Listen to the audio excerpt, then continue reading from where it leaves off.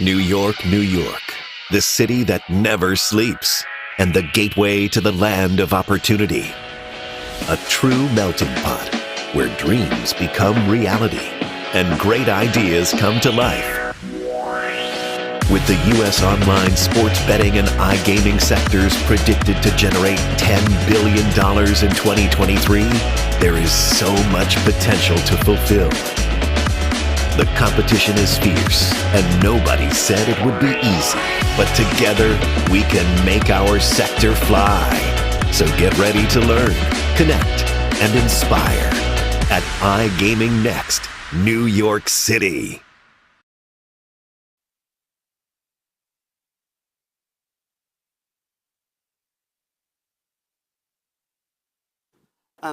Yeah. Good morning, everybody. Welcome. Hopefully you're all pumped up like I'm pumped up. So we will just see where it will take us to. And first of all, thank you for iGaming Next for sure making this happening. I had some talks besides, the official conference with the regular suspects. So we're all happy for actually being here and for sure seeing and meeting the guys from the US, from the promised land, live and in person. So it's all set up, and as said, thank you for just having us. Rob, what is your take? I'm Rob Heller. You met me yesterday, and we're thrilled. We had a great day yesterday, a packed audience. We learned a lot. What were your observations from yesterday's presentations? You pick up anything interesting? Yeah, so it's the first time actually we from Europe touched down here on the US, and we kind of get to know the people which are actually from here, making things happen, and they are kind of introducing us to the overall market here in the US, as it's quite unique, especially with the tribes and how they interact with all the states, the rights that are giving to them. So that was one of the main takeaways for me, just to actually get a feeling for the differences. You got the states, you got the tribes, etc. So that was awesome. Yeah, speaking of the tribes, I was trying to think this morning what were the most stunning things or most interesting things I heard yesterday. Sometimes these are controversial, and sometimes they're not what you want to hear. But what I was shocked to hear was when Richard Schutz, who used to be on the California Gaming Commission, was asked about California, which is something that everyone's really excited about. He was adamant that it wasn't happening, which was quite a shocking thing to hear over here, considering how much money is going into making it happen and how important it is a development. But controversy is what makes it interesting. How about you? Anything interesting you picked up yesterday? Yeah, so in the end it was all packed, starting with Robin talking about what has already happened with the Web 0.1, Web 2.0, and then 3.0. So what is the outlook actually? Then we were all able to listen to Todd once again when he introduced us in the specific way. He always catches fire from the overall audience and just gets his messages out there. That was awesome as well. So these are my most takeaways. Yeah, the other thing that I thought was interesting, there was a lot of talk about finance also, not just at the Morgan Stanley session, but here. And there was talk about, of course, DraftKings is the largest player in the space, and the stock is so low. And all the talk and speculation we had about the stock being so low and who might be even a buyer of it made the stock go up yesterday. So we made one company very happy. Exactly. So we made several companies very happy, and we also got some insights about the specs and why they are specifically aiming for the gaming companies, and why the gaming companies are aiming to run the specs, with the next one probably being placed in Amsterdam, worth 7 billion euros. And Leila Mintas, she mentioned that it's probably one of the only ways for gaming companies to actually gain this amount of money and getting their name out there. So this was also a great insight about the mysterious specs, which we quite read a lot of.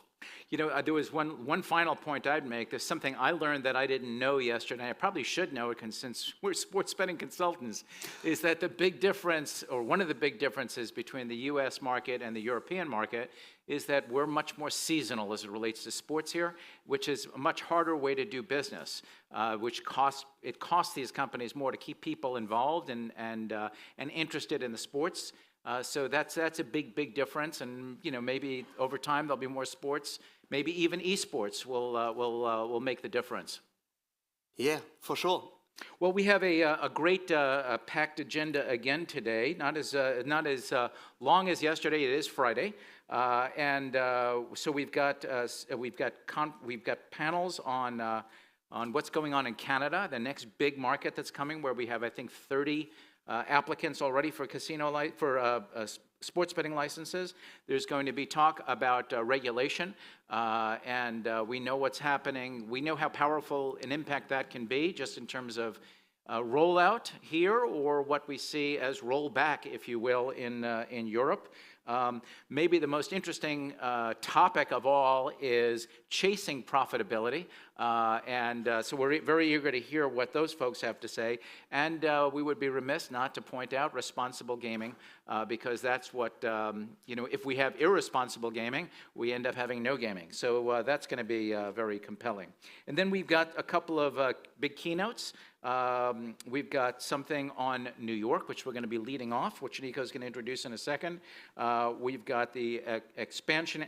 We've got the expansion outlook. We've got a panel on navigating regulation, lessons from Europe, and then things like bonus abuse, and maybe the most interesting thing will be something called the Hot Six, where entrepreneurs are going to be facing investors. And with that, I'm going to let Nico introduce the first panel. Thank you, Rob, for being here. So, speaking of the specifics of the US market, I welcome on stage. Sorry, I'm not that familiar with names.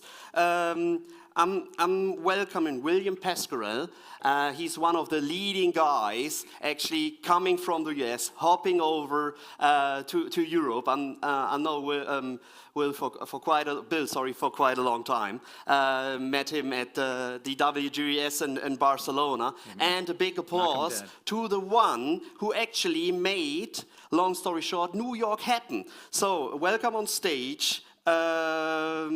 Joseph Adebu.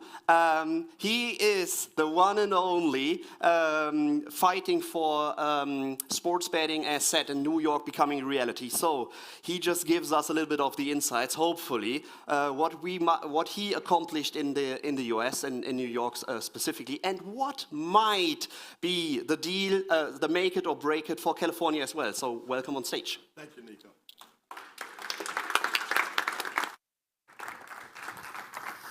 Senator Bill! Good to see you, man. Good to see you. Always a pleasure. Good to see you. Pleasure's mine.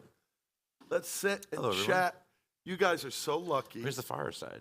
Oh, yeah, they didn't get a the fireplace fireplace, today. yeah. I don't know why. Let me shut this phone off. Just a couple of things I want to tell you. You're fortunate to be able to listen up close and personal with a guy that doesn't pound his chest like many politicians, but gets shit done. Gets it done. That's his mantra. Number one. Number two, he's also got some news to share with you. So all those people eating those boiled eggs out there and whatever crispy crisps they're eating, or drinking, they're going to miss out. And don't tell them. It's Take advantage of it's it. today's 6 lucky numbers. So don't tell anyone. So my name is Bill Pasquale III. I'm a partner at Princeton Public Affairs Group, known affectionately, right, Mr. Klusik, as BP3 in the industry. I'm like a Star Wars character, and I am a character. I want to tell you that Senator Lesniak, who I worked with for 10 years on the battle to repeal PASPA with Governor Christie, Senate President Sweeney, and a bunch of others, he was cranky last night, and I couldn't figure out why. He had a tooth extraction. So it's always, you always feel like it's bigger than it is. You look in the mirror, oh, it doesn't look that bad, but it feels like it's out here. So he apologizes. I would have loved to have seen Senator Adamo and Lesniak go at it because they're both very successful trailblazers in many ways. So we have to at least tip our hat off to Senator Lesniak and what he was able to accomplish after 10 years. First state in the nation to be successful with a battle against all the leagues and the Justice Department to repeal PASPA. First state in the nation to launch online gaming, followed by Nevada and Delaware. And we've only been doing online in New Jersey for 9 years now. So it's still a nascent industry. We've only been doing sports betting. We're approaching our 4-year anniversary, right? We launched in June of 2018, right after the PASPA repeal on May 14th, 2018. And Lesniak wanted me to remind everybody, tomorrow's the anniversary of the PASPA repeal. And Senator Lesniak and I, some from New York, Attorney General's office, Governor Christie, we were all before the U.S. Supreme Court in the second row listening to the arguments. And it's very rare as a Democrat for me to be amongst so many Republicans fighting for states' rights, right? That's not a Democratic principle. We're more Federalists, right, Joe? So I want to just do a couple of things. Everybody had their doubts about New York's ability to launch by the Super Bowl. Matter of fact, I had the privilege of being at a conference at NYRA in Saratoga with the good senator, and he said to me, Bill, we're going to get there. Assemblyman Pretlow also supported it. The amount of meetings this gentleman has had in a normal course of business is quite extraordinary, but what he's done, his office is open. All stakeholders can come in. He wants to encourage everyone. I'll let him speak on his own, but he wants to encourage everyone to continue to come in because he has some concerns about the 3 key issues we talked about yesterday, Rob, on the investor track. Cannibalization, which we know there's no evidence of, online, offline. Responsible gaming, and market access. Those are the 3 key principles. So, Senator, thank you for taking the time to be here. Thank you. Not only was he working like a beast to pass the sports betting bill, but he had to deal with a transition from one governor to another governor, which ain't easy, and then deal with the regulatory hoops and shoot and keep prodding the regulators in New York, and they successfully launched. They've had a good few months. Hi. Give us your thoughts. How you doing? Good.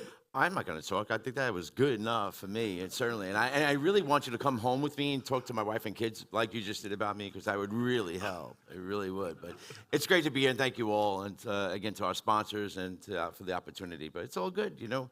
New York's in a good place. We did mobile sports betting, and I think we all knew that New York had that kind of potential to do well. And it was just a question of when would we get there.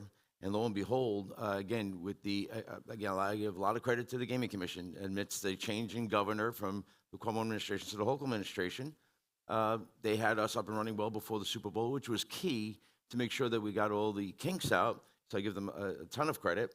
And lo and behold, there is our very first month in January this year.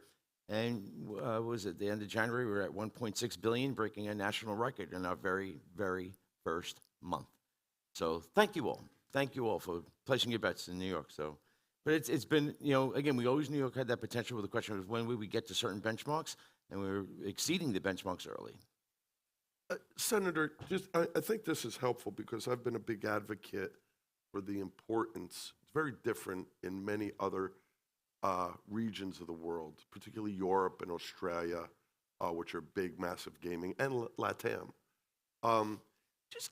It's better they hear it from you, the importance of collaboration with legislators and regulators. And so a couple of the things people have asked me, I've given my opinion, but we're more interested in yours.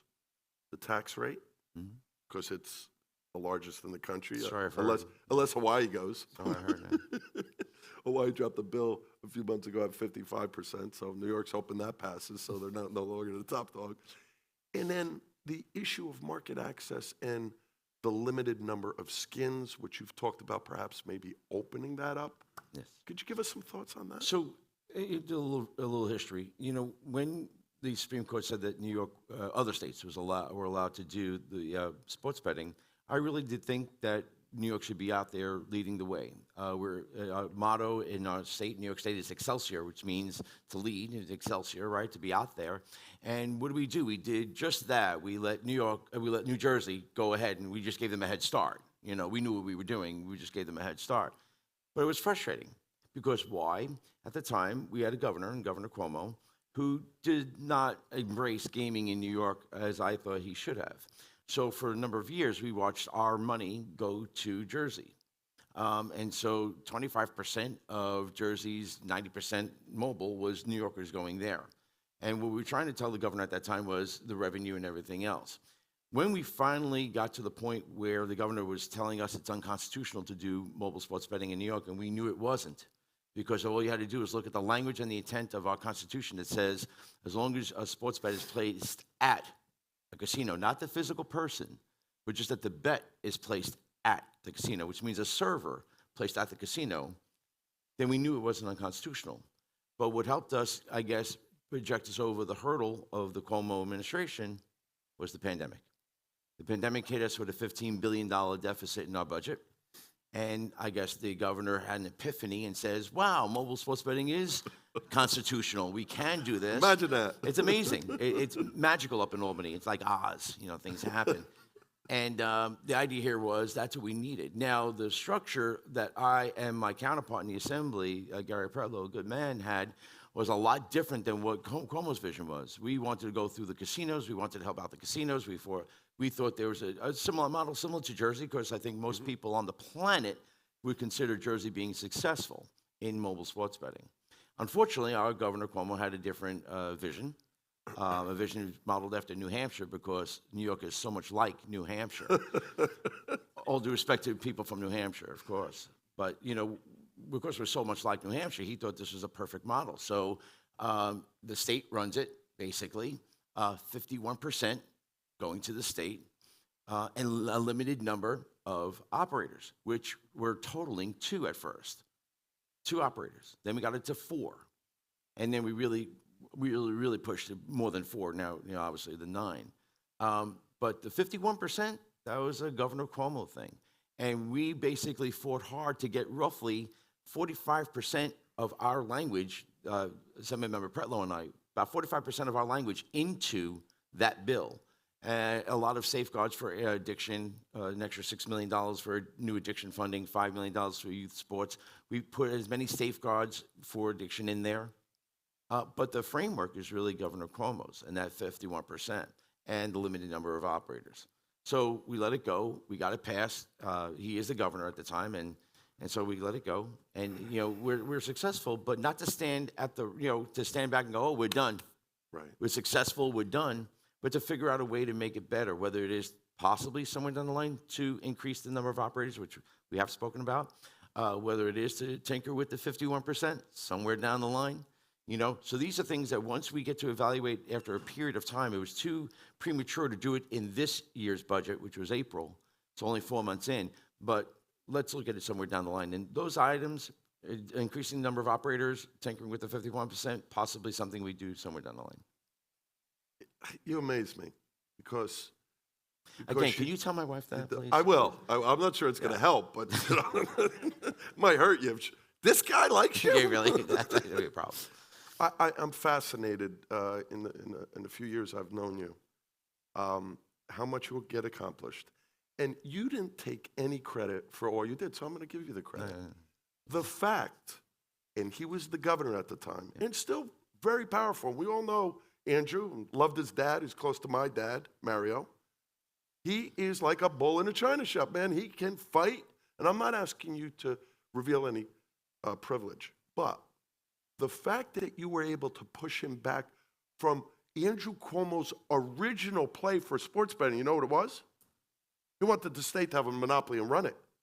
And this gentleman advocated and lobbied as a legislator, like one of the most powerful governors in the country, to persuade him to allow for the operators to come in.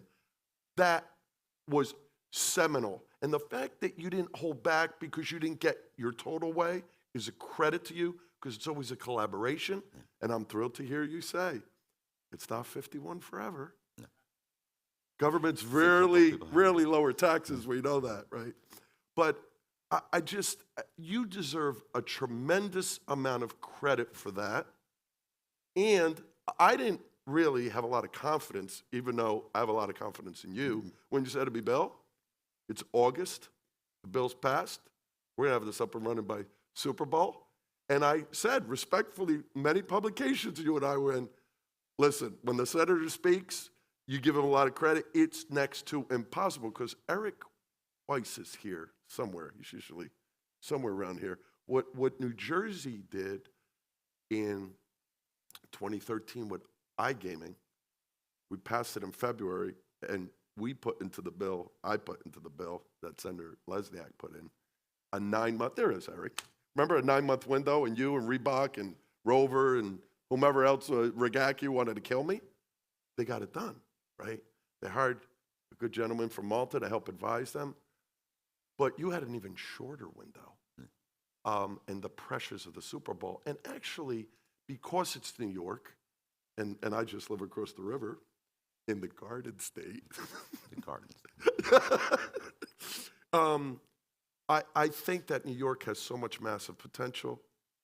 Could you talk a little bit about, even though this is supposed to be relegated to iGaming and mobile sports and all, talk a little bit about the bids that are going to come in October for brick and mortar casinos downstate, because everybody here is interested in that conversation because of the overlay with online. Sure. So building upon the success of mobile sports betting, which was last year, I personally saw an opportunity for downstate licenses. We had 3 downstate licenses. For those of you who don't know, we approved 7 licenses, gaming licenses, full casino licenses in New York, but we only used 4 of them, predominantly upstate. So the downstate region, which is south of the Hudson Valley, were not being used. They're sitting on a shelf doing nothing. Well, that's about $3 billion just sitting there doing nothing. They were going to come into play next year automatically. But for years, we've been trying to talk to, again, the Governor Cuomo administration about how we could use the money. Certainly this money sitting on a shelf does nothing for our education. Remember, in New York, 90% of gaming money goes to education. Roughly $3 billion a year from gaming goes to education. So it's big for us in terms of education. So to try and convince the Cuomo administration, then the Hochul administration comes in. I got to say thank you to the Hochul administration, because they were open door. They really were more amenable to having these kind of discussions regarding gaming than the Cuomo administration were, certainly. And so we start to talk about facts and figures. It's all about facts and figures. Being persistent with facts and figures. What does it mean to the state in terms of revenue, in terms of educational funding, in terms of thousands of jobs, downstate licenses, in terms of addiction? Let's be honest, whether you're a New Yorker and you didn't have mobile sports betting, you're already doing it in Jersey, you're already possibly Pennsylvania or Connecticut, you were doing it illegally, and if we wanted to help them, we couldn't because we know who they were. Similarly with iGaming, and we'll get to that in a moment. So the idea is we did the mobile sports, now let's progress and do the downstate licenses, because we have all this benefit to us in terms of also addressing the addiction issue. And so again, with the state needing some funding, we set up the parameters and the structure to expedite the 3 licenses. And once again, I'm going to have great confidence in the Gaming Commission that proved that even despite a change in governor administrations, yes, they were up and running with mobile sports betting before the Super Bowl, which was critical. We all know the date, sports betting on Super Bowl Sunday is kind of big, right? Right. A little bit. Yeah. So you want to get up and running well before that to work out any kinks. And they did that, again, despite a change in governor's administration. So I have faith that even though we set parameters in our budget, October 6th is the first one, that basically a sighting board will be set. I'll say here now, between you and I, because there's no reporters out there, so I'll say between you and I, Pens down. that no. But I personally have faith in the local administration and in the Gaming Commission that before the October 6th date, and this is my opinion, but my confidence that before the October 6th date, we'll have a sighting board up running, which means that could expedite the whole time frame, that we can realize if there's 3 licenses and the minimum bid is $500 million, which I'm going to guess it's going to go above that, we're looking at $2.25 billion, but you want to recognize that in this fiscal year. Right. So it's to push it along as best we can. And the talk, I was with a couple of the folks that are going to be putting bids in. The talk is that they believe you put the bid in October, decision could be made by early next year, shovels in the ground maybe mid-year 23, and about a 2-year build, right? For some. And that's going to shock the market. Sure. Because this is, I remember talking to Sheldon Adelson years ago when we were trying to get North Jersey gaming done because we have a constitutional requirement in New Jersey that all gaming must take place in Atlantic City. So you have to amend the Constitution to have North Jersey casinos. And I got to tell you, Governor Murphy's struggling with what to do and how to do it, because if we were to put it on this year's ballot, which is not going to be a great turnout, even though it's a midterm, I don't think it'll be a great turnout, not like when you have a governor or a presidential race. It could fail again. And if it fails again, we got to wait 3 years.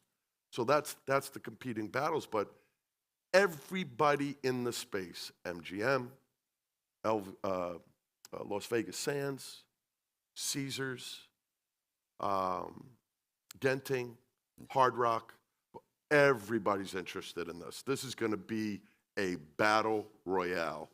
And what I'm really happy about is New York is very different than it was a year ago, politically.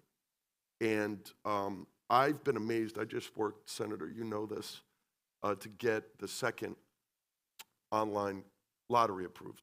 It was just approved last Friday. And I was amazed at the bandwidth, the methodical nature of how they've done it, and they kept their commitment. I think that one of the big questions I think everybody in the room has for you, what did you think about the first 4 months of mobile? Were you pleased? Did it go as well as you thought? Do you think it's going to continue? Is it just a blip? Remember I made the joke to you that keep that 51% tax rate. All the sports betting operators will hire limousine, bus, and train services and just keep shipping their customers back over to New Jersey because it's far cheaper at a 14.75% tax rate. Let's convince about that a bit. Sure. So with that very first month, actually the first weekend in New York with mobile sports betting, we did more revenue in that first 3 days. That first weekend, we did more revenue those 3 days than we did in the 2 years that we had sports betting in New York. Because prior to mobile sports betting, you could place a sports bet in New York. Problem is, all of us, we'd have to get in our car or in our Uber or whatever and go 2 hours north, hit the first casino, which was Resorts World Catskill, and place a bet that way. Or we could all hop on a path or car and go 20 minutes to Jersey. And that's why we were losing so much money. Right. So we always knew New York had, again, that potential once we did it because of our fan base. We had a great population. But again, you have to have the right product. I always said this. We're asking New Yorkers to do 2 things, 2 very tough things before we got into mobile sports betting. And I called it the switch and stay. Got to ask them to switch. Switch from what you're doing. For 2 years, they were doing something. Right. Going to Jersey, Pennsylvania, Connecticut, illegally. We were losing $1 billion a year, New York, Easy. to this, right? So switch, and then stay with us. That's the switch and stay. Ask New Yorkers to, once you switch, stay with us. So to stay, to sustain the business in New York, you have to have a great product. Otherwise, very easily, they go back to their comfort zone and go back to Jersey and everything else. And what really concerned me was all this talk about addiction. Well, again, Because I had colleagues who didn't want to vote for this. I had colleagues who were very apprehensive because, oh, we're expanding gaming and they're very, but if you really want to help someone, again, you couldn't if they're going to Jersey, Pennsylvania, Connecticut doing it illegally. Once you regulate it, once you regulate most gaming, you can help people. You can monitor them. So that being said, we have this thing, we have it put out and set out there and we watch and we monitor it. We actually call up our agency that handles addiction every month. We call them up to get numbers. And in that first month, thankfully so, there wasn't a huge blip for addiction calls or gaming calls. So we're monitoring that as well. But the first 4 months have been so solid for us. But again, you don't sit back and say we're done. You figure out, how can we make it better? How can we incorporate horse racing into mobile? How can we do NASCAR? How can we do other things to improve the product for New Yorkers? Because this is a very competitive product. Jersey has a great product. Pennsylvania out there, Connecticut, the illegal market. My illegal, bookies, they'll be fine. Don't worry about the bookies. They'll be okay. They'll figure out a way. For sure. They will. But the idea is, how do you just keep it going to make sure that you sustain this market? It's all about sustainability. And I got to be thankful because of the providers, the operators that we have. And remember, when New York broke the record nationally that first month, we did it with only 4 operators. That's it. We only had 4. Now we're up to 9. But we want more. Because what does more do? It makes it more competitive. That's right. And it improves the product for the people. That's right. So we'll always stand ready to make sure that we can evolve mobile sports betting in New York to make it a better product. It's so important for the operators to hear you say that. A couple of quick things. I remember when I first got into, because I'm from Paterson, New Jersey, which is a rough town. My dad was mayor of town for 8 years before he went to Congress. God bless him, at 86, he's still there. The good senator, he's a good Democrat, a moderate and smart and practical. But I remember my wife saying to me 10 years ago when I started to work on the PASPA repeal, honey, you better have somebody taste your soup and start your car. I said, what are you talking about? He goes, well, all your bookie buddies, you think they're going to like you? I said, hon, let me explain something to you. The bookies could give a hoot about legalizing sports betting. I'm not talking about the black market. I'm talking about the street bookie in Philly or Queens or Paterson. They do it on credit. In a legal market, you can't do it on credit. And that's a big differentiator. That's why, and the good senator knows full well, one of the main arguments to make for legalizing both mobile in particular, but sports betting, is the ability to track, monitor, prevent, and address gambling addiction. Senator and I were having a conversation with Pierre and Rory earlier before we came in, and he said to me, it's saying 7 here, Rob, because you spoke for like 15 minutes when you were always supposed to. I'm kidding. You told me how important RG is to you, responsible gaming. Yeah. You were kind enough to do a Zoom with us last year with Martin Litschka, with the Untamed Foundation, what they're trying to do with RG. Share with us your thoughts on that issue, how important it is to you and where you see it going. No question. We can't talk about expansion of gaming in New York without dealing out front, having it as a major priority, the problematic gaming or addiction issue. Groundbreaking for us in mobile sports betting, and why the intense conversations with Governor Cuomo had to include this. And we insisted upon this language being in the mobile sports betting budget was $6 million additional funding for addiction programs, about 12 different safeguards, capping of accounts, monitoring accounts, freezing of accounts, reporting and everything else. That was important to us to include that in that mobile sports betting bill. And we did it again with the downstate licenses because per machine, there's a fee that gets attached to every new slot machine. And we increased that fee to $700 per new machine for addiction funding. And when we talk about iGaming, that is my next endeavor for New York. We will talk once again about $11 million extra for addiction. You have to. But again, for my colleagues who have this apprehension about gaming, we have to understand that this is already happening. Residents in New York, prior to us doing mobile sports betting, were doing it already. They're already gambling. They're already doing the online poker, roulette. They're already doing it in New York. You're just doing it somewhere else or illegally. And if you really want to help someone, regulating it is the best way. What do you think the pathway, that's the news, by the way. I didn't have to prod or prompt the senator. Tell us about your project for online casino and poker. Well, I don't want to be bored, so therefore, we do mobile sports betting last year. We do the downstate licenses this year, but I just think that New York is on a great path here when we do gaming in a very responsible way. And again, in an effort not only to gain the revenue, the jobs, and all the other benefits, but again, to help someone with an addiction, knowing that they're doing it already. iGaming, to me, is the next step, my opinion, for New York. It is a huge revenue generator, which again equates to educational funding. I put it out there this year. I was a little late. I was a little late with the budget, so we put it out there. And again, working on the downstate licenses, it might have been a little too much too soon. So we backed off a little bit and we let the downstate license go because that was intricate and complex.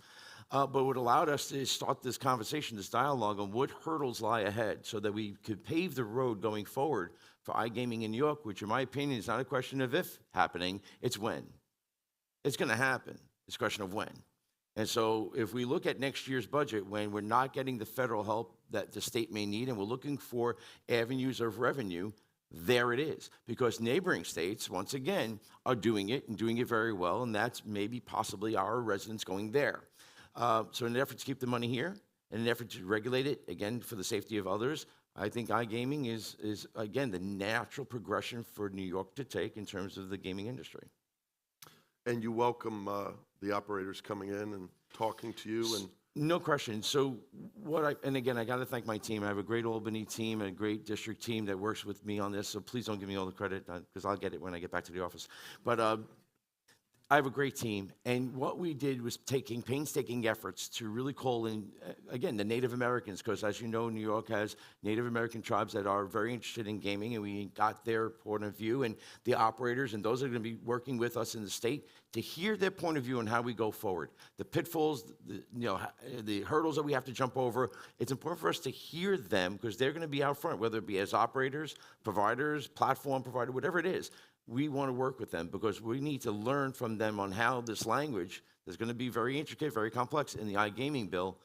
What does it need to stay in order to have a successful product in New York? So I welcome everyone's input at that point. Oh, we appreciate that.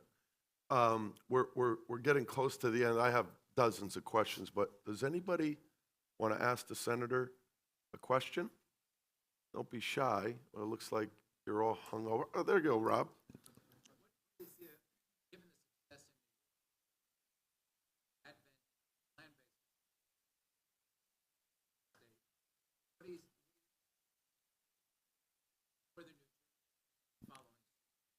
Well, let's ask. Oh, that's right. He's not here. Sorry, I did that. That would be a question for Jersey, but very mindful. And again, my opinion, I'm so enthusiastic about this process to start with the downstate licenses because I want to see who comes out of the woodwork. I want to see these proposals, and we've all heard the hypotheticals. And one of the hypotheticals, and it's no secret to anyone here, is Manhattan. And there's different parts of Manhattan. There's Midtown, there's downtown, of course. But, to me, that would be probably the one that I would think if I'm a person in New Jersey interested in gaming, that's the one I'd be worried about, in my opinion. But it's a great base in Manhattan, and, we'll see what happens. But I'm looking forward to that process. When you look at what New York's accomplished in since Go Live the last 4 months, and you take Jersey's numbers and put that in, it's extraordinary. The title of this, we were just convincing before, the title of this panel is Tapping into the $1 billion East Coast Betting Pool. We do $1 billion in 2 weeks. What are you talking about? I mean, it's like we're going to probably do somewhere close to $30 billion between New York and New Jersey. In the 4 months, I mean. Yeah, I mean, the numbers are extraordinary. So, Senator, I want to really thank you for your leadership, your continued willingness not to just put the shovel down, but to continue to dig in a good way, to be productive. And unless there's any other, I don't want to make sure I leave anybody out. I know Contessa Brewer has loads of questions for you. I'll talk to Contessa later. You talk all the time. You're good friends. I see some of my reporter friends in the audience. Thank you. Ladies and gentlemen, the Senator and I want to thank Pierre, Rory, and the whole team at iGaming Next thank you for having us. Miko and Rod, thank you for introducing us. Have a great day. Thank you, everyone. And here we go.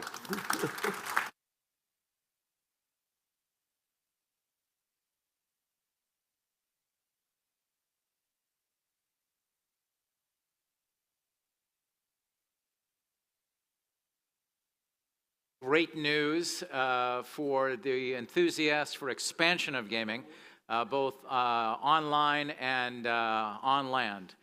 With that, we're going to go a little bit north now, and we're going to bring up David Isaacson, my partner, to talk about the Canadian market, which has just opened up, and more excitement.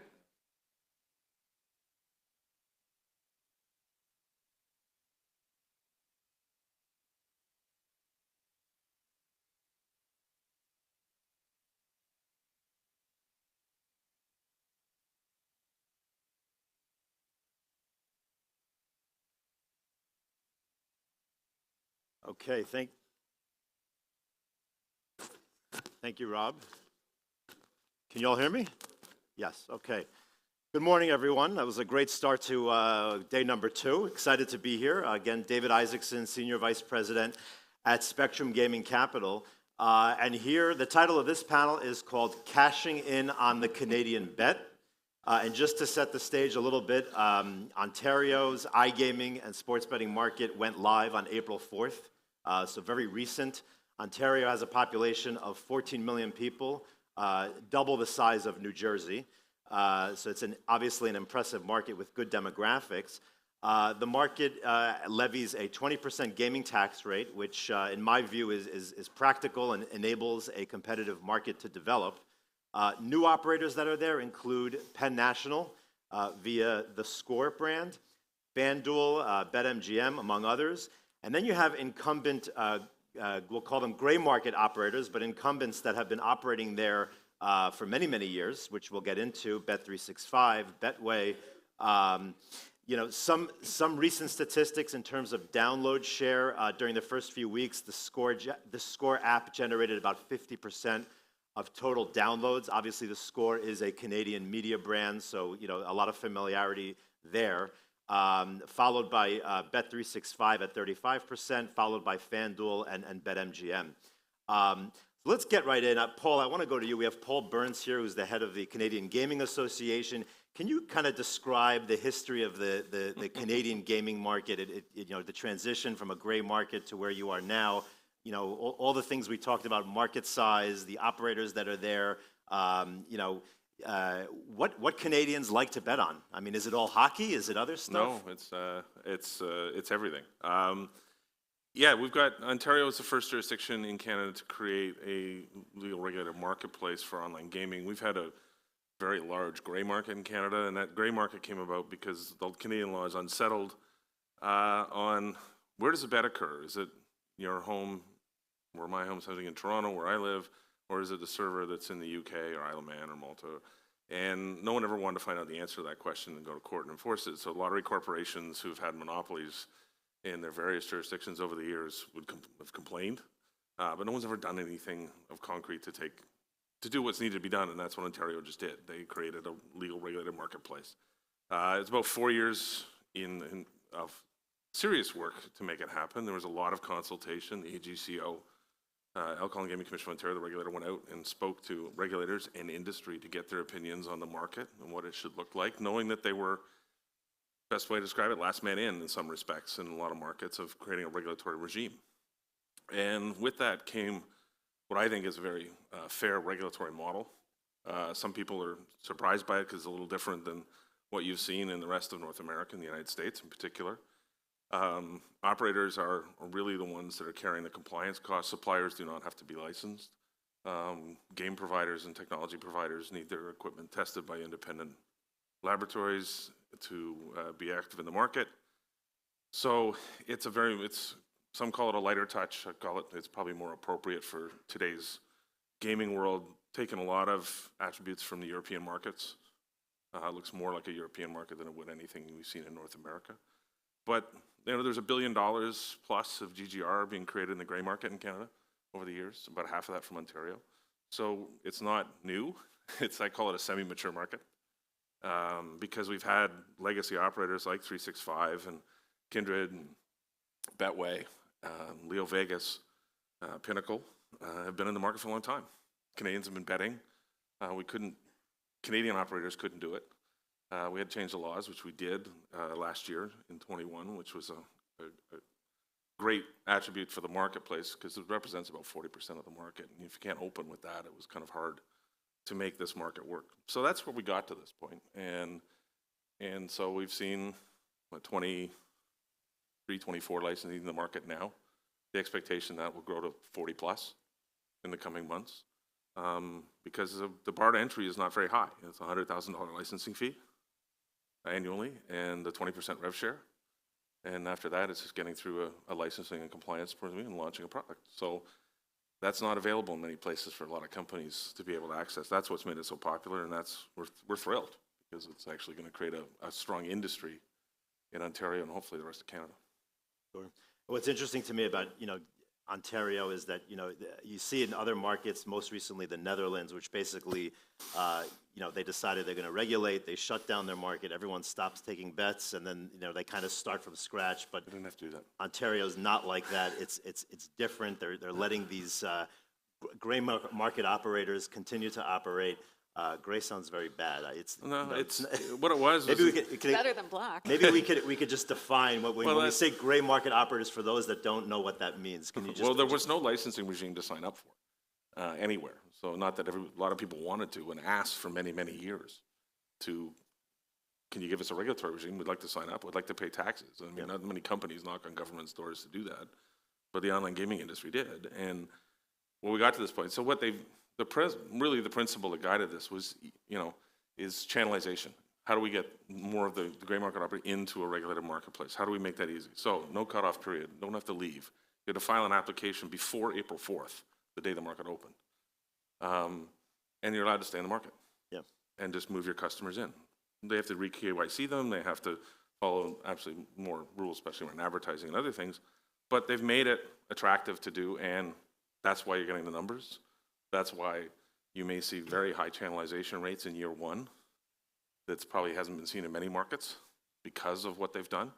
And I think that's the success of this, and it's recognizing the position they were in, that this was happening around there. There was no regulatory oversight.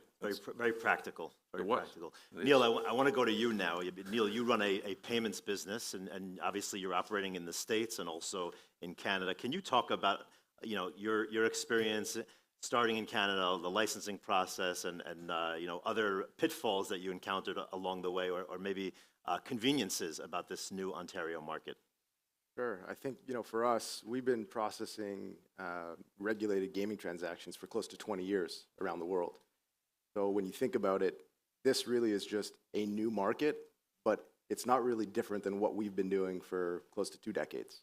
And so working with a lot of the operators who are now licensed in Ontario previously in other jurisdictions, whether that be in Europe or in the United States when they came online in the last few years, this is just an extension, right? So depending on who you ask, and everyone can kind of come up with their own figures, this really becomes like anywhere between the 4th and 5th largest state in North America, right? I mean, depending on which stats you're looking at. So really this was just an extension of what we're already doing.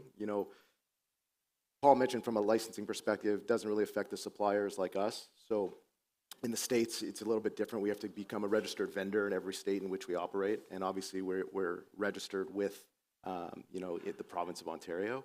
However, we now process for all of the largest operators in there. And why is that important?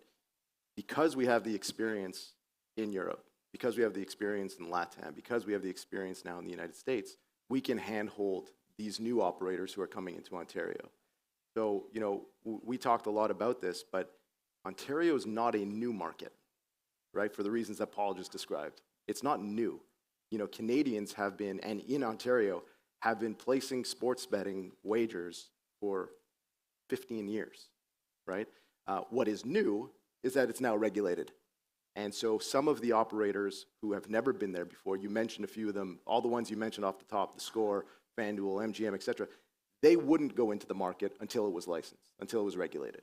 right? So some of these brands haven't. So now there's this opportunity for some of the largest, gaming companies in the world to enter the market. So honestly, I think it's been, every new market has some growing pains for sure, but I think it's been an incredible start. We're literally a month in, and I think it's been great. Excellent. We have two operators here that you guys, Amanda and Nikki, Amanda representing Kindred and Nikki representing Pinnacle. You both have operated in the Canadian market prior to regulation, which was only a month ago. So can you talk about what the market and the competitive dynamics was before, and what you're seeing over the last 5 or 6 weeks? That how has the business changed, the competitive dynamics? Amanda, we'll start with you. It's interesting because when you start trying to compare the before and afters, I was saying anecdotally yesterday, it's almost like a magic 8-ball has as much information as I do, because prior to the market becoming legal and regulated in Ontario, the best we could do is buy market research reports, and we were probably all buying the same ones, and it would show that Bet365 had the largest market share, and Betway had the second largest market share, and everyone else trailed after that. Now, maybe I need to start, sending invitations out for some Tuesday cocktails with my colleagues in Toronto, and we can have some discussions about how we're all doing, but we're not exactly sharing information just yet, and iGaming Ontario is not yet releasing any market stat information. So once that information becomes public, I think we'll have a much better understanding of what's going on in the market. The competitive dynamic right now is really about the advertising because, as we've all said, there's been a very healthy gray market that existed in Ontario, but it was illegal to advertise. So the biggest change right now for any customer is seeing advertising now on billboards, during the hockey games, during sports games, and that is the most obvious change right now. But in terms of, the competitive dynamic, we have new operators coming into the market that have never been accessible to Ontario customers before. And just, I'm sure there's a lot of new customers that are giving several operators a try. They're, checking many of them out at, the same time. And, we still have a whole slew of big names that haven't entered into the market yet. So if you give it a few more months, we'll have more operators coming in. And I think we really need that first year to come and go for us to get a true sense of where things are going to level out. Nikki, would you like to comment on the competitive dynamics and Pinnacle's experience? Sure. I think what Amanda said is absolutely spot on. The competitive dynamic today versus what it was prior to April 4th is really an evolution. So you have this continuity of experience that customers expect. Our punters know that the market is regulating. They understand that the laws are changing. And I venture to give a lot of credit to iGaming Ontario as well as the AGCO for understanding their constituency and understanding what brand loyalty not only means to their consumers, but also to the operators who have existed previously.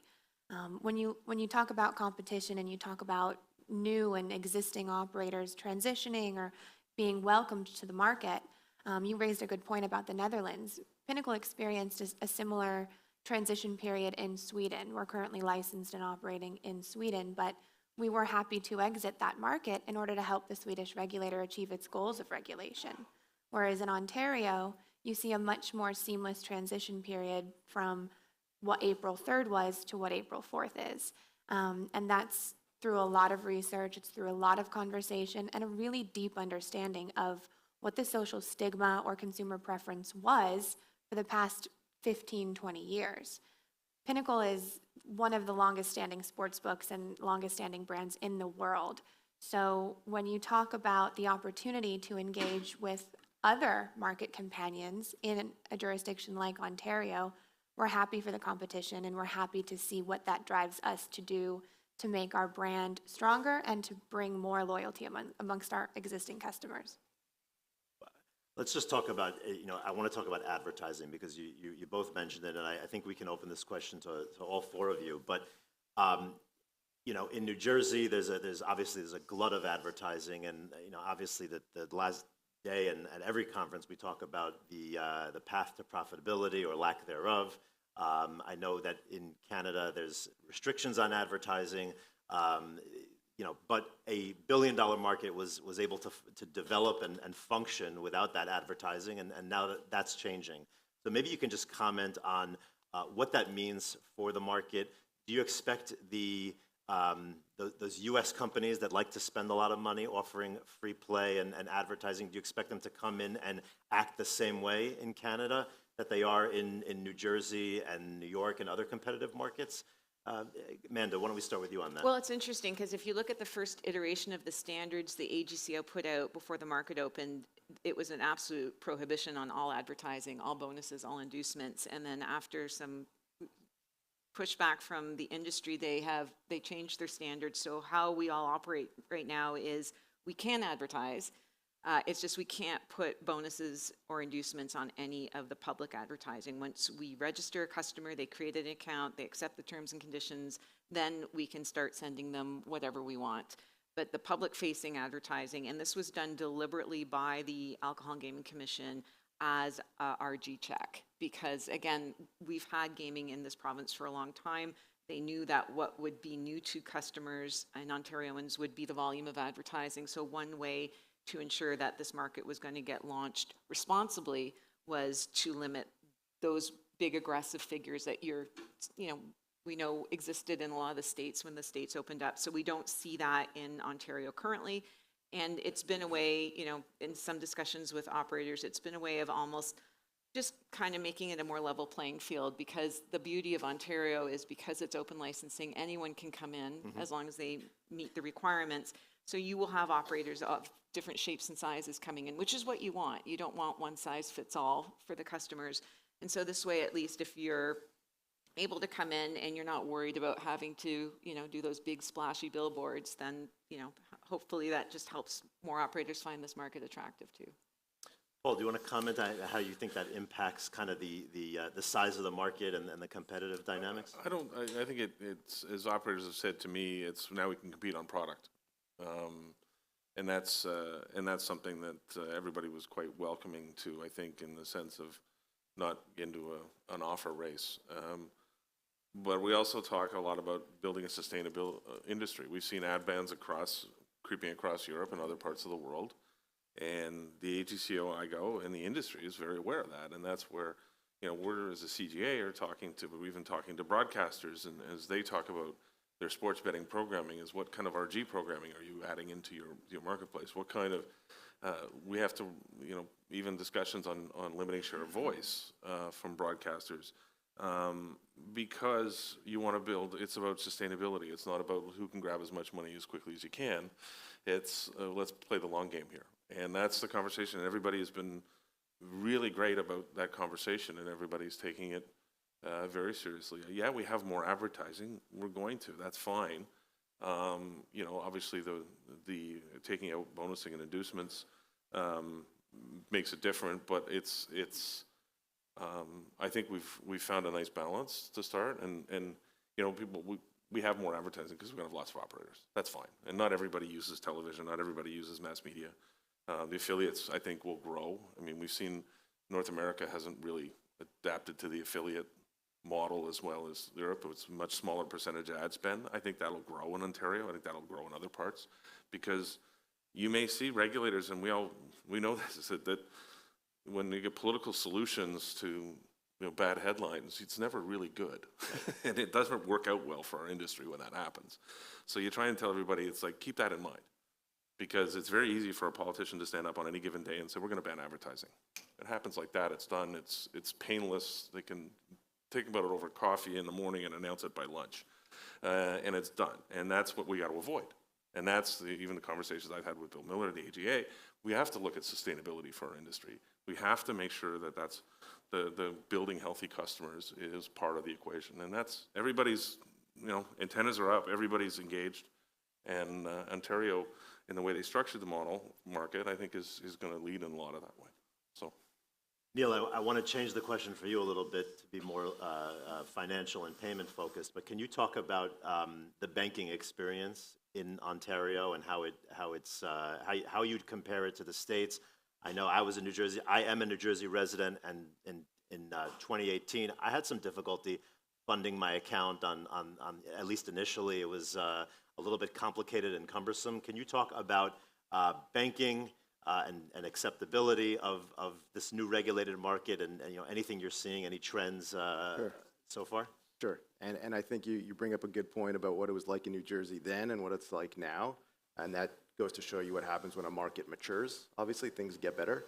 The good news, bless you, the good news in Canada is that it's not an overly complicated kind of financial system. We don't have thousands of banks. There's a few, bless you. There's a couple of major banks that are the card issuers, right? So it's not like you're dealing with the same thing in the U.S. where it'll take years for things to get better. And we don't have many different forms of alternative payments. We have our own debit system, which is Interact for those that are not familiar. So they're really, how are you paying? You're paying with your credit or debit card, you're paying with your bank account, or you're using the debit rails, right? Those are pretty much the main way. So you're not like kind of reinventing anything. And what happens is, and I'm always careful talking about this and I said this yesterday, like payments are the lifeblood of this business, but it's the most boring thing we can talk about. And so, it's just the reality, right? If you can't separate customers from their money, you can't be in the gambling business. What do customers want and what do the operators want? They want a way for their customers to make a deposit quickly and safely, and the customer wants to be able to withdraw their money quickly and safely. So that's where Nuvei comes in. That's where we help the operators and their customers do that, essentially. Making sure that, we just talked about all the competition, making sure that as these operators and others are spending all this money to attract new customers, that when someone gets to their site, their deposit better work, right? They just spent, I don't know how many hundreds of dollars acquiring that customer. So we have to provide a solution for them to make it work. And then that customer, when they win, they want to get their money out quickly. So today what we've seen is a pretty good start, as again, we have the benefit of looking at what other markets have happened in there at the beginning of their launch. There's a few banks still that are not allowing gaming transactions from occurring, which is obviously a pain point.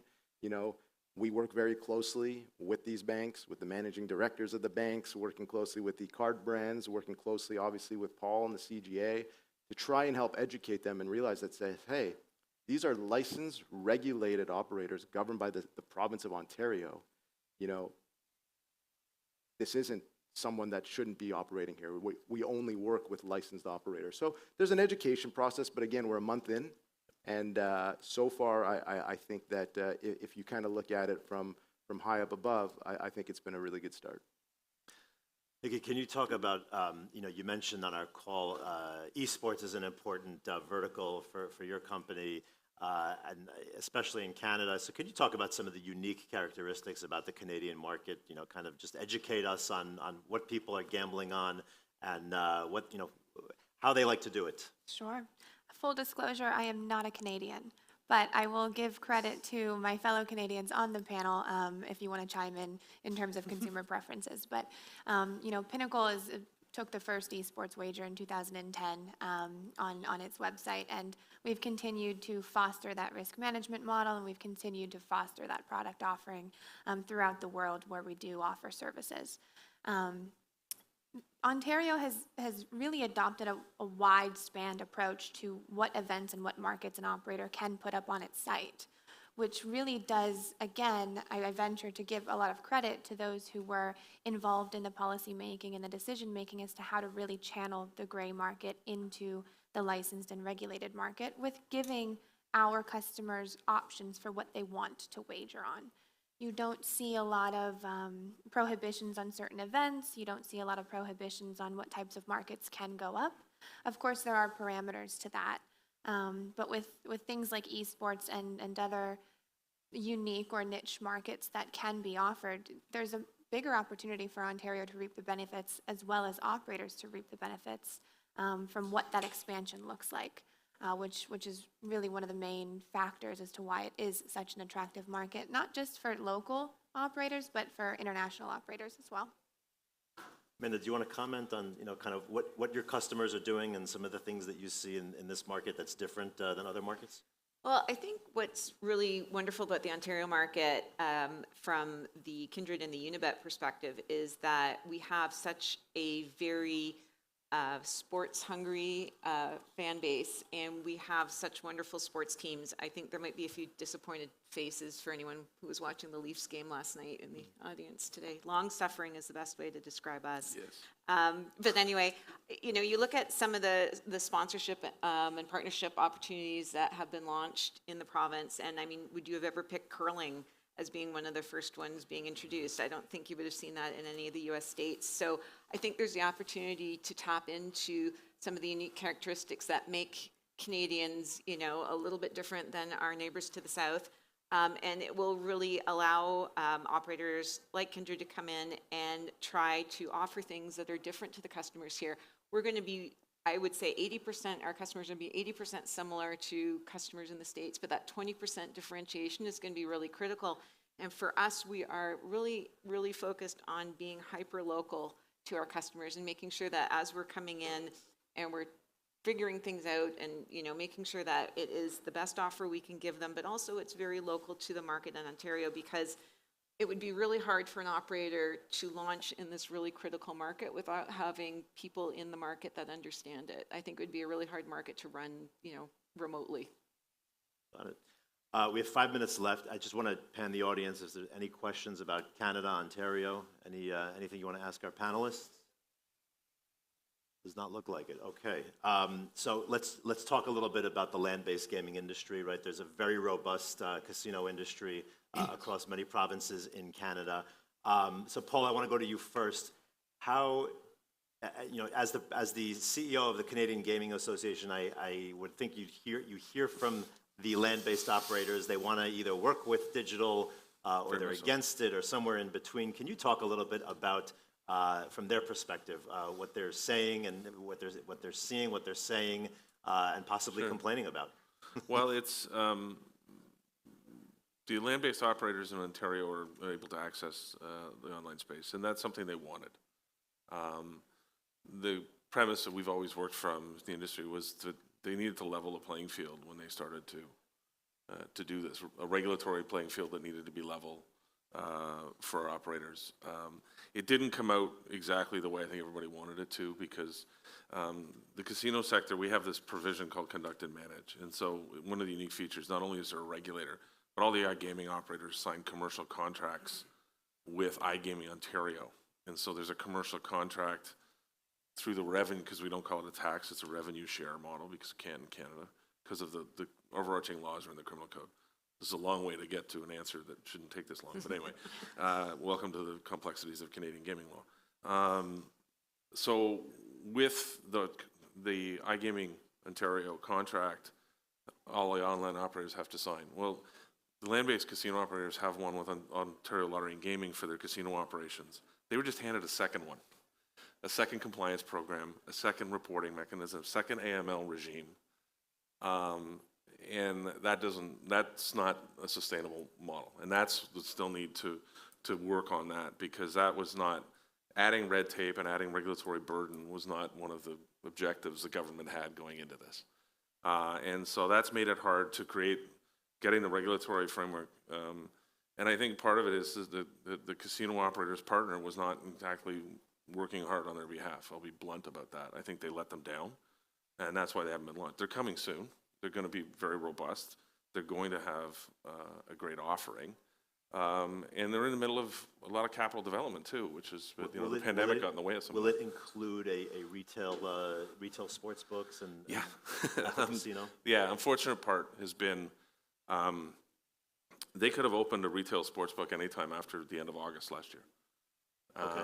Their partner, Ontario Lottery and Gaming, has not gotten them in the market, frankly, and that's been disappointing. And I'll be blunt, that's one of the really frustrating parts for the casino operators, because they could have had retail sportsbook open last fall, and they don't. And that's because of the nature of these relationships has gotten in the way. And so that's been the frustrating part. There is, again, the ability to get some of the red tape and bureaucracy out of their way, I think has got to be the next goal, to create that level playing field. And that's what they need. And so to get them in and be active, because they want it. They want access. They want to create that experience for their customer. And we just need their agencies who they work with to hurry up, frankly, and get on with it so they can get in and their act be together. competitive. Yeah. Amanda, Nikki, do you want to comment on your land-based counterparts, if at all?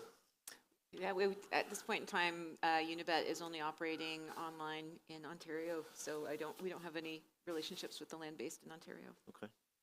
You know, Pinnacle is looking forward to joining and very interested in joining the regulated iGaming market in Ontario. But I think generally with respect to digital versus land-based offerings, it depends on the constituency and it depends on the experience as well. In the United States, you see a lot of tethering between retail and between mobile and even media tie-ups of that nature. But the development and what we'll see flourish in Ontario will really depend on what we see in the next few months in terms of more operators coming online and, of course, how the casinos and how the retail and land-based gaming responds. Because we have in Ontario, it's like Mohegan, Hard Rock are there, and they've had the experience in other jurisdictions. Great Canadian, which is the largest operator in the country, has obviously working with through their now new ownership group and Apollo and getting online. But they're looking for partnerships too. Like they're going to on sports books and other things to work with operators. I think they want to make sure that they can really drive business in their doors. That's the key. And especially we experienced very, very long periods of closure, 17 months for most of the casinos in the country, and that was punishing. And that's why we were kind of like, can you hurry up and get on with this so they can get back into business? Okay, our time is up. We look forward to hearing big things, continue to hear big things out of Canada. Let's have a round of applause for our panel.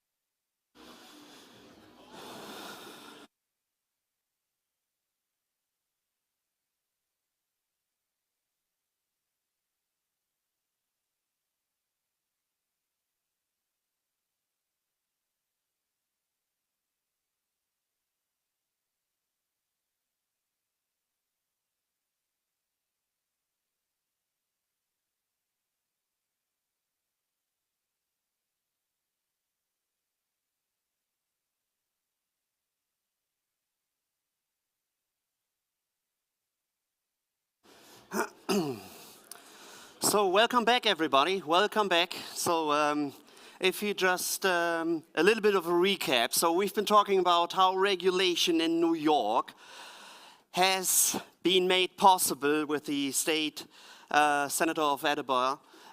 We now zoomed in into the Canadian market, and now we will just literally talk about one of the B2B companies which actually make the best offerings possibly out there. And Rob, I welcome you on stage. It's your panel. And just a reminder, please, if you want to just ask the panelists a question, please just download, take a picture of this QR code, and then it will just pop up here, and then your question will be asked to the panelists. So.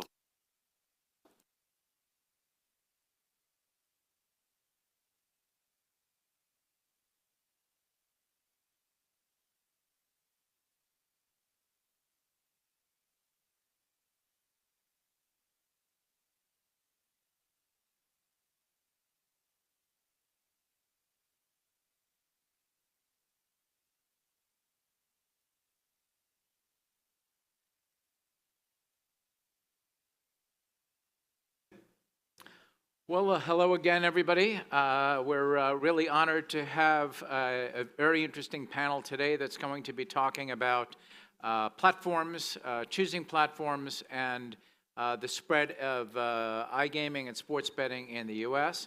We have Jonathan Dubélé from Playtech and Matt Cullen from BetParks to talk to us today. Let me just lay a little groundwork for this.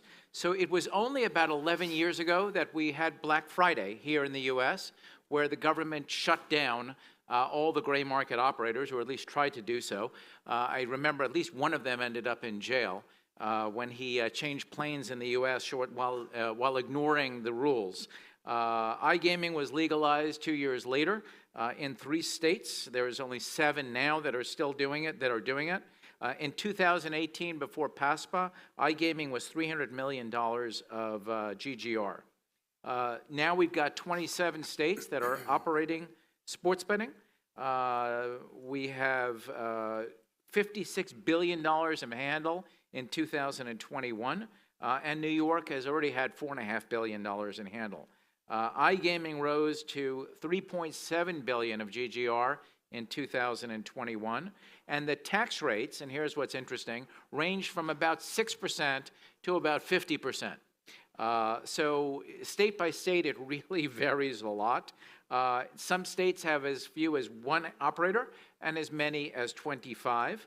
Some states give licenses to just casino operators, and some have opened it up to all digital operators, including racing and sports. Jonathan, you're coming into this market, or you've been in this market now for a while, offering your B2B products. Playtech is probably some of the best products in the world by far. Tell me, how are you negotiating this market? Where do you see the opportunities? What's different? What makes one better than another? I'll just address one thing, and the introduction was that we're going to be talking about Playtech. This shouldn't be about Playtech, but I'll talk about iGaming proliferation in general. This specific question, though, being Playtech, we started off about 2 years ago in the U.S. I was actually employee number 1 here.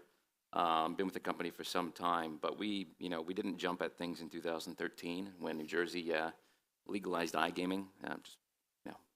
Not much there for us. It wasn't really a worthwhile investment at the time. Fast forward a few years, and you mentioned somewhat late or perhaps early. I like to think of it as early. We've had enough time pass that we've seen the cracks emerge in different suppliers, operators alike. We've also seen very ambitious moves. Certain operators trying to get live as fast as possible across the entire United States, only to be basically sold off part and parcel thereafter.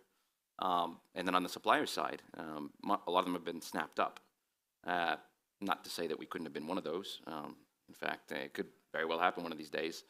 But aside from being snapped up, a lot of those are really stretched to their extent.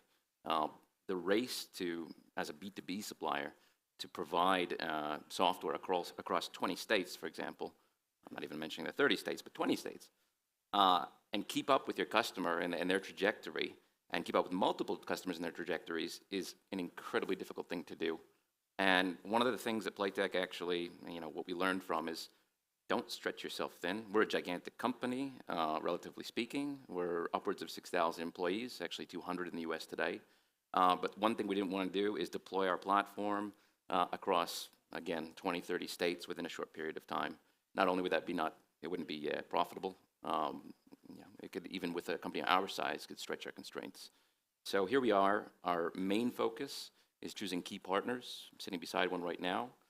Deploying our platform in strategic states at given times. And moreover, looking at the iGaming market in general. iGaming is what motivates us. Sports betting is obviously within our portfolio. We will be rolling out sports betting with a few operators. But again, you've got content suppliers out there who have maybe 15, 20 games, and they're doing tremendously well. We have a portfolio of 700 games. So we're really excited to get our content out there, pick and procure the best titles from that, and basically look at states based upon, hey, is it going to be an iGaming state? Is it an iGaming state? Is it a sports betting state that has tremendous potential? And go from there. So that's really Playtech in a nutshell in terms of how we've rolled out, and I'm very happy with our progress thus far. I don't think we've been too quick, and I also don't think we've been too slow. Yeah, we're really, we're barely in the first inning as far as I'm concerned. Matt, let's stay with this state-by-state rollout. Parks is in Pennsylvania. You're one of the leaders in that state. Tell us about how you're looking at the rest of the country. Where do you see the opportunities for a company like yours? How do you expect to compete with the larger players? Tactful expansion is what we try and do. Very guarded and conservative with our approach to expansion. We're in 3 states right now, New Jersey, PA, and Michigan. We've got about 5 other states that will be launching the remainder of this year. And we continue to look at other states, but it has to make sense, from license fees to the partnership structure to go in and partner with an incumbent that could be a licensee, or the skins model. It just depends. And of course, the tax rate. And when we were looking to make a switch of our platform, we started that process 18 months ago, hard to believe. Finally finished it about 6 weeks ago. It was a daunting process, but we needed something that we could scale across multiple states quickly, and we think we found that partner. Actually, that's very interesting, because I've heard companies switching platforms, adopting platforms. There was a lot of talk about you had to be in early, but I've talked to countless operators who have been thinking of switching or have switched. What are you looking for now that you're a more mature company? What are you looking for in your platform provider, and why not build your own platform like some others, or purchase a platform? We thought a lot about that. Why not buy Playtech? Well, we thought a lot about, all different kinds of options. We looked at well over 24 options: buy versus build versus partner, and we wanted to focus on growth. We knew we were going to go out into multiple states. Initially, our strategy was just PA and New Jersey, and then we built the team. We've had some success in Pennsylvania. We got live in New Jersey, and then all these other states started to open up, and we wanted to focus on the growth aspect and try to get to market quickly in these states, and that's why we didn't buy something, quite honestly, and found a partner that could help us scale, and went that route instead. And as you look out on the, and this is to both of you, but I'll start with you. As you look out on the states and the legalization process and the competitive process and the tax process, we heard Senator Dabo talk about iGaming being the next most important thing for him in New York after this year when they introduce the downstate licenses. What's your outlook on the country for iGaming? Where do you see the opportunities? We would hope that it'd be a fast follow. We're not really seeing it yet, at least to be successful. But we would certainly hope. I mean, let's be honest. That's where the real money is. And there is money to be made in sports betting, obviously, and it's spread across the country very, very rapidly. But we would hope that iGaming would soon follow, and hopefully some of these state legislatures will realize that maybe the tax revenue that they were expecting from sports betting really isn't there for them, and maybe we should consider iGaming. Hopefully that's the case. Hopefully that happens. But it's not rolling out fast enough as far as we're concerned. John, do you think that how would you handicap this? Who do you think are the states that you're watching that seem to have the best prospects over the next year or two? Well, for iGaming. Yeah, you mentioned New York, but I think that's it's a Hail Mary. I don't think that's going to happen so quickly. Anything to get casino development or any bill across any table here in the state of New York is incredibly difficult. I've spoken personally many times with Senator Dabo and Assemblymember Pretlow, and yes, they're keen on it. Sports betting was a heavy lift. Digital sports betting or mobile sports betting took them quite a few years to accomplish. But I have my eyes set more along the lines of the Midwest. They were early adopters in sports betting. I'm talking about the states of Indiana, states of Iowa, even Illinois to an extent, although there could be some complications there with the VGT routes. And then you'll have your outliers or your randoms that'll suddenly announce that they're going to legalize it. Connecticut kind of came out of nowhere for me. But then again, it's tribal, so that tribal element might actually, following on the footsteps of states like Michigan, you might see some more momentum in those tribal states where they're actually willing to take that step. Yesterday, we heard some very interesting conversation about California, sports betting. Now, not necessarily iGaming, but there's so much money and so much effort is going into getting it approved there. But we heard Richard Schutz say, who's kind of an insider there, or used to be an insider there, said no chance. Now, do you guys have a different point of view? Do you think it's going to be more likely to happen there? I mean, the lift that has to happen in order for sports betting to be legalized in the state of California is tremendous. There's going to be a referendum. I anticipate that it will be, voted in by the constituents of the state of California. But at the same time, I don't foresee even mobile sports wagering happening in the near term. It'll be a retail first rollout. At least that's what I believe. Thereafter, with mobile at some point, perhaps next year, the year after, we could see movement on that. So for them to go full scale and release iGaming or legalize iGaming, you've got to get the tribes in line. You've got to get the card rooms in line. You got to bring the online only operators, such as the big ones, FanDuel, DraftKings, who have you, to all agree on something, and that's not an easy task to accomplish. Matt, is that a focus for you? I mean, Absolutely. Yeah. But I spent a decade shepherding iPoker in California and specifically in Sacramento. Richard remembers, and it was ugly, to say the least. I think the operators that are there now doing what they're doing is very, very risky. Trying to get out in front of the incumbent tribes. It's not something that I would advise our company to do ever. But I think eventually it will happen. I hope it will happen. It's just a matter of time and getting everybody on the same page.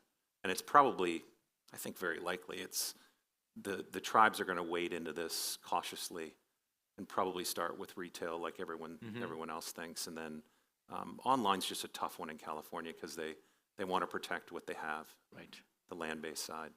Do you think the tribes in general, since so many of the tribes around the country are in more remote locations, do you think they are more wary of all forms of digital gaming for that reason specifically? Possibly, but I think the ones that possibly believe in it see it as an opportunity for them because they are in those areas where there aren't a lot of people. Right. The tribes are less monolithic because they're scattered around, if you will. They're independent, whereas the casino companies have all consolidated and speak with a more consistent voice. Let's flip back over to platform strategy. And John, could you tell us, we heard yesterday, or maybe was it, sometime yesterday, we heard a robust discussion of going it alone or as I think one of the panelists said, leaving it to the experts who have the platforms. Was that, you already said that was part of your discussion. How do you see that playing out going forward? Do you see more of this, that being the better argument because of the expertise and the ability to modify the platforms over time? I think, just as in statistical theory, history repeats itself. If you look backwards a decade or so, Europe saw the same phenomena. In the UK, there were operators left and right who were saying, the hell with it, excuse my language, but I'm going to develop my own platform. I'm going to create a secret project, and I'm going to invest $20, $30, $40 million, and that's, again, 10 years back. And that kind of teetered out. By the end, not only have they blown through their money, they also went back to using third-party platforms. Now, I'm not going to say that is correct for every single operator out there. You have companies which have very, very robust multi-state presences, and I'll say that in the format of internationally speaking. Companies who operate in complex and diverse markets like Australia, UK, the US, Latin America, they could potentially, with size and scale, they could support that type of operation. But if you're just focused on the US and you're trying to have the best possible product, listen, I mean, us scaling across the US and with the company we have, again, 7,000 or 6,000 plus employees, half of those being techies essentially. So let's say 3,000 techies on staff, you know, and we're going state by state, and it's a very difficult lift. So forget about the third party. If I'm an operator with an in-house, you know, dev team, maybe not 3,000, hopefully not 300 either, because I don't believe that's enough. And you're trying to scale as quickly as some people are. I think you're going to find yourself again stretched thin. And we haven't seen the peak of sports betting activity. I'm waiting to see what happens when you know, large events like the launch of New York State, for example, happen, where you see operators have downtime, or large-scale events, you know, the Super Bowl. You're going to see these things. You can look out for them. Hopefully those with in-house platforms are able to sort that out, and third parties as well. But the scaling factor, I think, is limited to a very select few that are able to support that type of complex operation on a global scale. Matt, how do you feel about, as it gets into the technology issues and the scaling point we talked about before, the gaming product is evolving, and I guess live betting is the most important thing. In Europe, I guess it's what, 70 or 80% of the betting. Here, it's a much smaller number, but I would imagine the opportunities for betting on live are smaller here as well. For sports, Yeah. not live dealer. Right. For sports, how do you see that is entering into your decision-making process, and where do you think that's going? You know, as an operator, how much more do you see the technology evolving? I mean, it's always evolving. I think for us, we're on the Canvene platform for sports, which is currently plugged into the Playtech IMS platform, which is the first of its kind, right? Anywhere in the world, that Canvene's done that with Playtech and vice versa. There's more that we would like to get into the Canvene system in terms of data feeds and other markets that we can offer, certainly from a live betting standpoint. I think that's an area where I wish I had my own dev team and could really manage those timelines a little bit better. And bring those things to market, but we haven't seen the live betting flip from pre-match to live and that 80 to 20% ratio that you spoke about yet. But I think it's coming. Our live betting has been growing since we launched almost 3 years ago, every month. In general, are you seeing, John, live betting increasing at a rate that you would expect based on what you saw in Europe? Over here in the US? Here in the US, yeah. Oh, absolutely. I remember being back in Vegas, you know, again, I'll talk about a decade ago, but, and speaking about, you know, introducing live betting, or in-play betting, as some would call it, and everybody said, well, yeah, we've got these things called halftime prop lines or halftime lines, and basically you can bet on the rest of the match at halftime, and said, all right, well, I'm looking over to Europe, and you can bet on the next pitch, what have you, it's going to be a strike, ball, etc. And they said, it's never going to fly here. So I think that's a mistake. I would have invested earlier in that. And as you've come to see, you know, there's, you know, suppliers left and right who are providing these supplementary products in one format or another, which really only specialize in in-play betting. Algorithm derived or artificial intelligence derived odds creation is something that we've seen for a long time now, and companies are getting big multiples who are developing that type of technology. I guarantee we're going to hear news of, you know, one or more being scooped up or invested in, even, you know, today or immediately after this conference. Not that I have any information on that, but those are companies that they're gems, and one of them is going to be, I won't call it a unicorn, but I'm sure one or a few are going to be extremely lucrative. At the last panel, David asked his panelists about esports. Is that something that you guys are paying a lot of attention to? Let's start with John.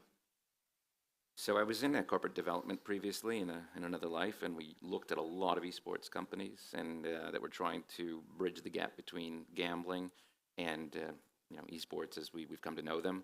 And you know, we were pretty close to making some investments, but that never happened, actually, to be frank. And Reason being because we didn't manage to fully buy into the idea that that format of esports betting was going to work. Now, what I'm seeing now, present day, if we take, for example, our live dealer product at Playtech, we have a product which is live slots. You can bet on slots as they're or you can basically partake in a social exercise where there's a slot reel in one of our slot games, and when a jackpot is hit, everybody wins. When there's no win, nobody wins. But the whole element here, you've got a kind of a broadcaster, a play-by-play commentator in this, in a little bubble on the screen, calling the shots, saying, basically interacting with the audience. Now, this really, and the first time I saw it, coming from our studios, is the first thought I had was, this looks like esports. Why? Because you've got this guy with a headset on, calling out what's happening. You've got a chat box there where everybody's commenting on what's happening and celebrating together. And then you've got, obviously, some animated imagery, which is occurring and causing wins to occur. So I do see esports coming. It will not. I highly doubt that it'll be in the format of a traditional sports book. Yes, there's bets placed through sports books on esports events, but I think that a true millennial, anybody who's into that type of thing, they're not really inclined, especially to bet on these sportsbook apps. I think that we have to find a different experience. They need their unique. They need their own format. Have Correct. you spent much time thinking about this? Yeah, we have a lot, but we definitely have integrity concerns with it. That's why we don't offer it. Got it. One quick question from the audience. Matt, how easy are you finding it to onboard new third-party casino suppliers? Pretty easy. Depending on where they're based, and I think most of the suppliers that are coming over from Europe find the licensing process here a little daunting, but once they get over that hurdle, in terms of the integrations that we support with Playtech, it's been fairly easy and very straightforward. It's just slotting all those in because everything is so new. We're Playtech's first customer here, so there's a lot of stuff on the runway. Great. Thank you very much, gentlemen. It was a pleasure having you. Let's have a round of applause for our... Do they want to take a picture or something? Yeah, this guy wants to take a picture.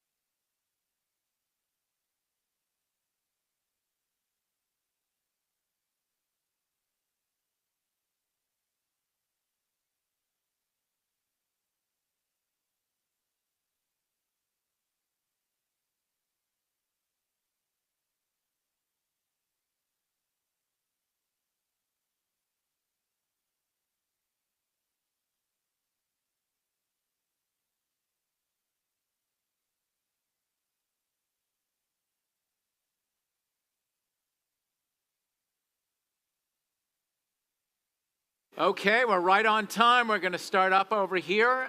This is a panel about regulation, and I'm really honored to introduce my partner, Mike Pollack, who will introduce the rest of his panel and run a robust discussion.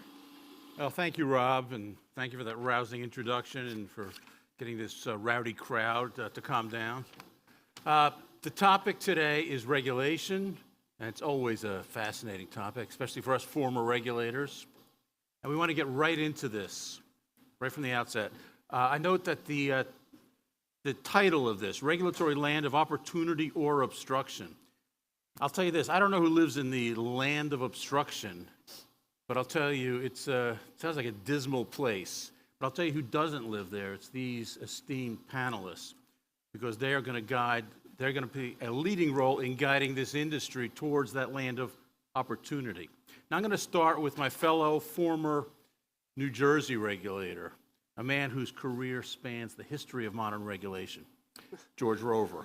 Now, George, as the title of this session indicates, there will be a role for regulators in this brave new world, but how will that role differ from the role that you and I and others have historically played in gaming? And will that change, and if so, how? Thanks for the introduction. Never been introduced that way, Michael, so I appreciate that. Great to see everybody, and thanks for having me. So, again, in a lot of ways, I don't see it changing significantly. I do think later in the panel, we're going to talk about the evolution of regulators, and I think that will occur, but as long as there's gaming, there's going to be regulators. And actually, when you step back and look at it, now being on the other side, obviously advising clients and having to fill out the heavy-duty forms is annoying. Having to depend on regulators to give us an answer that we don't always agree with, now that I'm on the other side, a little annoying. But at the same time, we always have to remember the pluses to regulation, Michael. And I think the key is people don't realize, for example, there's been a lot of conversation about sustainability and growth of the market regarding responsible gaming. Well, if we didn't have regulators and licenses, all of these gaming companies would clearly be much more aggressive in how they treat players, probably in a very negative way. The market, I don't think, would be as sustainable. In addition, by having a regulatory scheme that sometimes is pretty strict, what people don't realize is there's a lot of companies and people that don't even bother trying to get into the industry, and we don't see that. But when I was a regulator, I got many calls. Hey, George, I have this company or I have this person. Here's a little background. Do they have a shot at getting licensed or not? And a lot of times it was like, not happening. Don't waste your time. So we don't see that, but that is one of the... That's changed since you've been a consultant, though. They just have to talk to you. Yeah, a little bit. They still don't always agree with me, Sarah, unfortunately, and I'll slam the phone down and call them back, and they're like, we haven't changed our mind. But we don't see that in the industry, and that's a hidden value and benefit to having this regulatory structure. Well, bookmark that thought. Chris, write that down, but there are benefits to regulation. We're going to explore that a little further. Now, Susan, you also, former regulator who has since embraced I won't say the dark side, but the moneyed side, the more lucrative side, however you want to term it. So the same question. So what's going to be the role of regulators? Now, Susan, by the way, was a leader in Pennsylvania in helping that jurisdiction, a very important jurisdiction, get started and get going. What's going to be the role of regulators that you see in this new world? I agree that the role of the regulator is not going away, and I also agree that you should be happy about that, because the role of the regulator is to create that sustainable industry, and without a sustainable industry, we wouldn't have any reason to be here. But the role of the regulator is to protect the integrity of gaming, and that role is going to endure. Let's hope that that role endures. What is changing and what has changed is the world in which the regulator must function and implement that goal to preserve integrity. We have seen an extraordinary expansion in the verticals that the regulator must regulate. We have new companies that are supporting those verticals at all layers of the technology stack.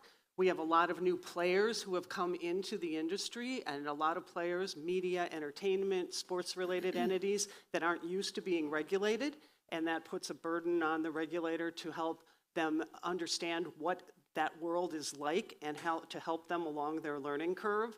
And we certainly have an explosion of technologies in the regulated space. And all of that expansion has taken place against a backdrop of regulators who have not gotten additional resources for the most part.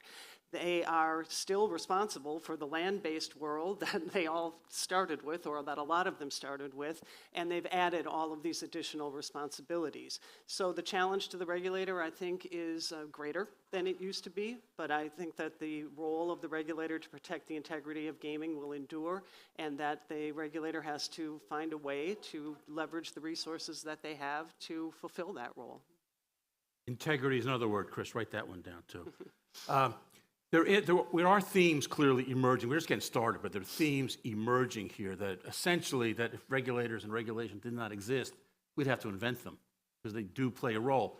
And I'm going to talk to the two bookends on this panel right now because, I mean, I'm old enough, maybe the oldest one here, sadly, to remember when the gaming industry, in order to get capital, would have to go to Jimmy Hoffa and the Teamster Central States Pension Fund, not to Wall Street for financing, for a whole bunch of reasons that regulators, and I'm going to say it right up front, regulators in New Jersey in particular, played a key role in addressing. So I'm going to start with Sarah at the end here.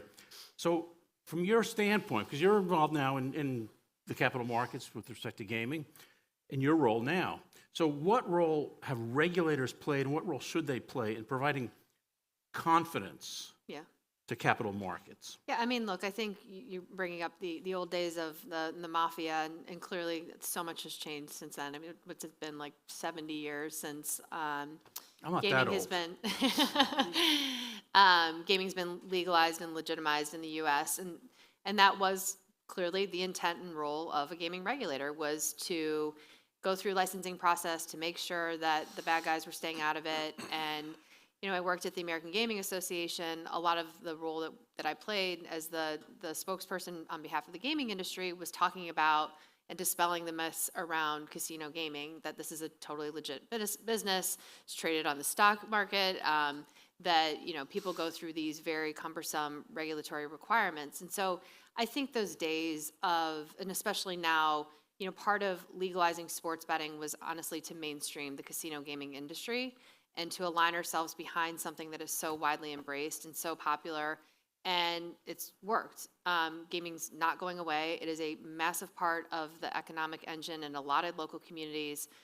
It's continuing to grow, which is great, and I think from a Wall Street or a capital markets perspective, you know, they see the power of what is a entertainment option for consumers, and certainly the popularity now in sports betting and the rapid pace in which it's been adopted and legalized.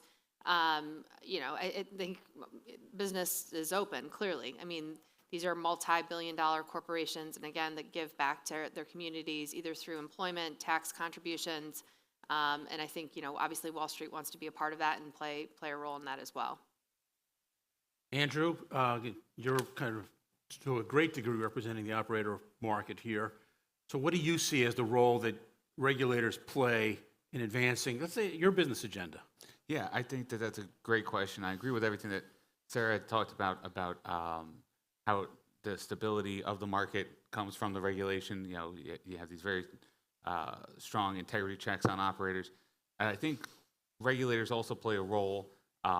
There's an old saying, so I'm not going to take credit for it, of course, where information breeds confidence and silence breeds fear. And if you have regulators who are out there and open and engaging with the industry and talking about what their expectations are of the industry, and it's fully transparent, it really helps the operators be able to, one, comply with the regulations and the intent of the regulations, but also it helps markets understand and everybody understand how the state is going to go about this. And I think the biggest impact on operators, on markets, on everybody is when there's a shock, when there's something comes out of nowhere and they don't expect it. So I think that's probably the biggest part on our business and on anyone looking to invest in the space is caring about transparent and information from regulators.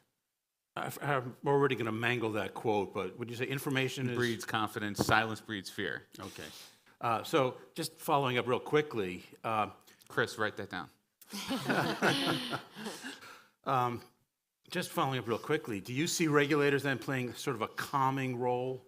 Yeah, I do. I mean, that would be the hopeful fact for them to play that role. I mean, obviously, if there's something untoward going on, they need to get to the bottom of it. They need to solve for that. And if there's an operator doing something they shouldn't be, then that's its own issue. But in the day-to-day management of the industry, that they should be able to play a calming role to let everybody know how to expect that state to go about its business. I'm going to ask you one more follow-up, because you just made a good point here, is that the other people in the private side, operators, Sarah, get ready, you're going to ask you the same question. Operators and so forth on the private side, do they share your view as to regulators? What do you see as the dominant view? Do they say, like, why do we need Maybe these I regulators? should take that since he actually works for a company. Because I feel like I was privy to a lot of conversations when I was at the trade association and hearing sort of feedback from CEOs and company representatives around their relationship with regulators. And I would say largely, obviously, extremely positive. And I think the consistent feedback, and if we weren't feeling that way with the gaming regulator, was it's a partnership, right? Like, the gaming regulator is invested in the success of the gaming industry. And so I think forging that and having open lines of communication is always massively important. Now, sometimes there are very sensitive issues to a particular company, right? And so it was always good then that the industry could advocate on specific regulations that were impacting potentially everyone across the board. But I think largely speaking, and again, you know, there's a learning curve, right? There has been a massive learning curve, as Susan alluded to, with online gaming, with new entrants coming into the space. Now, patience, but also I think partnership is like at the heart of what the industry, I think, keeps in mind. And certainly you guys can speak from a regulator perspective, but that has always been our experience. Now, of course, like I said, one-off incidents, which I'm sure Andrew could talk about, but you know, largely speaking, really, really positive relationships. Well, yeah. Right. The regulator and the industry, they aren't enemies, and they can't view each other as enemies. It works best when they talk to one another, and that's what I try to impart to clients: is that, you know, don't be afraid to talk to the regulator. You can best explain your product to them. Don't leave them in the dark guessing about what it can and can't do. And I think when the relationship is viewed as non-adversary, there are adversarial moments, absolutely, but when the relationship is viewed as non-adversary, it helps, it's mutually beneficial. George, follow up on that. Can that go too far in the other direction, maybe too friendly? And what are your thoughts? Well, obviously there are rules on that. What I was initially going to say is, if you look at the Casino Control Act in New Jersey, obviously the New Jersey Division of Gaming Enforcement is a law enforcement agency by statute, right? And we had state police assigned to us, and we took our job very seriously. We investigated our own organized crime cases, meaning gaming enforcement investigators. But if you look in the act, it says in the legislative findings, we're also to promote the growth and stability of the industry. It's right in the statute. So it's, you know, the signal there is right there in black and white. And so you have a law enforcement agency, yet in the legislative creation of the agency, you're supposed to promote the growth of and stability of the industry. And I think when I was, particularly when I was deputy director, I would tell, in the hard cases that came in, I would get the investigators in the room early and say, assume that this person is being licensed, because the minute you start an investigation thinking that you're going to get to a certain result, you make mistakes and you personalize a case and you're sure to screw up in a case. And in the very few cases that happened in New Jersey where there was a bit of a screw up, you could just see they were trying to make the facts fit the result. And so again, I think it's that approach should be, we're here to get people licensed. Now, obviously, you can go too far, which is coming back to your point, and you can't be too friendly in a ethical way. You can't, how you conduct yourself with someone. But I think you can't be too pro-business. You should always try and make it work for whoever's applying for a license.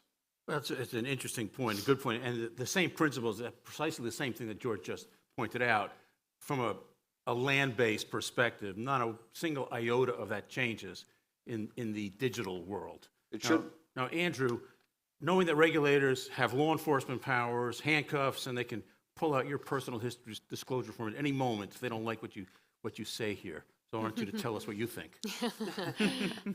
No, I think that that's exactly right. When you're talking about the relationship, it has to be working together.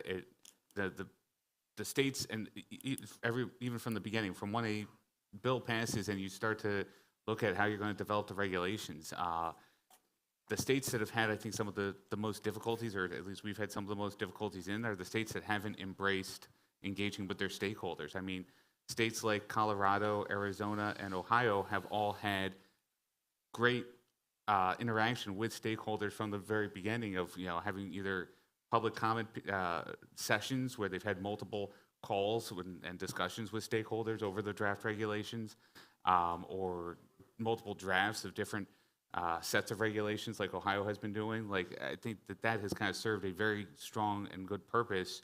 And other states have been very good about relating with industry members as well. But I think that this kind of set us a good standard for going forward, is actually have it from the very beginning to understand the products and what we need and what they need.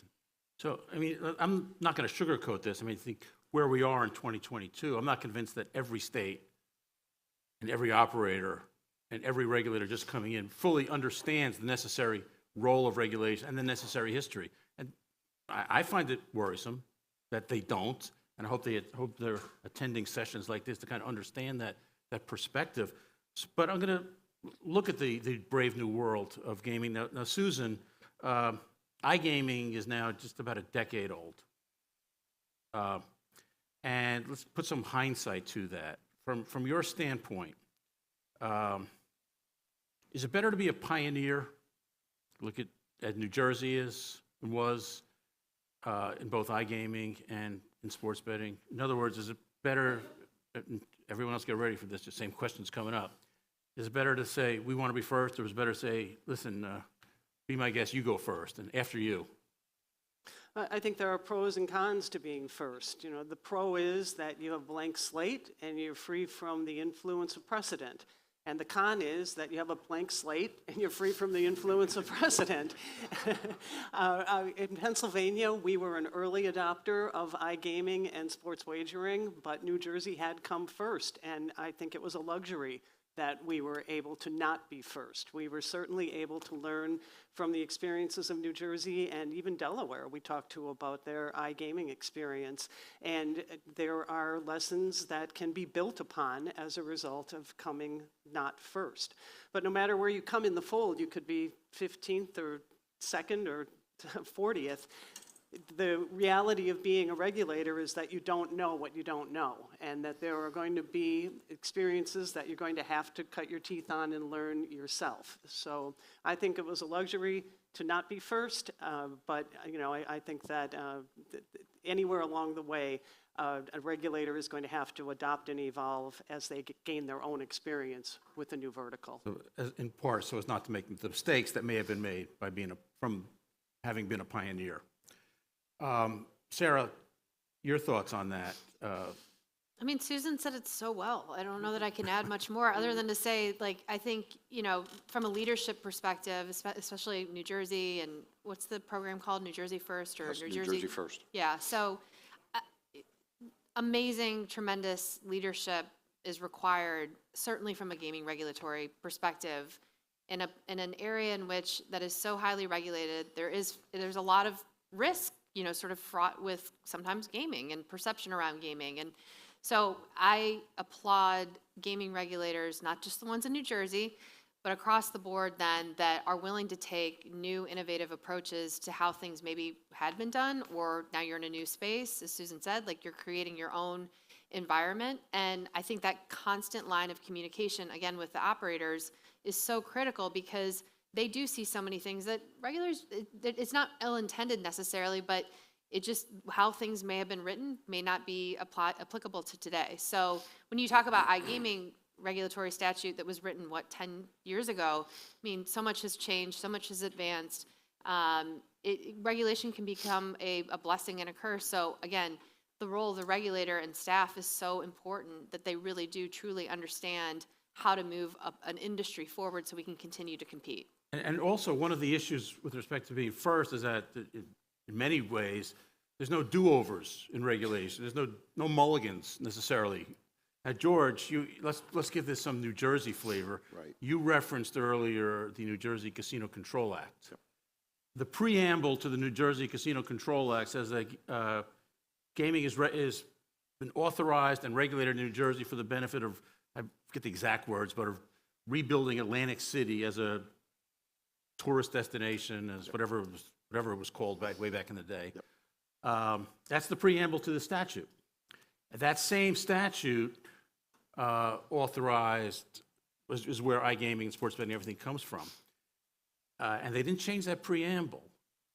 And yet, one of the things, and tell me your thoughts as a former New Jersey regulator, because one of the things that emanated from that statute is that once you had skins and so forth coming out, that I forget which entity it was, but it ran television commercials in North Jersey saying, don't come to Atlantic City, deal with the traffic. Here's Atlantic City right here. That's not exactly the way you rebuild Atlantic City as a tourism destination. And I'm wondering if things like authorizing skins and so forth, were they the right things to do? Should there have been some second thoughts? What are your thoughts on that? Well, I'm not a politician, fortunately, so they make the decisions and we have to do what they say to a certain extent, correct? Listen, I think you can make an argument on both sides. I do think in New Jersey, it wasn't in the iGaming Act, meaning the agency decided to have 5 skins for casino and 3 for sports. To this day, I probably couldn't tell you exactly how we came to those numbers. In the sports betting statute, it's listed in the statute, 3 skins. But my point is, if you talk to every casino, they are making a lot of money off of their skins. And so I think it's a pretty hard case to say it was a really bad decision to allow online gaming because, again, the skins and the ongoing revenue that they're receiving in rev share, upfront payments has really paid off well for the bricks and mortar casino. And number 2, I think they've learned now to use convergence where they understand now that the iGaming market can be used to drive people to the property. And a lot of people have said, a lot of casino operators have said that they have direct proof that it has benefited visitation at the casino. A good point, and I want to be clear, I'm in no way hinting, suggesting that I think you were trying to trap me. Only a little bit. I'm kidding. But you do make that point. But let me ask you just a quick follow-up. What was the rationale behind the concept of skins, which has since been adopted in other states? Well, again, I think it was to allow the properties to benefit directly. So they were, in essence, granted a legal right to allow another entity to engage in gaming where beforehand there was no, obviously, iGaming. It was all Atlantic City. And so you're rewarding the companies that invested in Atlantic City to say, you now can take advantage of these opportunities that have monetary value to help compensate for the fact that people are not always going to have to come to Atlantic City to gamble. And I think it makes sense. I mean, Tennessee does not have skins, but they don't have bricks and mortar casinos. Right. Most states realize that we need to reward the bricks and mortar investment, and skins is one way to do that. Your point, I'm assuming part of your point is taken that don't take wholesale what New Jersey or any other state has done. It's got to be tailored to your state, to your policies, to what forms of gaming already exist in your state. I agree, and I think the other unwritten issue there that has to come up with respect to iGaming is people were playing on the internet with illegal websites. And so the other component of that is we need to bring that revenue into the state. So it wasn't just Atlantic City versus non-Atlantic City. It was all these folks are doing it now. We need to stop them, and we need them to play in a regulated market. And one thing I just want to build upon on that point is that is what is so critical and important. And again, I think George made a good distinction between sometimes legislation and what's being dictated and directed at you versus regulation. And, at the thrust of what the industry needs to accomplish is really stamping out the illegal market. So in order to do that, illegal operators who have no oversight, no protections, everything else, no ramifications. You know, the regulator, I think, views hopefully their job as to empower then the legal regulated operator to compete then with the illegal offshore markets and illegal operators. I think you just gave a really good segue to Andrew here on that point. Yeah, and I think that's a great point. I think as George and Sarah were talking about, I think there's obviously the benefit of stamping out the illegal market, and that's a state benefit that they want, and obviously we want that too. But I think also from the question of how do the properties benefit from multiple skins. If you think about it, it's almost like any market. If you talk about clothing markets, you have, and retail clothing, companies that own multiple different brands across different demographic markets. You talk about the liquor market, you know, Diageo has all these different types of offerings across its because drinkers have different preferences. And the same is with bettors, and you have different demographics of different companies. I mean, obviously FanDuel is a sports-first business, coming from the fantasy market and from the sports betting market. We also have our iGaming offerings, but we naturally appeal to a sports betting populace. But you also have iGaming providers who appeal to other demographics. So I think that's where it's both the benefit of stamping out the illegal market, but also helping the properties with multiple skins reach out to multiple different customer demographics. Let me follow up real quick on that, because I think we raised a good point here with respect to the illegal market and what you can or can't do about it in a realistic fashion. What can you do about it in a realistic fashion when, at least some of them, have a history of paying off bets, so there's a customer comfort level, and because they're not taxed, they can offer better odds, and how do you deal with that? How can a state deal with that? So I think while it's limited, I think the amount that a state can do, there's not nothing.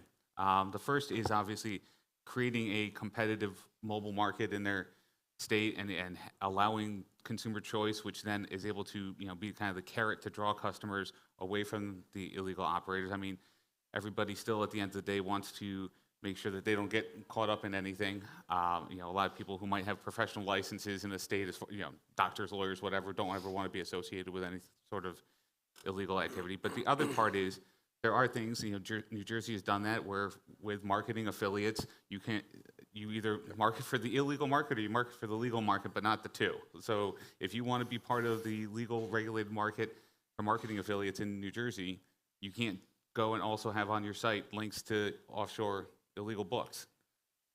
You're getting some great points here. I want to see people writing things down, or at least taking notes. Richard's typing diligently here. So, Susan, let's follow up on that, because what can a state do, number one, to target the illegal market, and more important, or at least equally important, do you deal with the illegal market by letting them come in from the cold and saying, hey, you took these black market, gray market bets, it's okay, we want you on this side?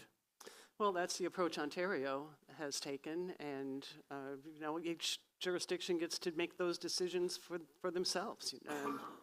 Or it could be legislated whether or not they can make those decisions. How can you encourage people to play on regulated markets versus illegal markets? I think you have to demonstrate to them the benefits of playing on the regulated market.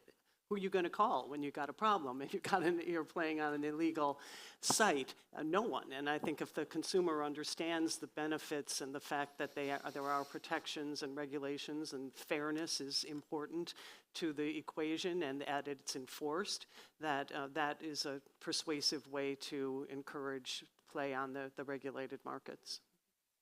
George, I see you champing at the bit on this. Yeah, listen, I live this issue, and I know exactly what's going on, for example, at DGE. And again, there are certain things you can't do as a state agency, right? You don't have extraterritorial authority or jurisdiction, let alone being able to do something overseas. So the real fatal blow to the offshore market will have to be done by a federal prosecutor. It's just not going to happen. Listen, New Jersey cooperates with federal officials all the time. And they do have a routine now. They go after affiliates very aggressively. They write probably a dozen cease and desist letters a month at a minimum. And they have a process where if you have an offshore company, you want to come to New Jersey and have it bought by a regulated entity, it's permissible. The owner is out. The chief officers and directors, they're out. Anyone else who is working in the U.S. market are out. But that asset can be bought by a regulated company, and that again is designed to further squeeze the illegal market. And I think it's having steady but slow results, but it's definitely shrinking the market slowly. It'll never go away.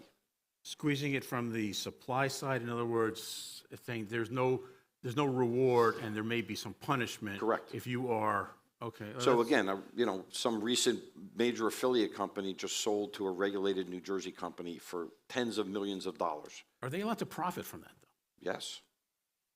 That's the trade-off. The trade-off is to get that offshore affiliate company out of business. We'll let you sell that, but you're out forever. Your officers and directors are out forever. They can never come in the industry. But we've now removed you from sending customers to these black market companies. Isn't that a little bit different from the rules that apply, let's say, in the land-based market, in the sense that, I don't want to use any names here, but the owner of a casino who was found to be unsuitable could be forced to sell his or her stake. So you're thinking of that one case a few years ago? Yes. That was a bad decision. It was a 2-1 decision, and I think the dissent in that decision was the right one, which is you have bad actors but not bad assets, right? So if you look at the Arthur Anderson case, really bad decision by the federal government, major accounting firm, they indict the company. They indicted the 8 bad actors, but they indicted the company. Guess what? They put the company out of business, and 45,000 people worldwide all lost their job. You remember the Arthur Anderson case. So you can remove bad actors, but the asset should be able to survive and be used. Well, one last point, then. I don't want to belabor this, but just for accuracy's sake, is that if you appoint a conservator to take over a property, say, and just divest those sales and get them in the hands of a suitable operator, the previous owner who was found unsuitable cannot profit from. In other words, can't sell it at a profit.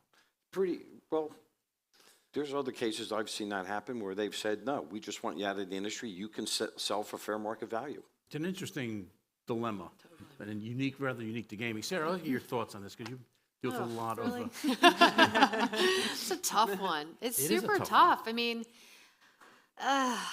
honestly, what I was just thinking about was, no offense to Andrew, but FanDuel, DraftKings, right? Like moving forward during the DFS days, and then sort of representing the legal regulated industry, and we can go back and forth on that, but it's sort of unfair. You're like, well, shoot, I played by the rules, and I did everything that everyone was asked me to do as a regulated entity, and all this illegal activity was happening, and these people were making tons of money, and now, like, all of a sudden you get to come into the marketplace, and we were unfairly sort of punished. So I think it's super tough. I think what George is saying makes a lot of sense. If you are the person, okay, then maybe you shouldn't be allowed in the marketplace, but it does make sense to say, well, you actually are now going to help eliminate the illegal market by continuing to offer that product or whatever. So it's a tough one. And Ontario is a great example too, right? Like, huge illegal market.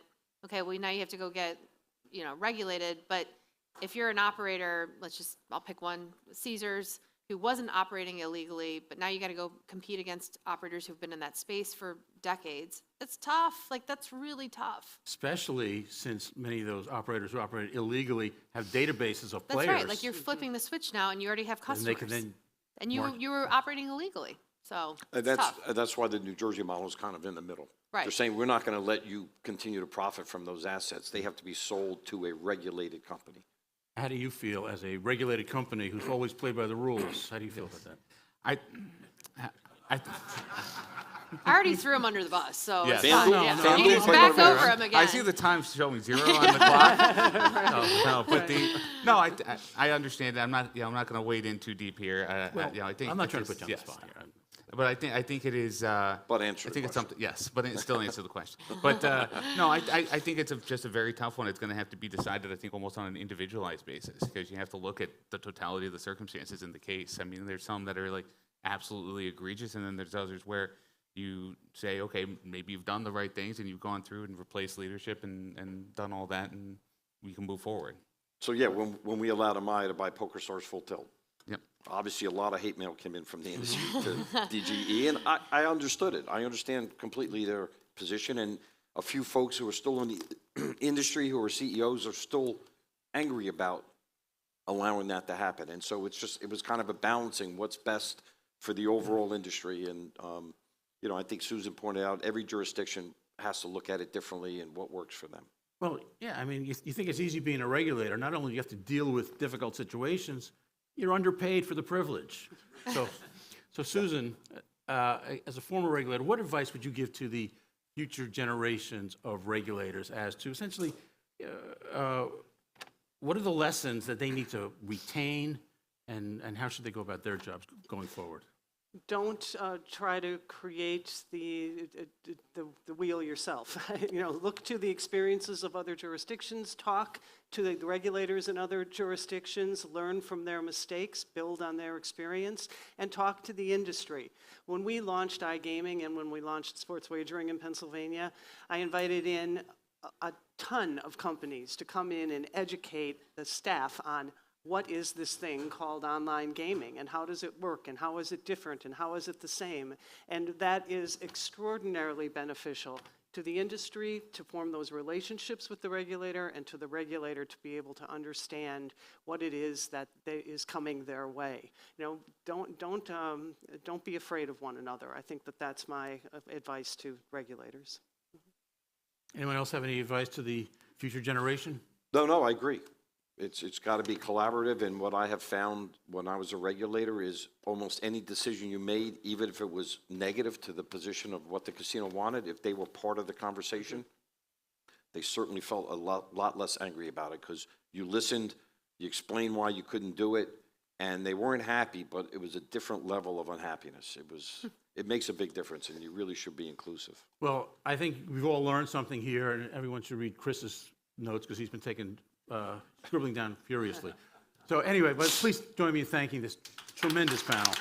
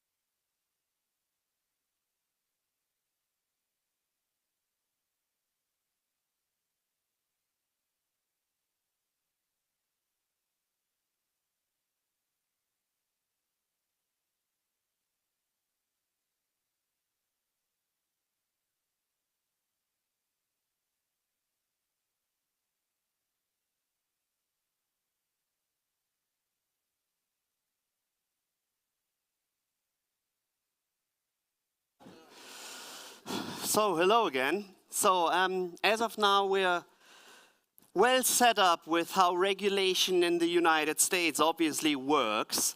Now we're kind of bridging the gap with regulation in Europe. And to quote Sachi, he's sitting at the back, yesterday he introduced us a little bit like, if you're taking regulation serious, it takes about 40 to 50% of your actual roadmap. And who could better start us up as Magnus, Chief Commercial Officer of Play and Go, being in the industry for more than 10 years as a B2B supplier for slots. And usually each and every of these slots games needs to be licensed, and they are licensed in more than 20 regulated territories. So, big round of applause for Magnus, and he will just start us up with regulation in Europe.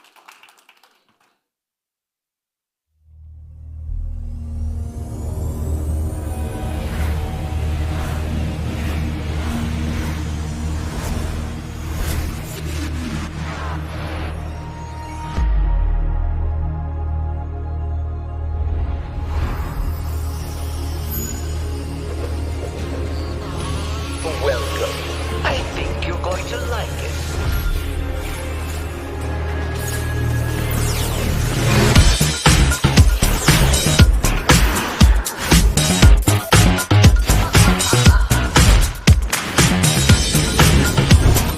Time has come.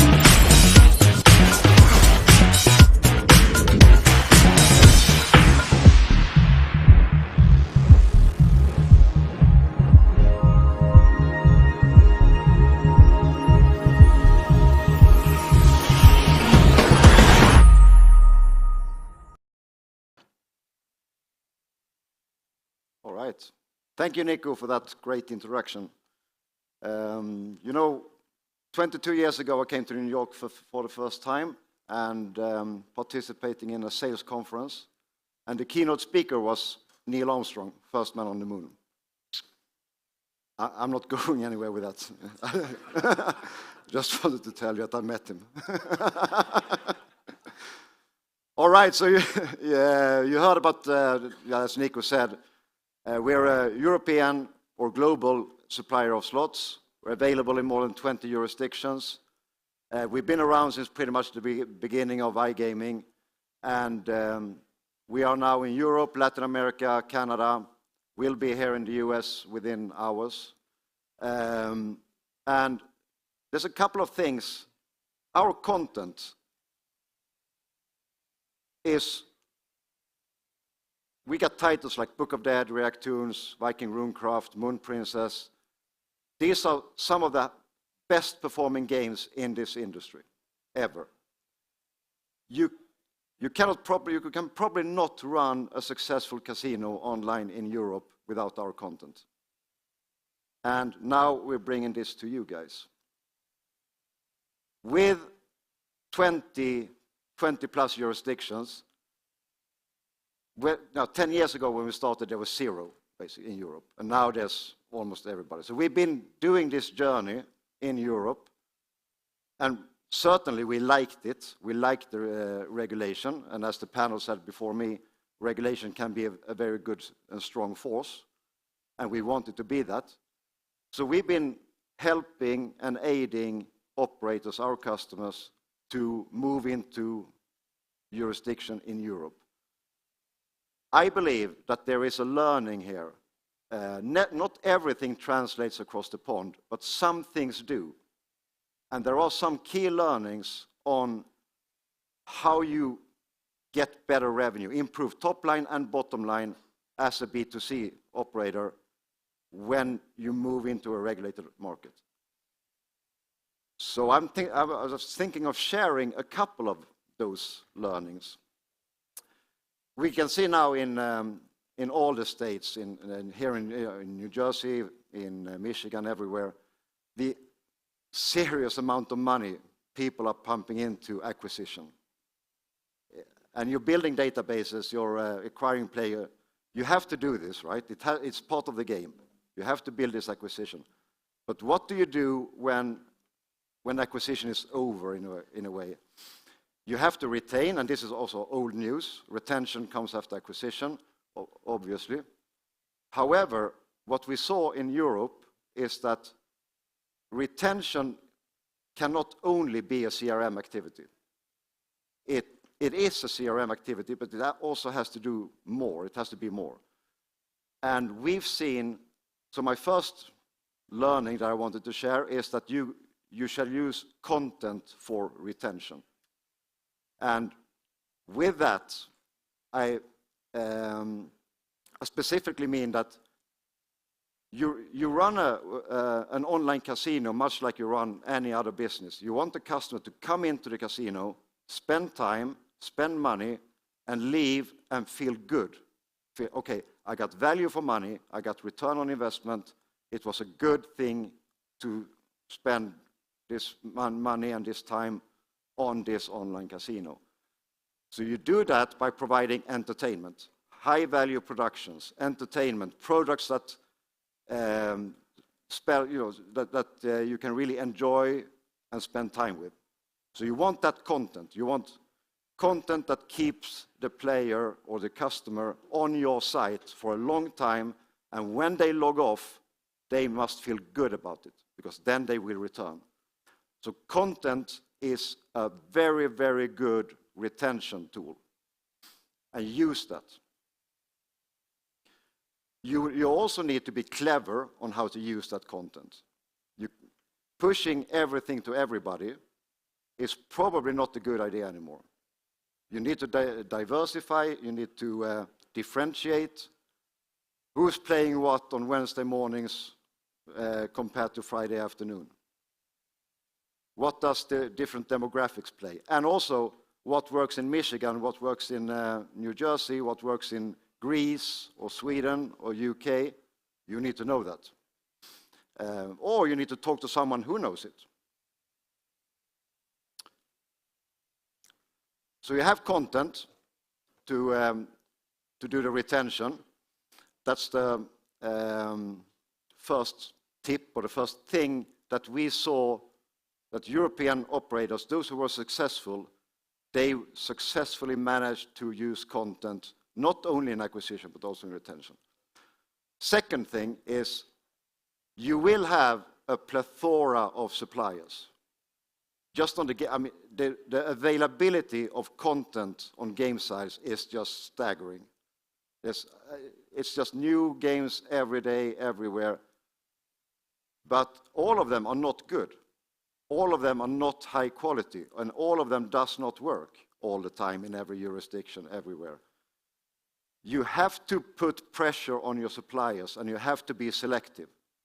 What you want is to have the right amount of suppliers with the content that you can use, but that's not enough. The content has to be there, and it has to be great, but your suppliers needs to be able to wrap that content with support and services and automation and AI and tools that helps you as a B2C operator make money. There's a hidden cost in having suppliers. You need to have the right amount of suppliers. We saw that in Europe. It's very easy to sign up everybody or a lot of different suppliers. It's tempting. There's an element of FOMO in it. But it's also expensive. The indirect costs of having too many suppliers in regulated markets, every dollar counts. You need to get rid of that cost. And frankly, if a supplier isn't good enough, you shouldn't do business with them. You should not have a business relationship with suppliers that doesn't give you value. Just having them for FOMO reasons or to be nice, you can't afford that anymore. And when you evaluate your suppliers, think about this. On your website, every spot of real estate on the website, every game is a potential source of income, yes, but it's also a potential risk. The wrong player clicking on that, finding that this game is not to my liking, or the game doesn't work, or they don't understand it, or basically the quality is not good enough. They will leave your site and maybe go to someone else. So yes, having all the games there, potential source of income, also potential risk of churn.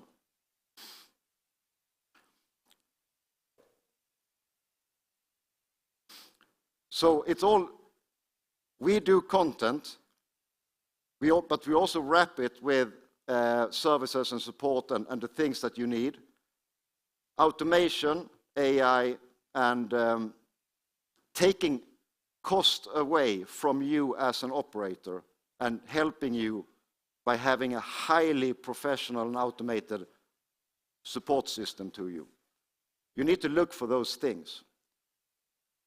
And regulation, the thing is also that regulation is not the same. I mean, Sweden, Denmark, Germany, UK, you get different regulations, different rules, different taxation, different marketing rules.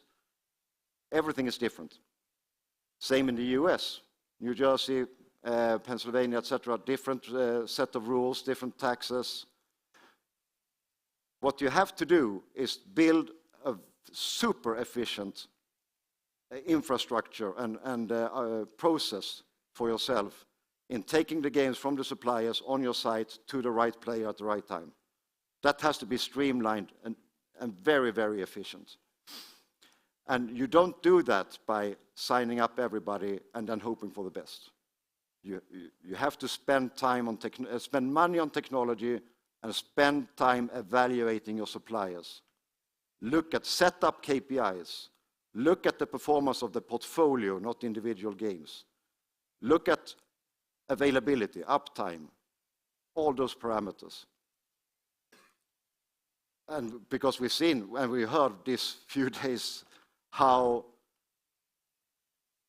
costly it is for the B2C operators to acquire players. There's a lot of red numbers. Everything you can do to turn that black faster is a good thing. So, to wrap this up, two things. Use content for retention and use it smart. Secondly, evaluate your suppliers and don't be afraid to cut the ties with those who don't stand the test. And this is more than a theory, it's more than an opportunity for us. This is what we've been doing for 10 years. It's in our DNA. It is our value proposition, basically. And we also know that we do it better than anyone else. Thank you very much.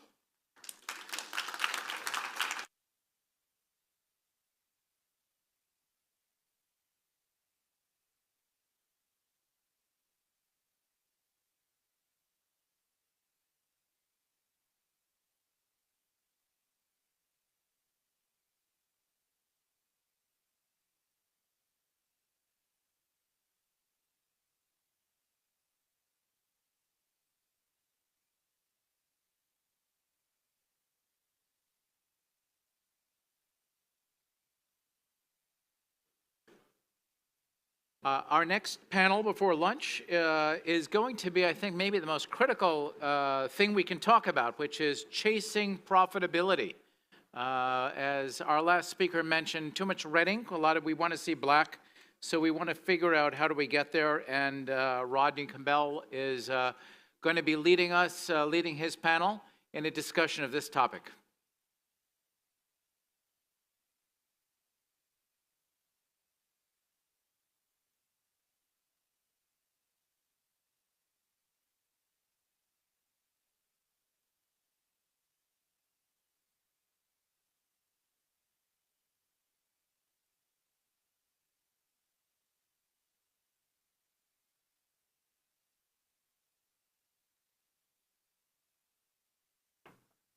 All right, good afternoon, everyone. Thanks for coming today, and I know it's about lunchtime, so we'll try to provide you with some great entertainment here before your lunch. So we are talking about all roads leading to customer profitability. I got Dustin, I got Jay, and I've got Adam with me. All right, Jay, let's go ahead and start with you. So first of all, how are we attracting the customer first? Maybe we'll just kind of go through how are we first attracting that customer, and then, of course, converting them to a paying customer? Yeah, good question. I mean, I think if you're looking at it from an operator standpoint, there's many ways you can attract a customer. Firstly, we've got to look at regulation in terms of the states that are going live. You see operators that are investing now in states that are pre-launch, and we don't know what that timeline is going to look like. So I think there's certainly a mass marketing effort that needs to be done. When we think about the way that we activate consumers, which is live activation at Betting Hero, it's meeting the customer where they are. So, for example, sports fans tend to hang out inside arenas, at tailgates, at sports bars, or inside sports books. So having the opportunity to create that relationship with them in person and directly is the Betting Hero model. And then obviously it's about education, educating them on the sports betting apps that they're downloading or interested in, and informing them on the sports betting itself. Sure. So, Dustin, from your side?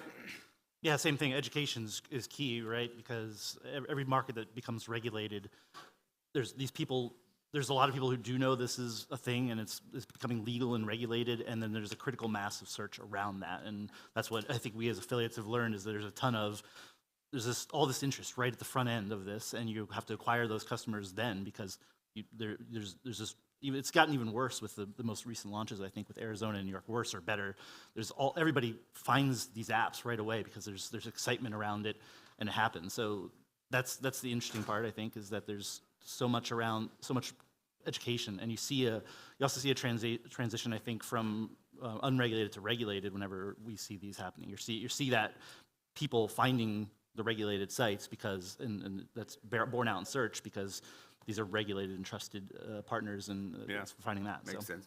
Adam? Yeah, obviously agree with the guys on the education part. Excuse my voice. Been talking too much the last couple of days. But we identified the importance of data and independent data in engaging new sports fans to sports betting. So we spent a lot of time on taking that data, building predictions, probabilities, edges, suggested bets, etc. And whilst that's not really overly unique, what we do and where we're focused our time is taking that data, which can be scary and complex, and trying to make that really easy to consume. So bringing customers in through that visual communication strategies, bringing them into communities, and then referring them to the books through building trust with them and building a one-to-one relationship.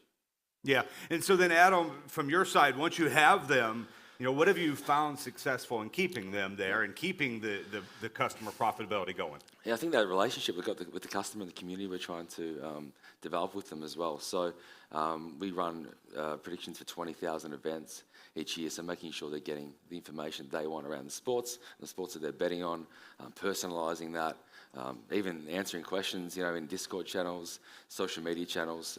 We can have that direct relationship with them and get them coming back and spending more time on the site. Yeah. Jay? Yeah, for us at Betting Hero, we tend to have a singular interaction with the consumer for the most part. It's that first interaction, registering or funding on their account, or they're placing that first bet. So the way that we really build that relationship is exactly to Adam's point, by trying to build trust quickly. And the way you do that is obviously by being informed on the products that we're representing, but then also helping the consumer get through a challenge that they have. So, for example, it could be a consumer in New Jersey doesn't know why they've been flagged when they're trying to sign up for a FanDuel account. They don't know exactly that you have to enter in your address as it is on your license in order to get through that check. But then also being able to troubleshoot the issues that they're having further down the journey.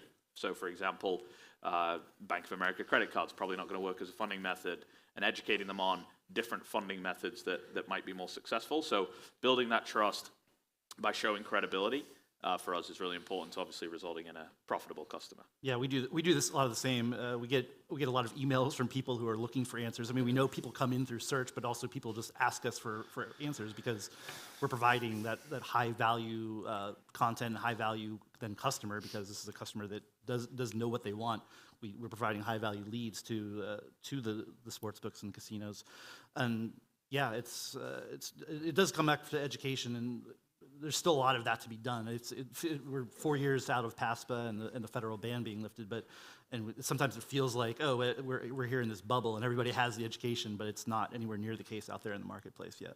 Seems like the education is going to be something that's going to continue to evolve and the new education is something that you guys are looking to fix every day, right?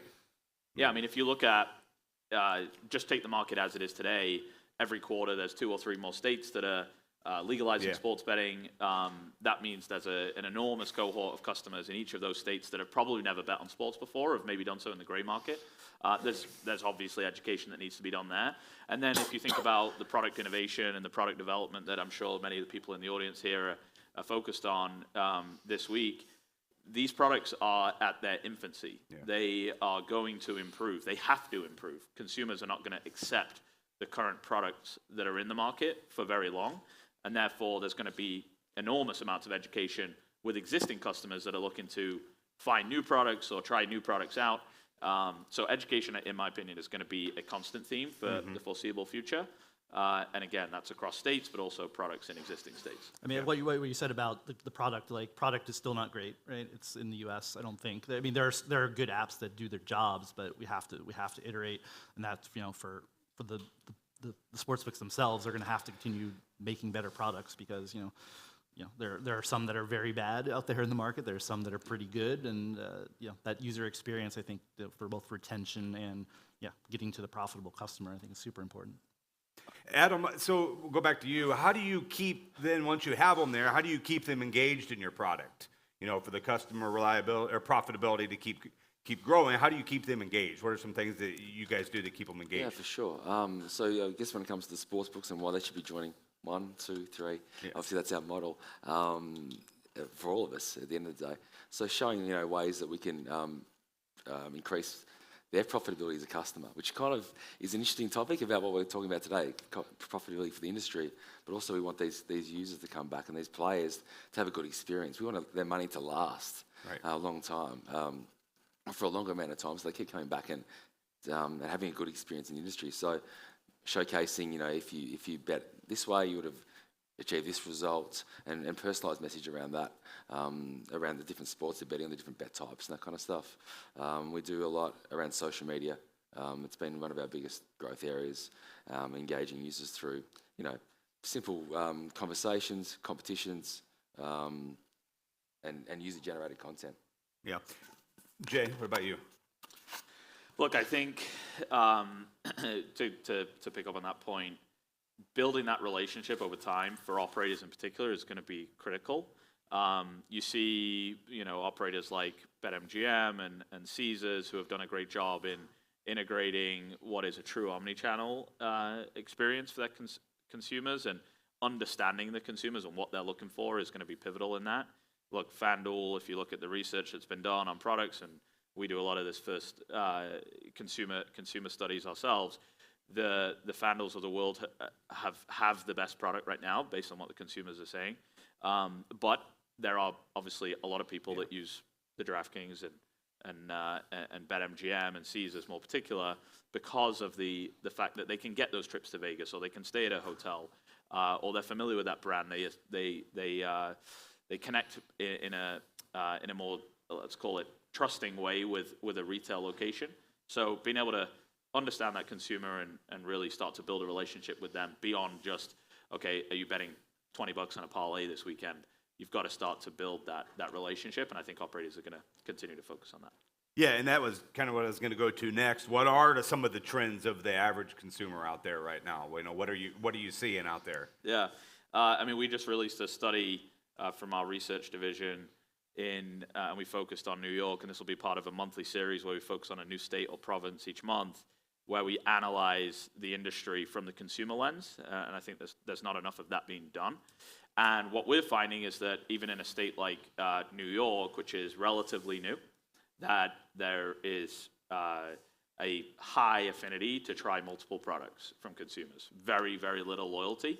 If you look at the study that we just conducted, on average of the sports bettors that we studied, they have 3.3 apps on their phone already. Yeah. And this is 3 months in. You compare that to a New Jersey, where after 3 years, the average consumer has 2.8 apps on their phone. Yeah. So a lack of loyalty and a strong affinity to bonus hop and take advantage of promotions in a state like New York is clearly there. And I think we're going to see a lot of that moving forward as consumers decide where do they want to spend most of their time over the course of a several-year period. Caesars was a great example of that, right, in New York, where they had huge bonus, you could not escape Caesar's ads. And you still can. I've been in New York a little bit. I'm still seeing Caesar's ads, even though they said they're drawing down their advertising. But like they weren't sticky.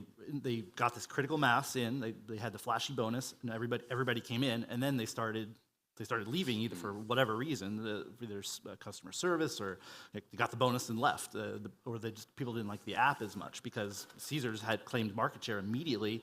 And then we get weekly numbers now in New York, and it's drawn back considerably. So, yeah, having sticky product and a whole experience that is good from using the app to customer service to frictionless payments and all of that is key. Yeah, what we've found so far is that, at least in New York, and I think this will be consistent across many of the states, is that having good UX UI or satisfactory UX UI at this point is going to be the best indicator of initial success and initial loyalty.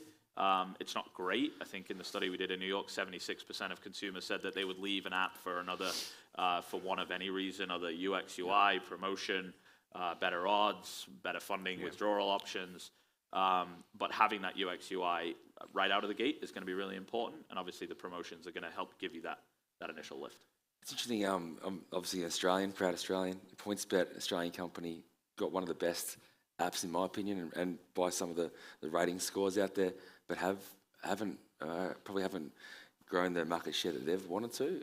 Any thoughts on why that is, based on your studies? Yeah, the studies we've done, I mean, PointsBet showed very heavily almost every consumer that referenced PointsBet and why that was the product that they were leaning to mentioned the odds and having the best pricing. What we're finding, however, is that pricing for most consumers is not the most important factor. So yes, those that are looking for the best price are leaning towards PointsBet, at least in New York.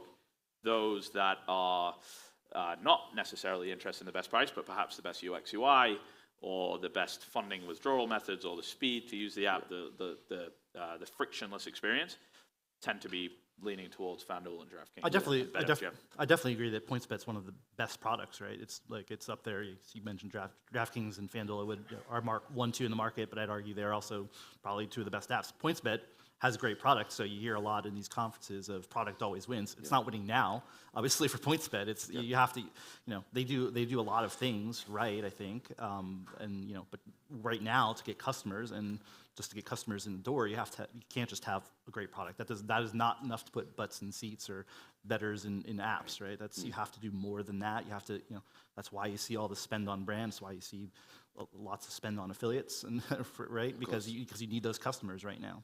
But we see it. We've got the data ourselves, which brands convert best, etc.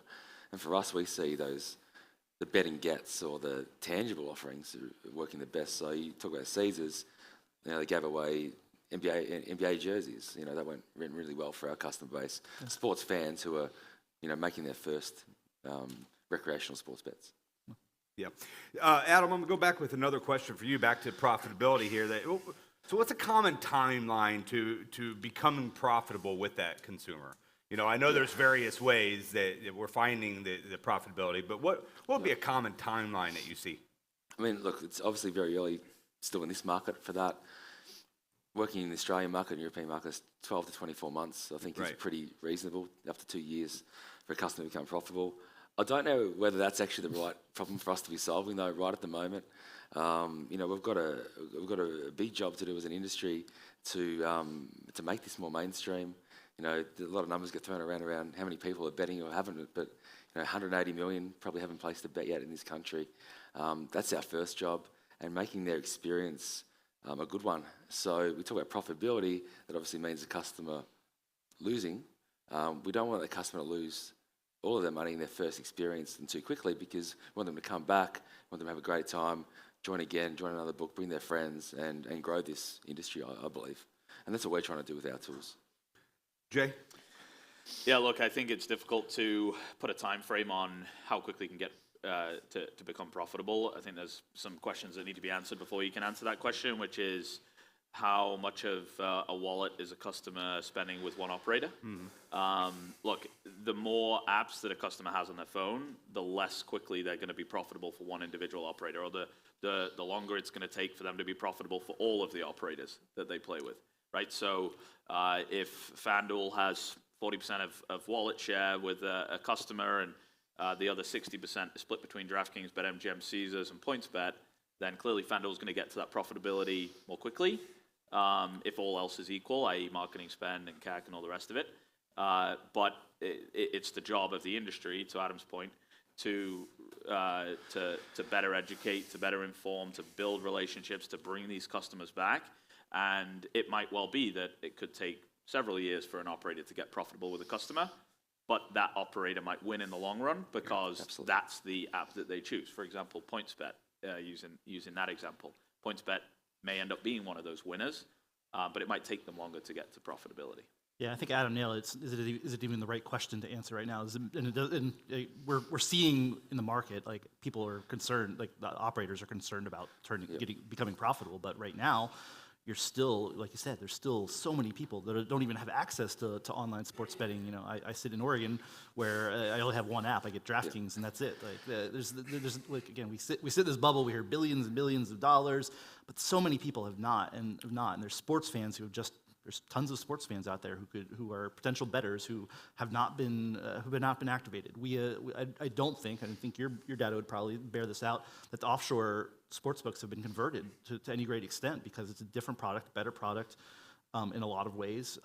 You can bet on credit, things like that. You have to get to all of that first before you really and you have to spend in those new states. We're going to be looking at big pushes in California to legalize California and Texas next year, or later this year for California, early next year for Texas, and you have to spend to acquire those customers as well. You're not for right now until things settle down. Yeah, it's not even the right question to ask. I don't think, to see whether somebody's going to be profitable, whether a customer is profitable in the short term. Right. It feels like we're all saying as an industry, we're still in that first innings, using that baseball analogy. We're also expecting the customer to be profitable. They don't necessarily work together that way, and I think that's something we need to be mindful of. Yeah. Dustin, I wanted to ask you, and one thing you just talked about, are we overvaluing sports fans as potential bettors? So talking about now who are we trying to get as customer profitability? Are we overvalued? Yeah, I mean, I said that there is a huge universe of people who just are sports fans, and how many of those people can then be converted to bettors? Because just having a list of sports fans, we know Fanatics is getting into this space. Just having that list that's not really enough, I don't think, to just turn into an instantly profitable database that you can just say, oh, all of you are going to bet on sports immediately, right? Maybe some percentage of them, but what did I'm not sure any of us know. Maybe you guys do, but what is a sports fan? What is an attractive offer for a sports fan? Because we've kind of gotten the lowest hanging fruit. Like DraftKings and FanDuel leverage their databases from the DFS days. Like, we know these people are coming in droves right at the beginning when sports betting starts in any given state. But there's still so much at the margins to be pecked at, I think. Not even the margins, this critical mass of people that aren't betting. Do they want to bet? What do they want to bet on? And we're still very early days on all of that, I think. Whether we're overvaluing them or not, they're probably not as profitable customers, but there's enough of them out there that if you get enough of that, then you're doing something right. Yeah, I think it comes into when an operator is evaluating their spend and which consumers to target. Sports fans are an obvious target because at the mass level or the macro level, they're going to be more qualified, more educated on whatever sport it is that they might bet on, more interested in betting on a team that they're either a fan or not a fan of. So it's certainly a more qualified customer base. And I think there is an element that all sports fans could enjoy sports betting. Now, how profitable will they be? That depends on how frequently they bet and how good at sports betting that they might be, or how well educated they are. Yeah. However, I think it's the job of us that are supporting the operators, but also the operators themselves, to build that relationship with the sports bettors, to personalize their offerings to the different personas that are in the industry. So, for example, if you have a very avid sports fan, but they're not a sports bettor, they've rarely bet on sports, and they're not interested in, necessarily constructing sports betting strategy, so to speak, but they want to put $5-10 on a game to increase their, attraction to that sport or that event that's going on. Then it's the job of us and the operators to understand that consumer and build that relationship and then personalize the offerings to them. So, okay, you're a Jets fan, great. The Jets suck. You might want to take this. Sorry, guys. I live in Michigan, so the Lions, they suck worse. But you're a Jets fan. You may lose this game. You're happy if you win, but maybe you want to place $5 on the other side, to give yourself that little bit of insurance, and it puts a little bit more appeal on the game. I think we're going to start to see a lot more innovation in the industry when it comes to personalizing the experience for sports fans, and I think that's going to obviously attract more and more fans into sports betting in a responsible way. Which is why you see all this about second screens, right? Yeah. Like engaging with the game and having something else that's either gambling or gamifying it or what have you. Like that's why the leagues and the teams are definitely all in on that. Like they have their own products. Sometimes they have a free, like the NBA free to play product, fantasy, all of this. Like having this always in your maybe that's a great product to have all at once, right? And that's why DraftKings and FanDuel are a little. They have some of it all in one, and they're endeavoring to build more of it. So. Yeah, so I mean, the point of that is we're not necessarily overvaluing them. We just need to serve them better and differently. Is that what you guys are saying here? Yeah, I think you need to have different content strategies, and different approaches. But I think as a philosophy, we believe all content should be consumable and relatable to a sports fan or better, whether it's your first ever bet or your 10,000th bet, if you're some of us. Right. Dustin, last question I wanted to get to, and if you guys have questions, of course, get those in here in the last 10 minutes. How does the industry move people away from the offshores? It's one thing that we've talked about a lot since the big boom, but how do we start, we've already started, but how do we continue moving them away from offshore? Yeah, I mean, as much as we decry the offshore industry, they have great products, right? Yeah. They have a loyal user bases who've trusted them for some amount of time. Now, that's obviously always at risk with the legality around them, but you have to provide something that's as good as that, right? And the loyalty and the customer experience, again, everything that they do right. I would argue that most of what has happened so far in the U.S. has not converted that. Those people might grab a bonus here or there, but they're already comfortable with what they're doing. So, again, we talk about this. We've been doing this forever. It's been 4 years. Like we're still so early. You can't. It's not solved, but there's going to be more of that for sure. And it is more just legalization and regulation too. That you have to. We don't have all of these states. We have so much of the U.S. population doesn't have access. New York was a huge taking off, but 3 largest states don't have sports betting. So at some point it becomes not sports betting in X state, it's sports betting in the U.S., right? Like that's what needs to happen, and have products that you can use everywhere. Well, will we ever get to that? God only knows with the regulatory schemes the way we have to legalize things here, but you have to be able to do that, and just that it's sports betting, that you can do it everywhere, and then the products are great. I've listed a million things that aren't going to happen overnight, but that's what needs to happen, I think. Yeah, I think it's three main things. One is product development, and making sure that these products are not only to the level of the offshore products, but better. These products need to emulate the apps that we all use daily, Uber, Lyft, these fantastic UX, UI products that we use for everything else in our daily lives. Why would sports betting be any different? So I think that's one area which I do believe that we are on the right track. If you think back 3 years, these products were, even FanDuel and DraftKings were nowhere near what they are now. So product development is one. Second, and I apologize for banging this drum again, but it's education. It's educating the consumer on the benefits of using legalized products in state. And then the third piece is building the relationship with the consumers and building trust between the operator and the consumer. Obviously we've spoken to a lot of sports bettors in person, somewhere in the region of 5 to 10 million. And I wouldn't say it's a common theme, but one of the frustrations we do get from consumers that have tried these sports betting apps, the legal sports betting apps in the past, is that there have been issues with getting their money out. For example, place a bet, win a bet, and you try to withdraw, and it can take several days, if not longer, to get your money. And I think the more and more of that we see in the industry, the less and less likely people are to trust the sports books, the legalized sports books. So again, those would be the three areas that I think the industry as a whole needs to focus on in order to really make that shift, a long-term shift. Adam? Yeah, I tend to agree. We touched on a few of them. The experience, I think, is really important, not just online, but offline, through, the brick and mortar, the casino experience, the tangibility, the sports teams, how does that all work together, I think is important to that, builds trust to it as well. And education is obviously really important. I'm not convinced anyone knows really, well, we do, but outside of the bubble, the difference between regulated or not, especially in states like New Jersey. And I wonder if there's a way as an industry, the sports books, the affiliates can come together in some type of campaign that might be able to communicate that in a way that's in partnership with each other, which... Sounds like a good business move. I mean, we've done it in other markets around responsible gambling, and the benefits of that. So can we do that around regulation?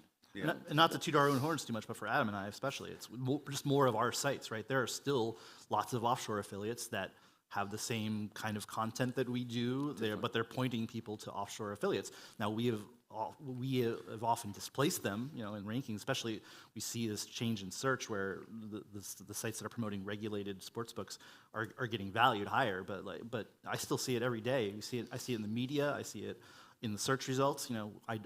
Legal Sports Report is one of our sites. It's a very authoritative site, but it can get there's legal sports betting, for instance, is an offshore affiliate site, covers legal issues, sends people to Bovada and MyBookie and things like that, right? It's hard for the consumer to differentiate that and see the difference. They see, oh, legalsportsbetting.com, I can go over here and this is a legal sports book. People want information, and the more of the site, that happens. More affiliates that are out there, more affiliate sites that are out there and displace the offshore, that'll help in the long run. Cool. Well, I see a lot of hungry faces out there, so I think we'll go ahead and wrap up unless you guys have any questions from the audience. Yeah, we do have a question. The answer to that last question is Black Friday. Black Friday. FBI shut everything down, but I got focus. My question is around Adam and Jay, around what's the sweet spot for number of operators that's not confusing the customer. Like if you have 20 different sports books and you're marketing to all 20, I feel like that point it's just too much. I don't know. Where do you feel the sweet spot is, and how do you decide which operators to work with? Promotions, X, Y. Yeah, I can go first. Look, we've experimented with live activation events where we are white labeled with one operator. We do a lot of that work, obviously, and also where we represent Betting Hero, and therefore we look and feel much like a traditional affiliate site. We actually find that there's a lot more success when we are very targeted and deliberate in our messaging, i.e., working with one operator, where we are white labeled. Obviously, I go back to the trust piece. We're able to build the trust with the consumer representing that brand. So, for example, if we were representing Fubo, we would be wearing Fubo, right? And the questions that we get from consumers, we're able to answer those questions as if we were Fubo. They don't know that this team that's activating them in a sports bar at a venue is a Betting Hero employee, and nor do they need to know that. So I think certainly having a more targeted approach and then being able to build that trust is important. To answer your second part of your question about how do you decide who to partner with, look, we're affiliates. Clearly, the CPA equation is made. However, and I don't want to speak for these guys, but at our business, we have and will continue to not work with operators that don't have a product that's conducive to having success. We've got many of those examples in the last 6 months even. Where an operator is very keen to work with us and have live activation events done, but if their product is not going to be successful when it comes to activating a consumer, registering, funding, and betting, and that consumer is going to leave with a negative impression of the operator, that's not a partnership that we want to go down, which is partly why we built a research division to help operators test their products, understand what their consumers are looking for, analyze their competitors, and obviously improve their products. Not just the operator either, but Betting Hero. That has a negative effect potentially on your own brand that you're building. So that's something we talk about all the time. The paradox of choice is a real issue. The Netflix effect, you're scrolling through Netflix, you can't find anything to watch because there's too much. it's happening here with sportsbooks. And look, our philosophy is to work with less and work deeper. So not just about acquisition either, and making sure that brands are finding ways to stand out and to the customers that they're going after as well. So, you know, a book that's price sensitive, we're looking for a different customer to one that might have a betting get or a tangible asset that goes along with that as well. Great question. Red light's flashing at me. Means time to get out of here. Dustin, Jay, Adam, thank you very much. iGaming next. Thank you. Thank you. Thanks, everybody.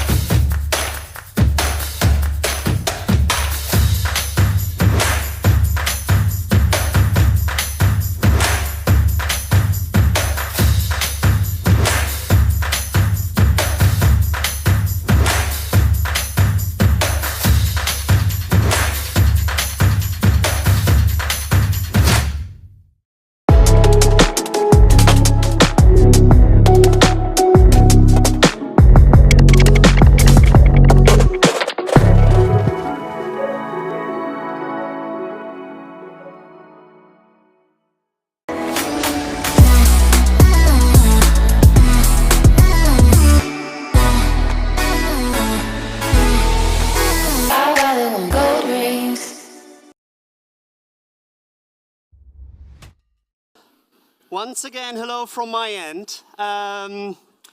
Although the headline of Houston, we got a gambling problem, might sound a little bit boring, I assure you, and having a closer look at the panelists, it won't boring. So I guarantee you that the guys hitting the stage as of now will be worth your time. So welcome on stage, Scott Longley. He will just introduce as the moderator to the panelists, and I'm pretty sure it will be fun just to kick things off once again. So Scott, just join us on the panelists, and then off we go.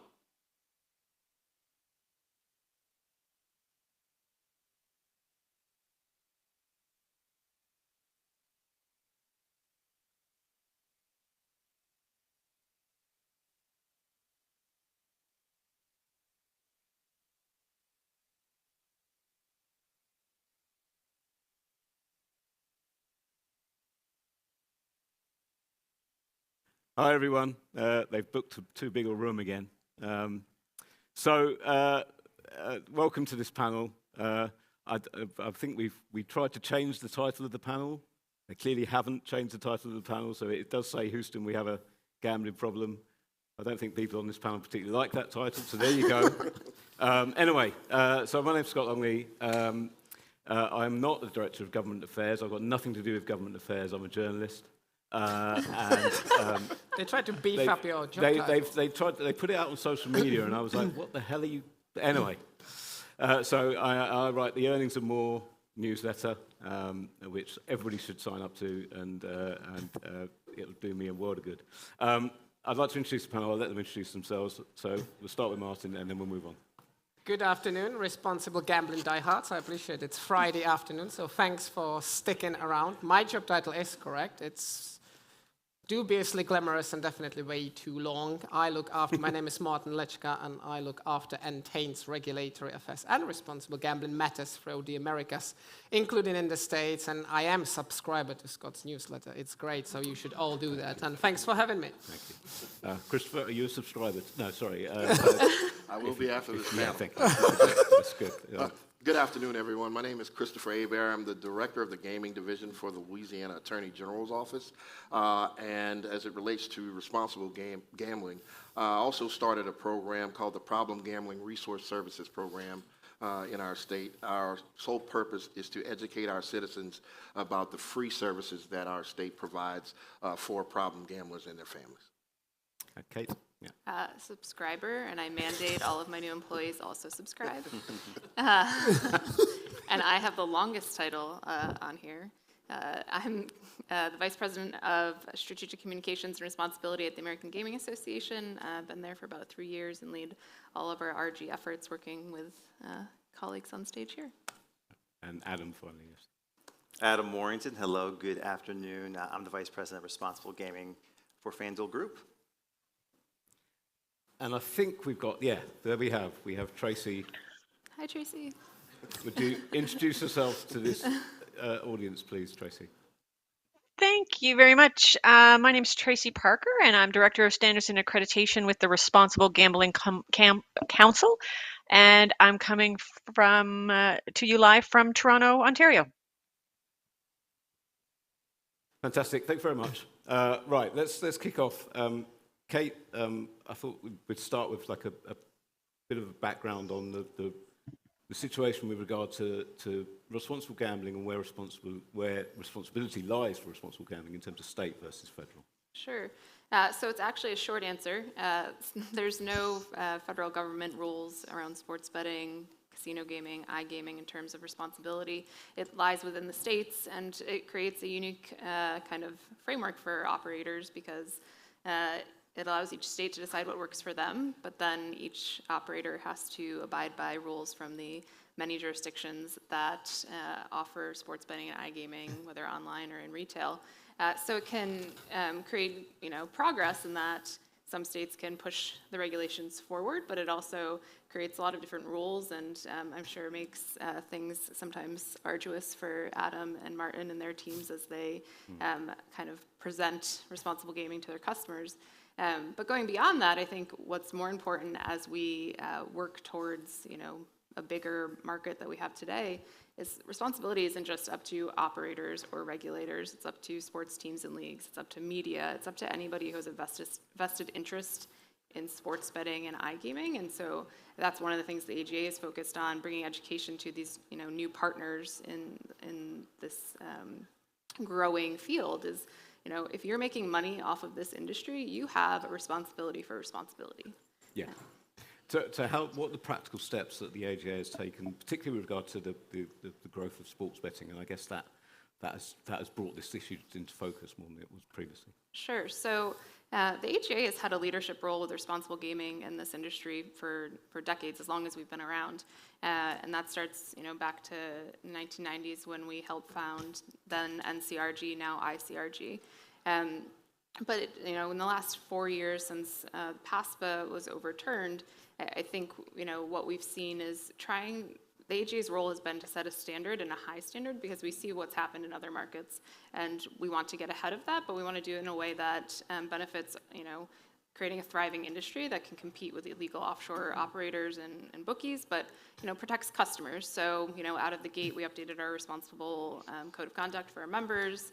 We worked with our membership on the responsible marketing code for sports wagering, and then more recently, one of the things we've been building and working with is our Have a Game Plan, Bet Responsibly campaign, and that's in large part consumer education, and it touches on a number of things. How to keep this entertainment, how to find legal regulated operators, how to know the difference, and how to get the resources you need if you are someone who needs help. And so our role has been both raising the standards and visibility of responsibility, but also telling the story about what the industry is doing and the value of these responsible gaming programs to the industry and things like advertising.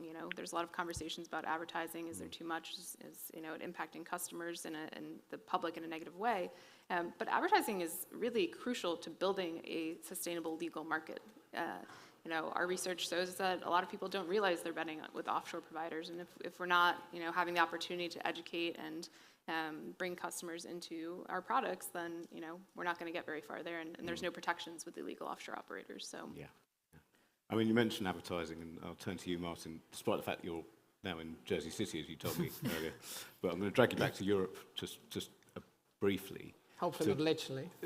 Not quite literally, no. But just could you give us something of an overview for those who aren't kind of aware of how this issue has developed in Europe, certainly in certain jurisdictions, certainly in the UK. Kate's mentioned advertising.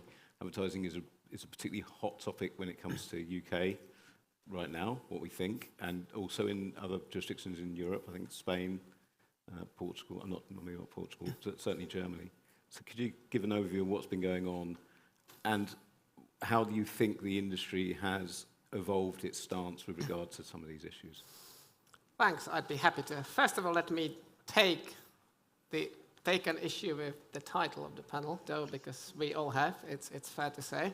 And perhaps that's what has brought you here. Houston, we have a problem, and yes, there is a problem to address, but as Kate has as always, very ably and pertinently started demonstrating, we're all looking into solutions, and we've started putting them in place, including here in the United States. And still going slightly off tangent, so what drives me nuts, to give you an example, Colorado, just fair play to them, they just happen to have introduced a massive responsible gambling fund, put $3 million behind it. But sadly, and that's why I believe we need to be moving on from talking about just the problem to talking about the solution across the piece. I will come back to the European question. But still, the so-called responsible gambling advocates would start picking holes and go, but it's approved. It's been approved only for a year. So yeah, but it's a great start, and it's, as Kate and I discussed yesterday, it's not as though Colorado was going to do away with it. So I'll come to your question, but really I'm trying to illustrate the point that there are great programs such as Have a Game Plan, and Antain's done arguably a ton of stuff, including in this country, that focuses on the solution with a view to creating a sustainable market that is addressing the problem. That's why I reckon we've all had an issue with the title, but we will enjoy ourselves regardless. Indeed, when it comes to Europe, I think it's fair to say, and hopefully I'm in a position to say that. I'm still very new to America. I'm learning. I have my stupid European accent, as you can tell. The Sounds UK better than the New Jersey accent, let's face it. So, yeah, it's been all over the place. But in Europe, I reckon, to be brutally candid, the industry, especially in the UK, but also in Spain, a few other jurisdictions, unfortunately, we were way too late to have reacted to the shift in people's hearts and minds when it comes to excessive advertising. It can't be the case that every single advert would be a sports betting advert. But then, in the last 3 to 4 years, the industry has realized that, and arguably, we've done loads to address that issue. Let's see how the ongoing review of the UK Gambling Act pans out. There are bound to be restrictions, but I truly believe that they won't be as draconian as they would have been had the industry ignored the public and the developments. And the same goes largely, to your point, Scott, the same goes largely for Spain, although that one's probably very likely down to the sitting leftist government. So we do need to, as an industry, and that's the key message, work together, address these issues together. And that's why this country, you can see Paul Burns, also the likes of Ontario, the rest of the rest of Canada have all a huge opportunity to become leaders in this space, and that's my wet dream. But perhaps we could create this two-way traffic between the Americas and Europe when it comes to responsible gambling. just going to move my chair a bit away. Adam, so you're at a company which has a foot in both camps, obviously, effectively. Your parent is, European, has a lot of experience in this area. FanDuel is a big name. Responsible gambling is presumably at the heart of your proposition, or that's at the heart of what you're going to be telling the public. How do you ensure within the company that it's understood about, but there must be a lot of pressure within FanDuel to go for growth, marketing, customer services, and it's all about the product. But how do you ensure that the people at the front line of this understand where responsible gambling comes into the picture, and how do you ensure that it's not just that you're saying it at a top corporate level about have a game plan, it's about ensuring that there's a company culture about this? Yeah, so I joined the company in this industry last fall, so I'm a bit of a newbie, just about 7 months in. Previously, I worked in the beer industry for over a decade, so I led all of Anheuser-Busch's responsible drinking work. There's a level of parallel. When this opportunity came up, when I was talking to our leadership team, it struck me how important RG, or SG, as we would call it in Europe, is to the ethos of the company and the growth plan, the business agenda from our CEO, Amy Howe, on down. And it's not lip service. And in those 7 months have been proven to me. So one thing we did this year at FanDuel was we tied RG to our company bonus metric. So over 10% of our bonus this year for all of our colleagues is tied to RG. So if we achieve it, it's more money in our pockets. If we don't, it's less money in our pockets. Part of that's in training, right? So we went in this March during Problem Gambling Awareness Month, and we'll do a lot this September during the AGA's RG Month as well. We had a mandatory all-employee training, and we had a stretch target of 100% completion, which we hit that stretch target. Every employee at FanDuel was employee month of March completed the training for everyone on down. We have to start inside to go external. There's a lot we want to do in terms of education. I come from an industry that relies heavily on advertising. I'm a big believer in advertising in terms of education when it comes to social impact. We don't let consumers, both existing and future consumers in states that we might operate in the future, know what we stand for the RG tools we have. They're coming a little bit blind. It's our responsibility to do that. So whether you're working in one of our retail establishments, you're on our commercial team or on our RG team, it's the center of everything we do, and we all have a responsibility. And that buy-in's coming from the top, and it's been amazing. And but there's quite an interesting debate in the UK around whether gambling is heading towards being overseen in a way that alcohol is, which is a relatively liberal approach to alcohol and alcohol advertising, and certainly drink-aware kind of campaigns, or whether it's tobacco, in which case people are trying to say no completely. So do you think that the US operators, especially the sports bettors, do you think they're on the path to having that kind of, it'll be the alcohol approach, it'll be a relatively liberal approach to what they say in their advertising, and the bet responsible campaigns will be the ones that will be leading the way there? We have a choice here, all the operators in this country, and all the operators who work in this area are talking about this. There's a tobacco path and there's an alcohol path. And do we want to regulate ourselves and have guidelines and standards we all abide to and keep each other to, or will others come and do that for us? Of course, there are regulators in all the states we legally operate in, and we abide by those regulations. But we have a choice when we look 3, 5, 10, 20 years in the future. We can take the lessons from Europe in this industry, and we can take the lessons in this country, in North America in particular, from alcohol and tobacco. If we don't put dedicated dollars to education, if we don't practice what we're preaching, if we're not hiring the right people, if we're not living this day in, day out, it's going to hurt all of us, every operator in this country, and we all have to abide by those standards, and when AGA, et cetera, helping us lead the way. Yeah. Christopher, it's interesting that obviously you're the one that kind of gets at the state level, you're seeing this is where gambling hits the consumer. You're seeing that. That's part of your job, is to understand the relationship there between your operators and their consumers in your state. Is there a uniformity of approach when it comes to regulators across different states? Is there lessons that you learn from each individual state, or are you I know somebody said it about reinventing the wheel when it comes to regulations. Is that something that you're trying to avoid? Good question. And I think in certain areas there's uniformity, in others there is none. I'll start off where I think there is no uniformity, and that's in resources that are dedicated. You're all over the place in the state. I'm happy to say that Louisiana, but for the resources that we have in our state, I could not have started our program in our Attorney General's office. I'm not aware of another similar program. We have 10 outpatient treatment centers in our state that are strategically placed. What I'm very proud of is the work that our Louisiana Association of Compulsive Gambling does. There's a center, a 21-bed residential center called CORE that we have in our state. And we have $1.5 million that was dedicated to responsible gaming and problem gambling prior to sports wagering coming on. Our legislators, had the foresight to add an additional minimum $500,000 or 2% of revenue, whichever is greater. And I'm pretty confident that that 2% is what we're going to end up with. That's going to continue to help us to develop programs in the area of responsible gaming and problem gaming. I do believe that there is a general uniformity in approach.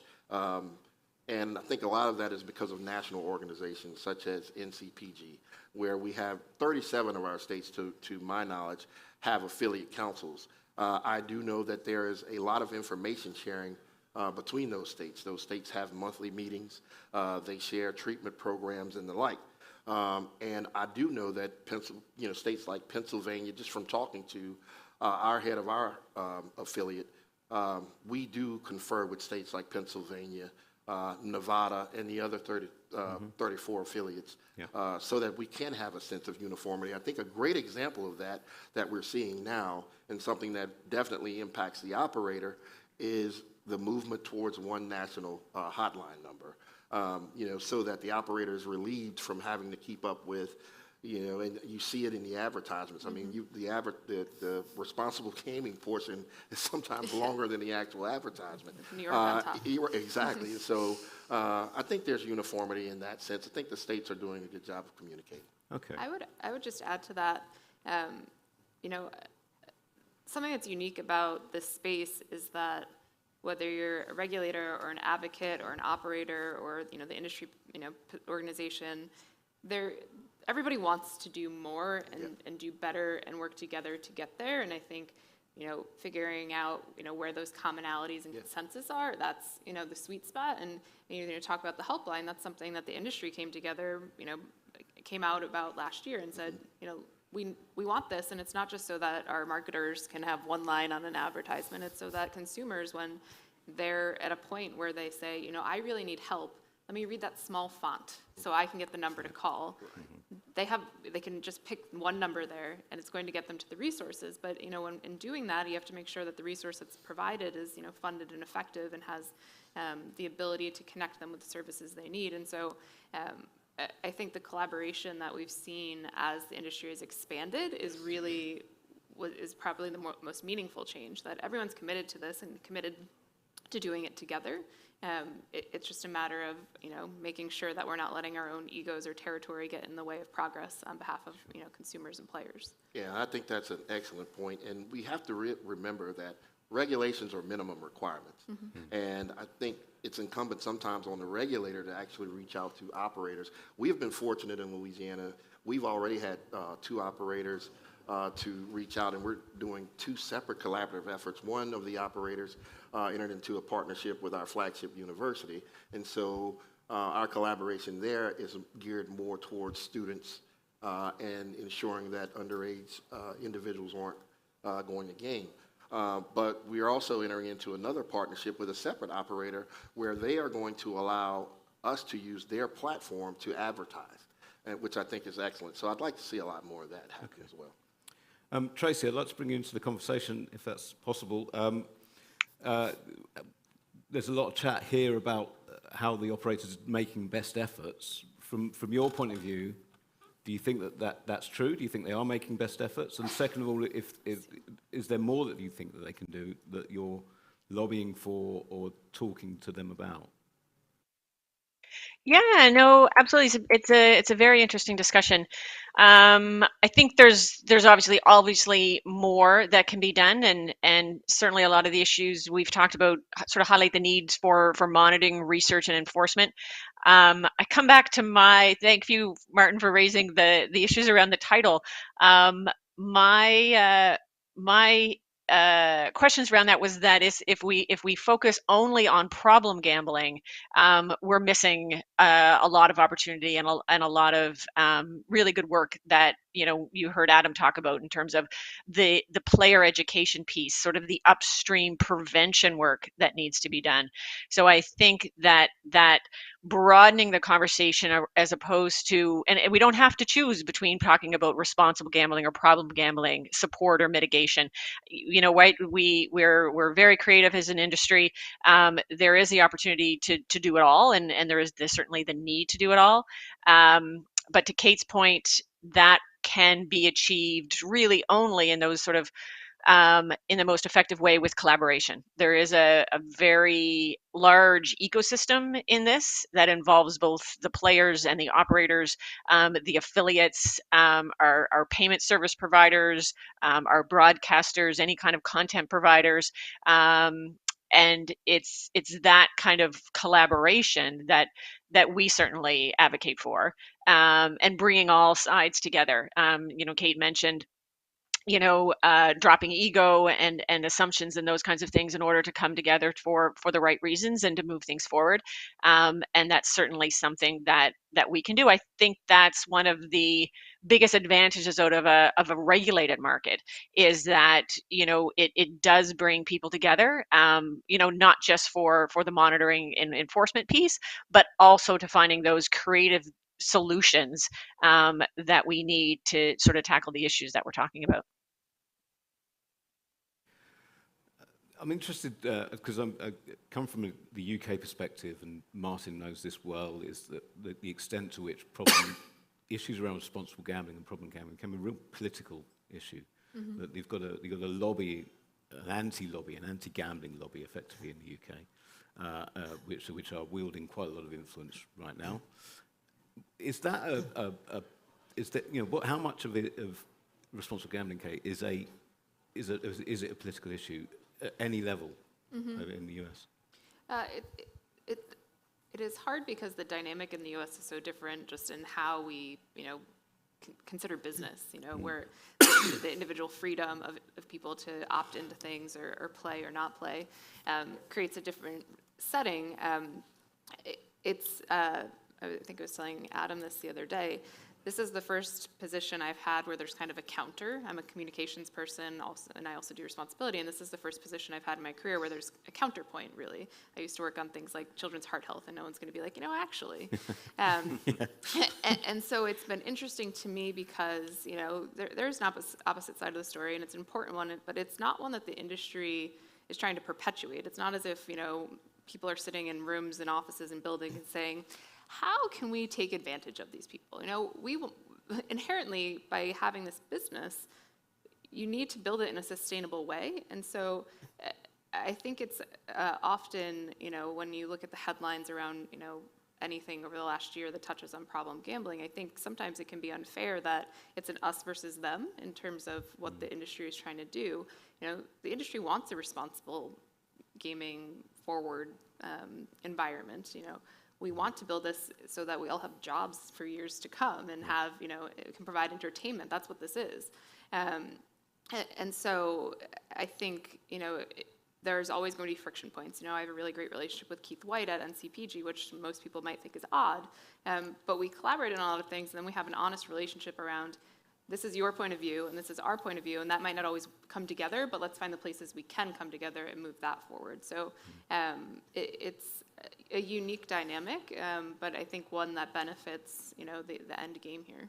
And how much is responsible gambling tied up with issues around integrity in the US? That seems to be a stronger link here than it is, I think, Martin, you probably said it's not a particularly strong link between those two in European terms. I would say not as strong as here meaning throughout the North America at this stage, and of course with Brazil, fingers crossed, coming on board in a foreseeable future. I reckon it will be very, very similar. But I believe that the root cause of that is, at the risk of stating the obvious, the heavy involvement of the major leagues and other sports, despite having been ferociously opposed to the idea of regulating or legalizing sports betting for years. Then fair play to them again.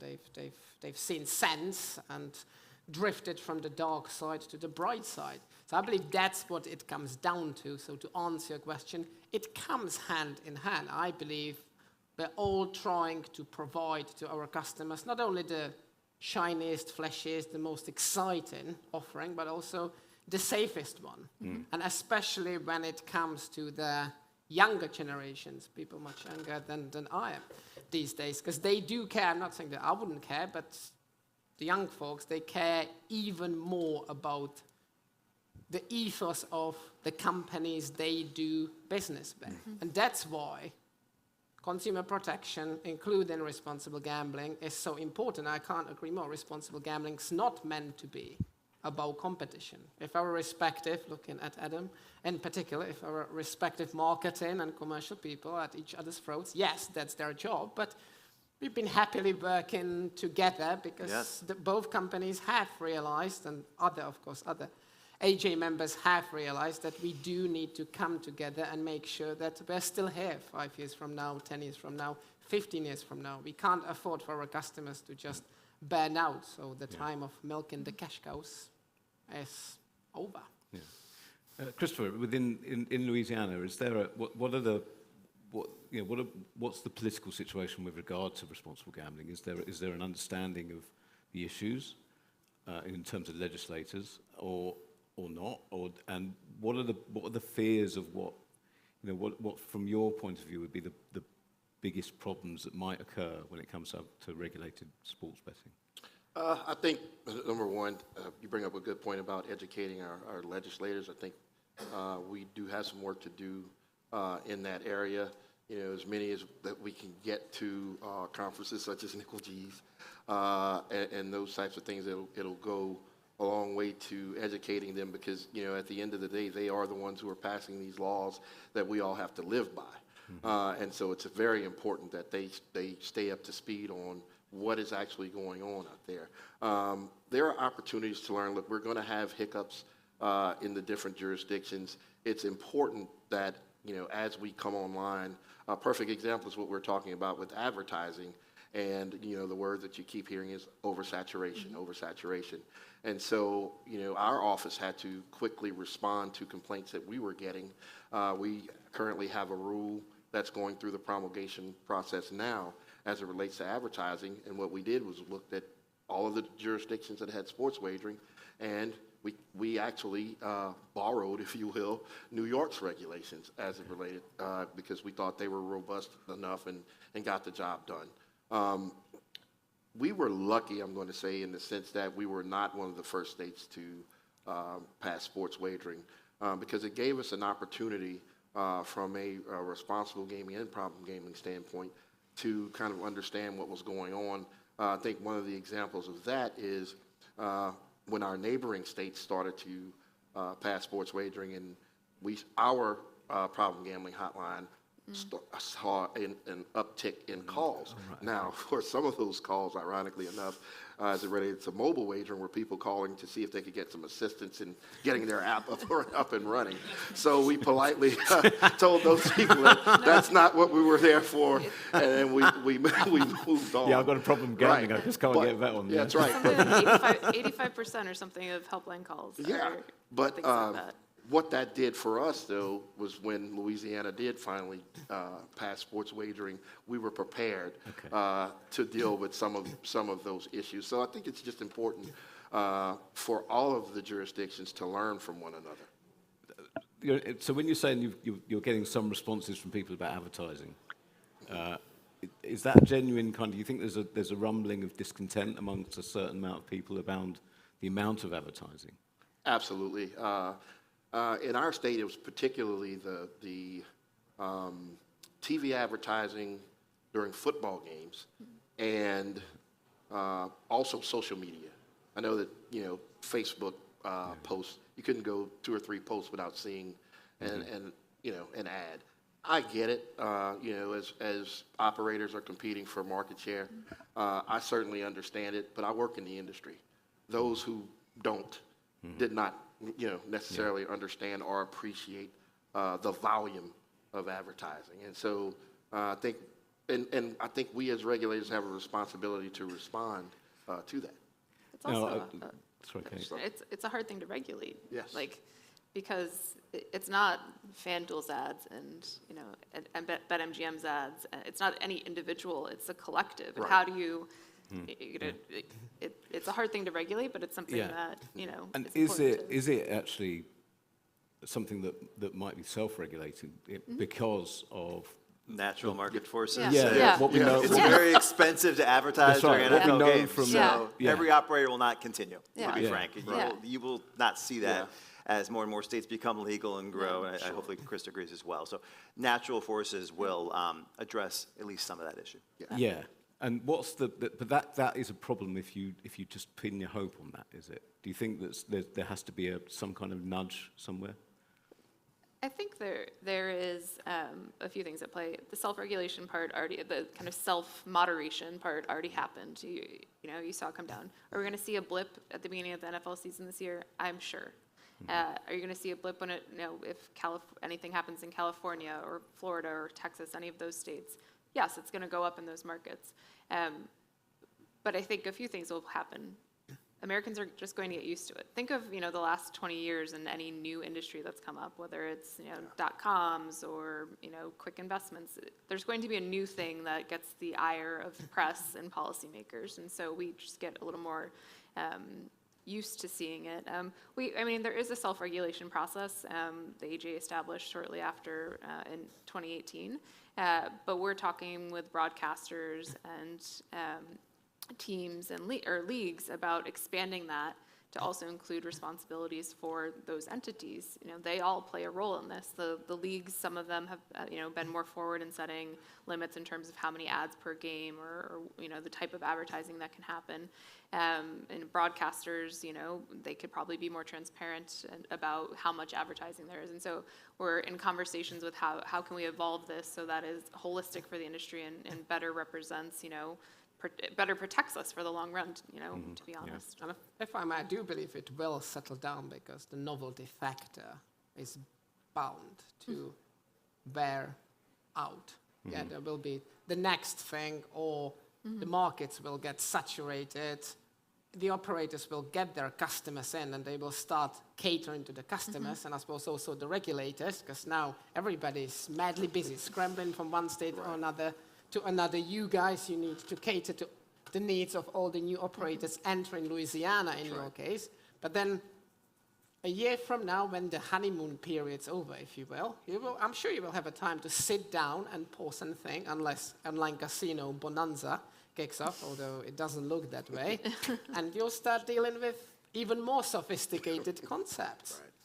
Like responsible gambling, the wider consumer protection, and put in restrictions on on advertising. Plus, just like in the UK, to your initial point, these folks, well, they're in the industry, but outside of this building, they will get even more fed up with seeing all those ads, gambling ads during Super Bowl and the Masters and what have you. One last word from you, Tracy. Do you think is it too complacent to rely on a self-writing mechanism around advertising when it comes to gambling? I mean, I definitely think there's a need for both. There's certainly minimum standards, and we see that in most jurisdictions with content restrictions in terms of, not promoting certain types of behavior within those ads, risky types of behavior, not targeting vulnerable populations such as youth.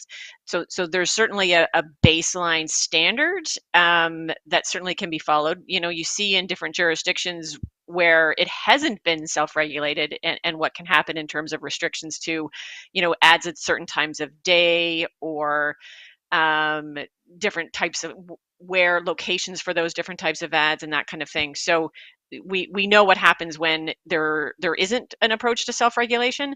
I think the frequency and the quantity that we see also, links back to Adam's point before about the need for balance in those ads in terms of the behaviors, and can we use some of that time, some of that sophistication in that messaging to promote safer play.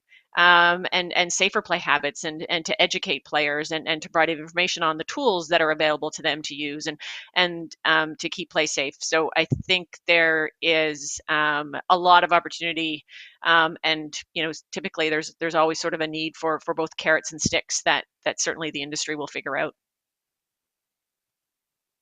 Okay, thank you. If there's any questions, are we? Yeah, okay.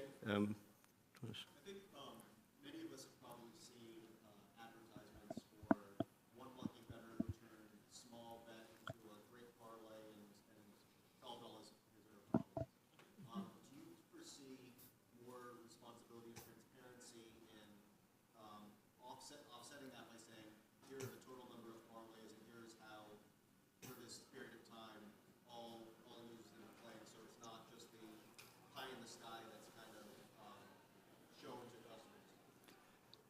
So I'm going to answer that question not directly.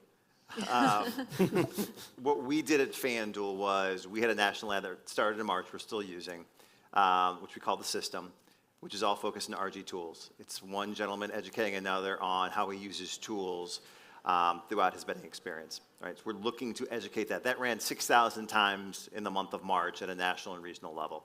So we can do more, we want to do more, our marketing organization is committed to do more as well. We need to educate about guardrails and how you do that, especially as we enter new states where you're going to have consumers who have no understanding of gambling, what is a parlay? How do you explain that? What's a wager limit? What's a time limit? What's a deposit limit? How do we kind of do that?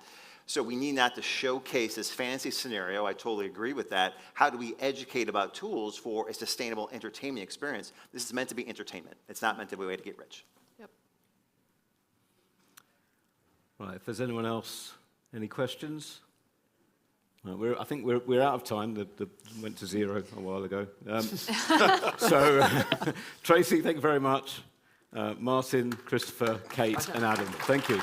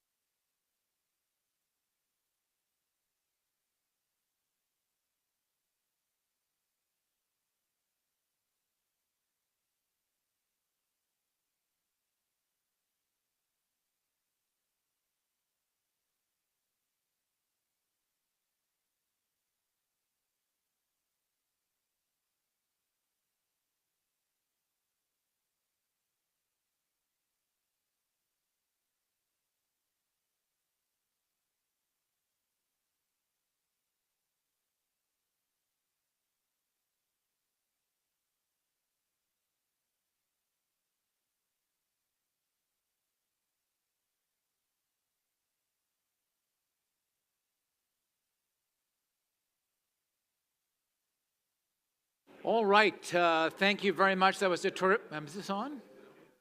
Am I on here? That was another terrific panel. I mentioned before that profitability is key if you care about bonuses and stock values and things like that. So we're going to have a very interesting panel coming up right now. It's going to give us some real insights into this. And we have Simon Lidson from Fast Track, who is going to be interviewing Osric Vondervelden from Greco.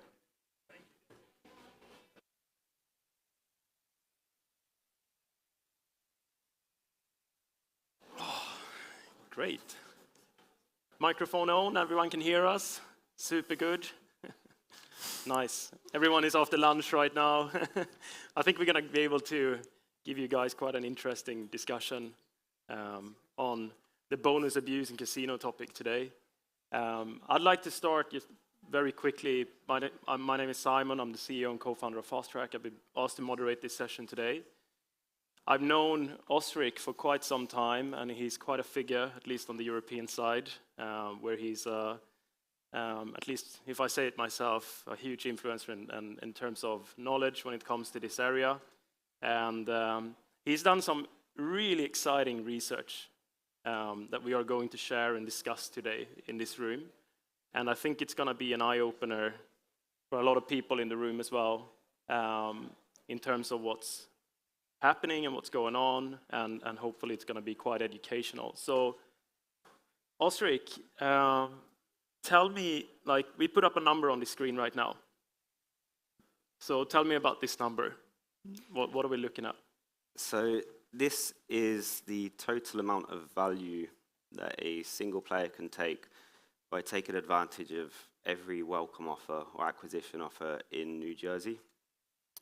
So this is not the headline value, but the value that a player can actually convert after completing the terms and conditions or wagering requirements associated with that offer.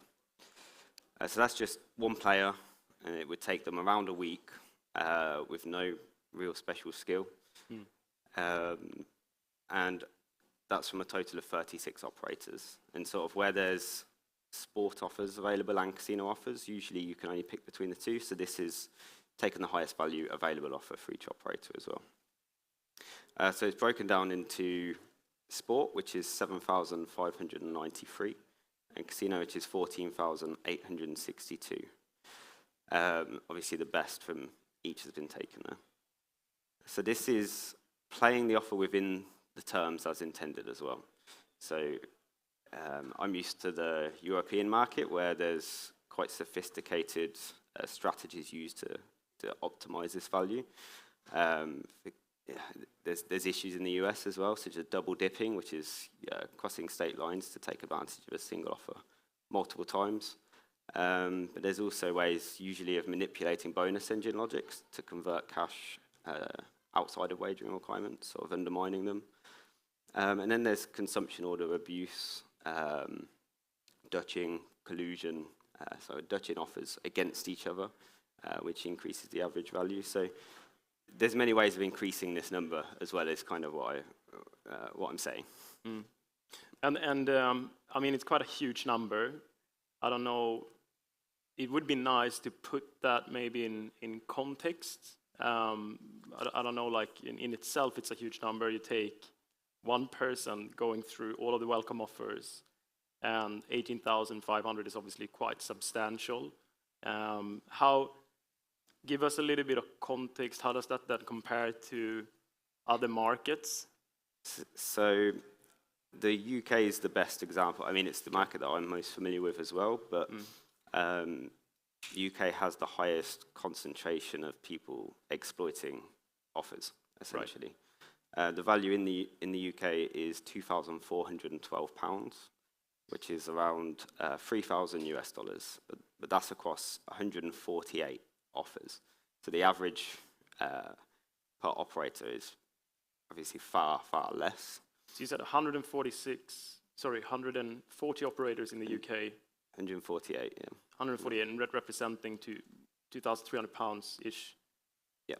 And then comparing that with 30-ish, you said? 36, yeah. 36 on the state side, in New Jersey specifically, and that's 18,500. So that's quite substantial difference. Yeah. In the UK, sort of going back 15, 20 years, it was a similar story there in terms of the value, and that's kind of decreased over time. But despite that, there's still the highest concentration of bonus abuse in the UK.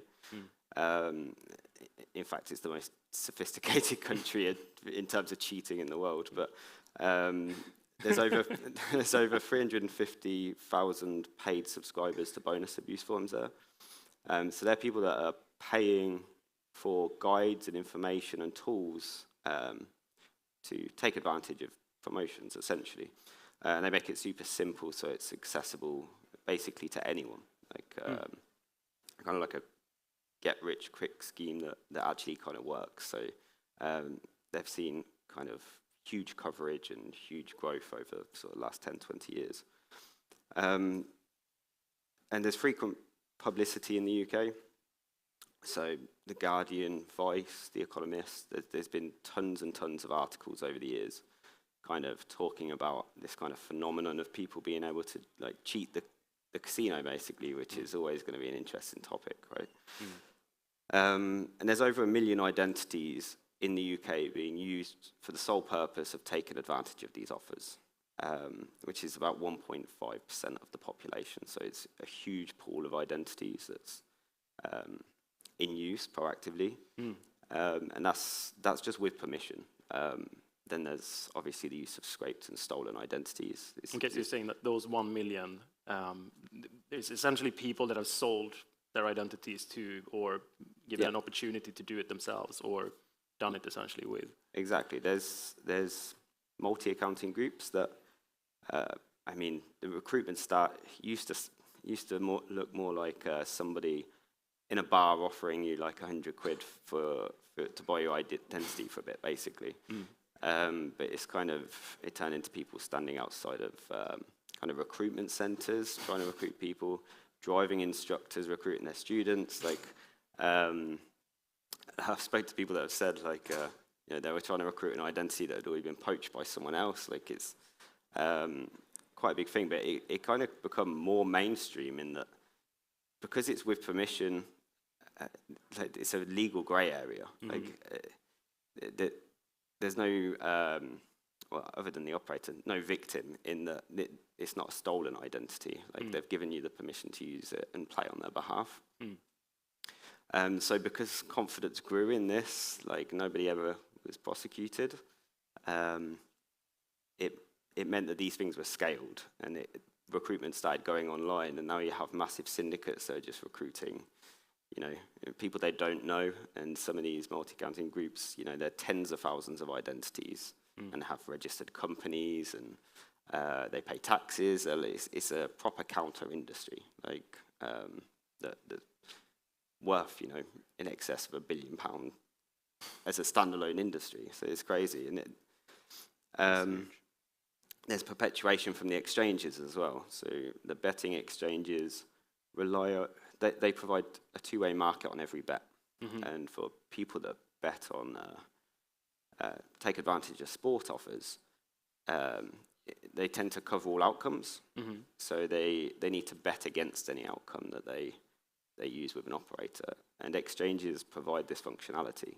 They turn every bet into a two-way market, and typical players don't tend to bet against an outcome. They'll bet on an outcome. So it's kind of counterintuitive for normal players to use an exchange in this way. So these exchanges love bonus abusers, match bettors, because of course they provide this liquidity on the opposing side of the market.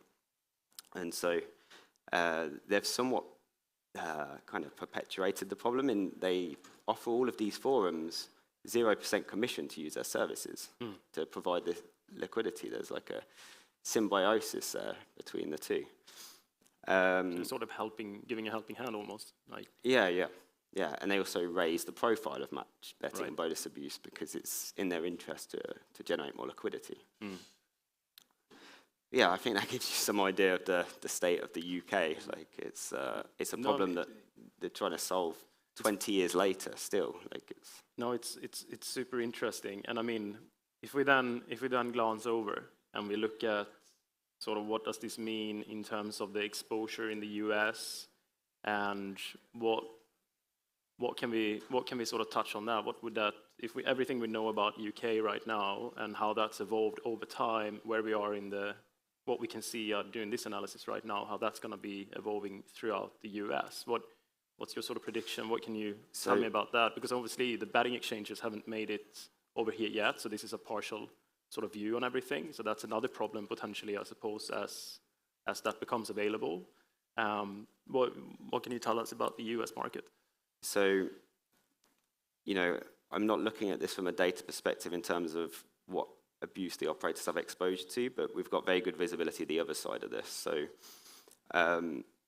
there's a lot of trends that correlate with what was happening in the UK 15 years ago. It's kind of playing out again. The kind of main subreddit around bonus abuse in the US has 280,000 members already,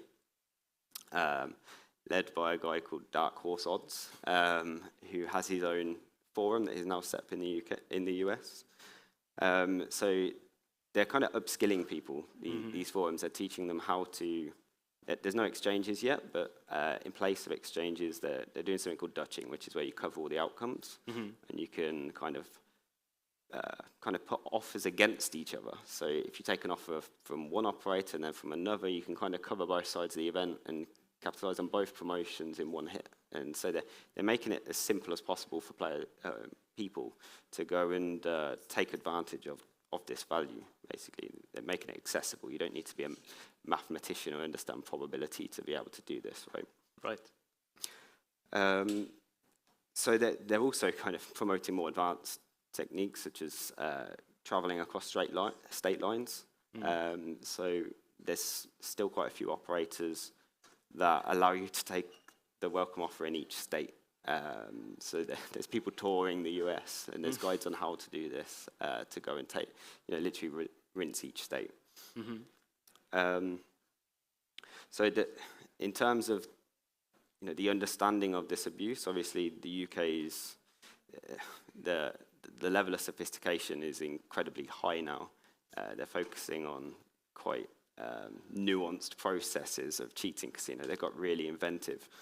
In the US, it's that advancement. We're seeing that advancement grow in the forums, the level of sophistication.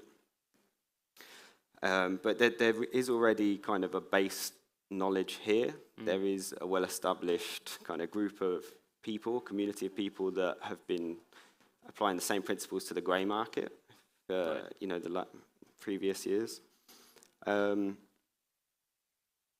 Yeah, and I mean... But it's fair to say that given all of the different variables that comes into this right now and the amount of value there is up for grabs, that it's going to go fairly quickly.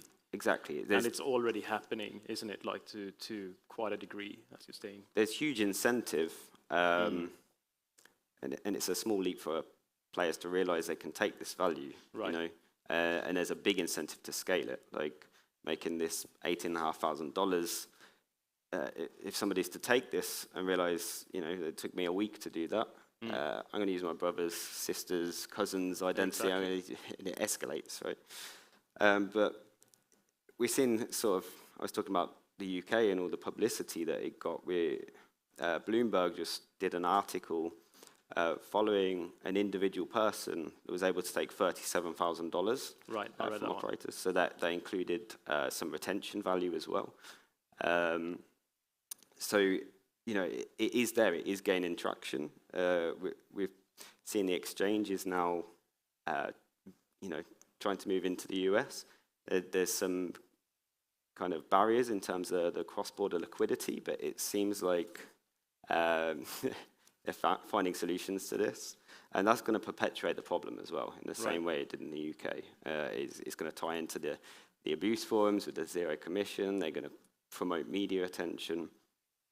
And we're seeing people scaling it. So we, in our line of work, we get a lot of people contact us, and we've spoken to some of the syndicate, like multi-accounting groups in the US that have kind of tipped us off that they're touring university campuses, paying, you know, like $1,000 per identity because they can afford to, but also there, it's, you know, the value is kind of irrelevant when you can scale the process you know, an indefinite amount or an infinite amount.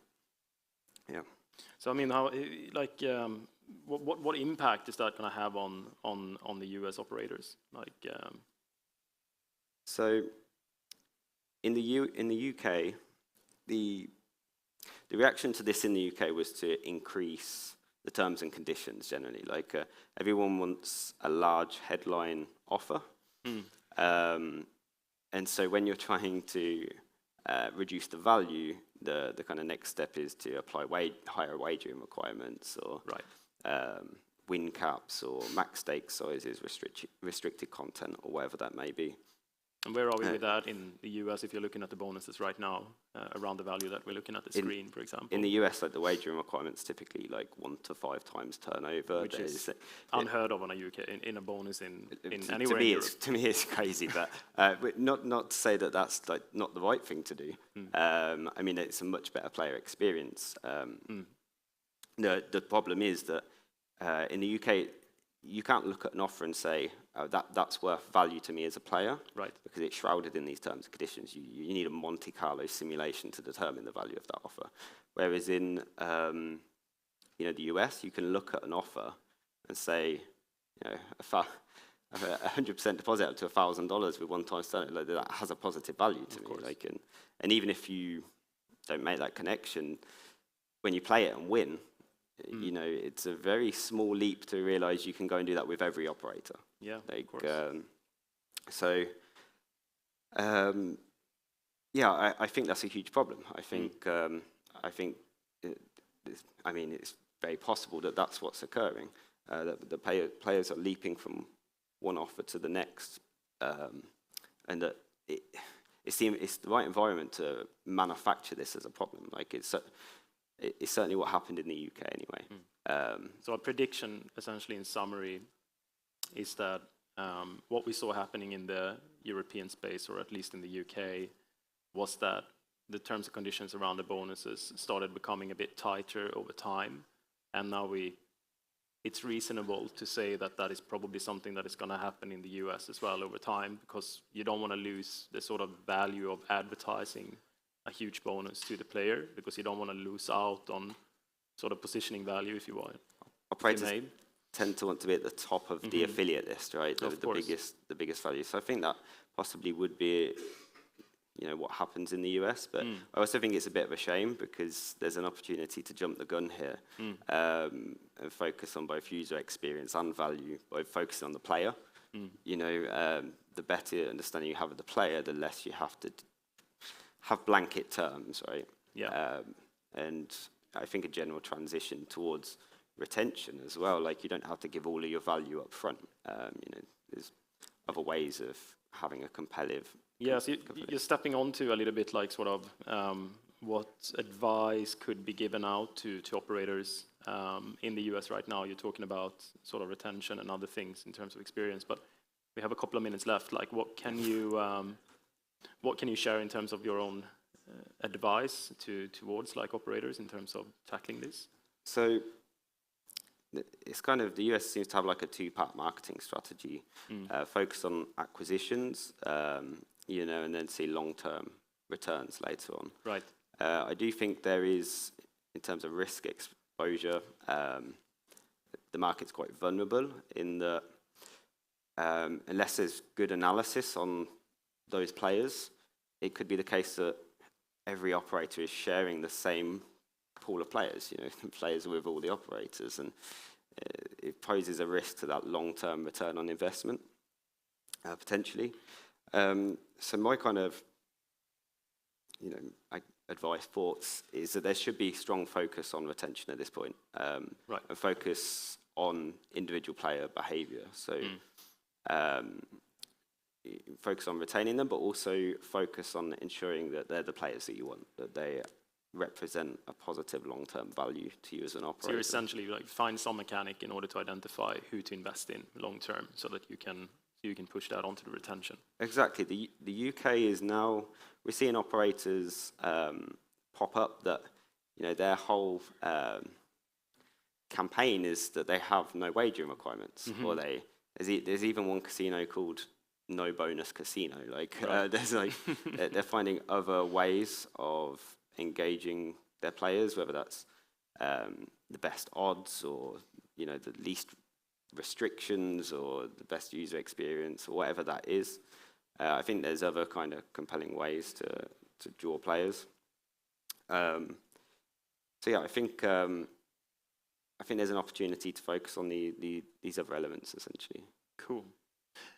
I just wanted to look around and see if there was anyone who might want to ask a question whilst I have Osric up here. If there was anything that was on anyone's mind. I can't see any hands right now, because we're starting to run out of time. Cool. But anyway, it's a very hot topic. At least it is going to become, because of the aggressiveness of these acquisition offers. There is obviously a lot of value to be up for grabs for anyone and any families, I suppose. And you know, looking after this and methodically sort of address this is something that is going to be a priority, I suppose. It has to be. So I mean, I would like to thank Osric, obviously, for participating. Thank you very much for that. And yeah, thanks everyone.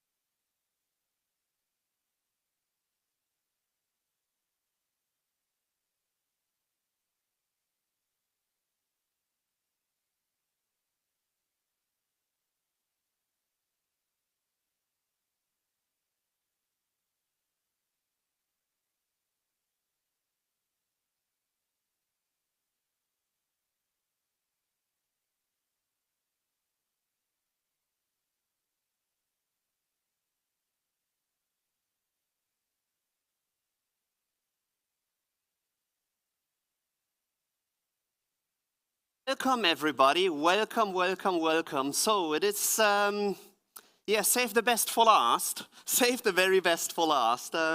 We have the pleasure of 6 startups or young companies giving us an overview what they're actually doing, what they intend to do, and how they are doing. Chris Grove is the moderator. He will just walk us through. We have 3 experts on the panel as well who will just shoot some questions about each and every of the 6 prospects. So, Chris, just start us up. Very good. First of all, I think it is more than appropriate to offer a round of applause for our hosts at iGaming Next. This has been a wonderful event and an amazing opportunity to see people in a variety of formal and informal settings. For those of you in the corners, I would encourage you to maybe come in, tighten up a little bit. The water is fine. We do have 6 companies. They are of varying age ranges, but all of them have one thing in common. They provide us with a lens through which to view the future of our industry, because it is that future that they are in many ways actively defining through the work that they are doing. Before we start with those companies, I would like to give my colleagues off to the left here an opportunity to introduce themselves, starting with Lloyd. Thank you, Chris. Lloyd Danzig, managing partner of Sharp Alpha Advisors. We're a venture capital firm that specializes in sports betting and online gaming. Melissa Blau, founder of iGaming Capital, advisor to a number of casinos. Been in the industry for 20 years, and prior to that, I was in venture capital. I'm an advisor at Better Capital, too. We're teaming up here. Dave Van Egmond, founder and CEO of Better Capital, a venture capital firm focused on the real money online gaming ecosystem. Prior to venture, was an executive at FanDuel and Barstool Sports. And I am Chris Grove. I'm a co-founder and a general partner at Akiez Investments. Yes, that's how you say it. Don't blame me. I did not choose the name. So, with the introductions out of the way, I would like to introduce our first founder, our first company to the stage, and that's Jeremy Levine, CEO and founder of Underdog Fantasy. So, a hand for Jeremy. Underdog is the fastest growing fantasy sports company ever, currently offering 3 core fantasy games, including Best Ball. Underdog recently launched the largest season-long fantasy tournament in the history of the industry, Best Ball Mania 3, with a $10 million prize pool. Underdog is founded by a team of industry veterans and backed by top-notch investors. Thanks. Underdog is going to continue to innovate across the spectrum of sports gaming and is soon to launch their first licensed online sports betting games. With that introduction out of the way, we're going to jump right into it. Who's got the first question for Jeremy and Underdog? Sure. Jeremy, you've been highly successful in this industry for a long time. What motivated you to start another company and kind of innovate in the space? A lot. We saw an opportunity when we started Underdog. There was kind of a specific game format that we saw was missing from the market. The company I founded before was called Draft. You're obviously quite familiar with. We sold it to Paddy Power Betfair, then got merged into FanDuel, then got shut down by FanDuel. So there was a game missing and a game customers loved, and we thought that was a great launching point. But the difference between when we started Underdog and when we started Draft is obviously sports betting is now legal in America.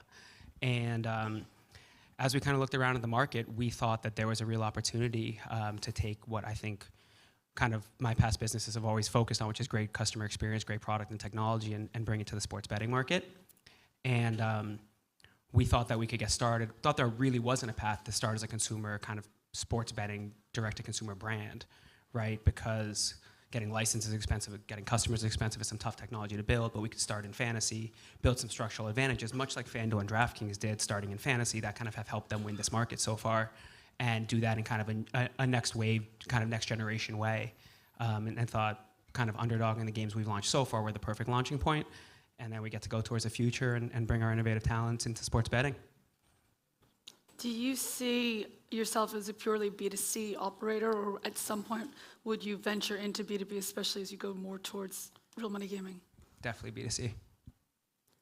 Interesting. Jeremy, there obviously are a whole bunch of platforms on which users can risk money while predicting sports-related outcomes.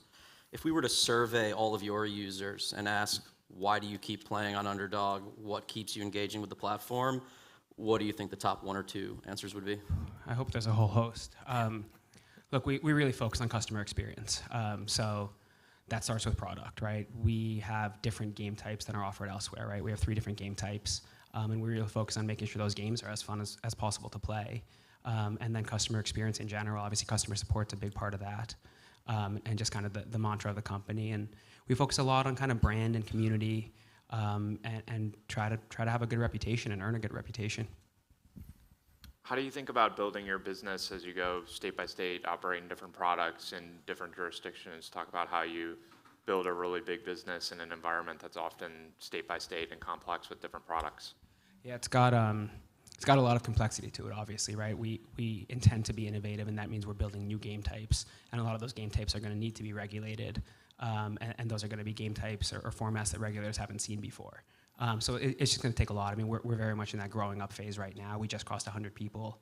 We're just over a 2-year-old company. We started in February of 2020, but we're making a lot of hires of people who have been there before. Someone I think a lot of people in this room probably know you've worked with before, Stacey Stern, just joined us from FanDuel. She's someone I've known for 10 years. She's the president of the Fantasy Sports Gaming Association. She ran public policy and government affairs for FanDuel. That's obviously going to be really valuable as we go build relationships with regulators. We've brought over other people from FanDuel, from PointsBet, from Penn National, et cetera. So we're bringing in people that really have great reputation and respect, people that the regulators already know and respect, and hopefully that can help us as we kind of sit over here and say we're going to dream of new concepts, but we want to make sure they're relatable and understandable to regulators as well.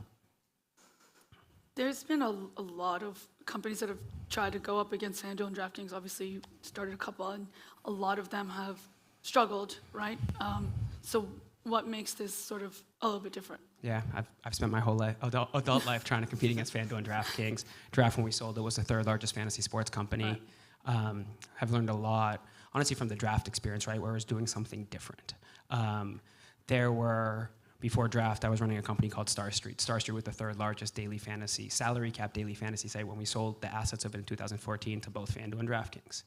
And we were doing the same thing. Behind us, there were about another 80 companies that came to launch real money daily, salary cap daily fantasy, some really well backed, some with real structural advantages like Yahoo or Cantor Fitzgerald, and they all failed trying to do the same things as FanDuel and DraftKings. We kind of did something different with Draft and built a different format and a different game and had some success with that. One of the only fantasy companies or fantasy operators that ever had any success, right?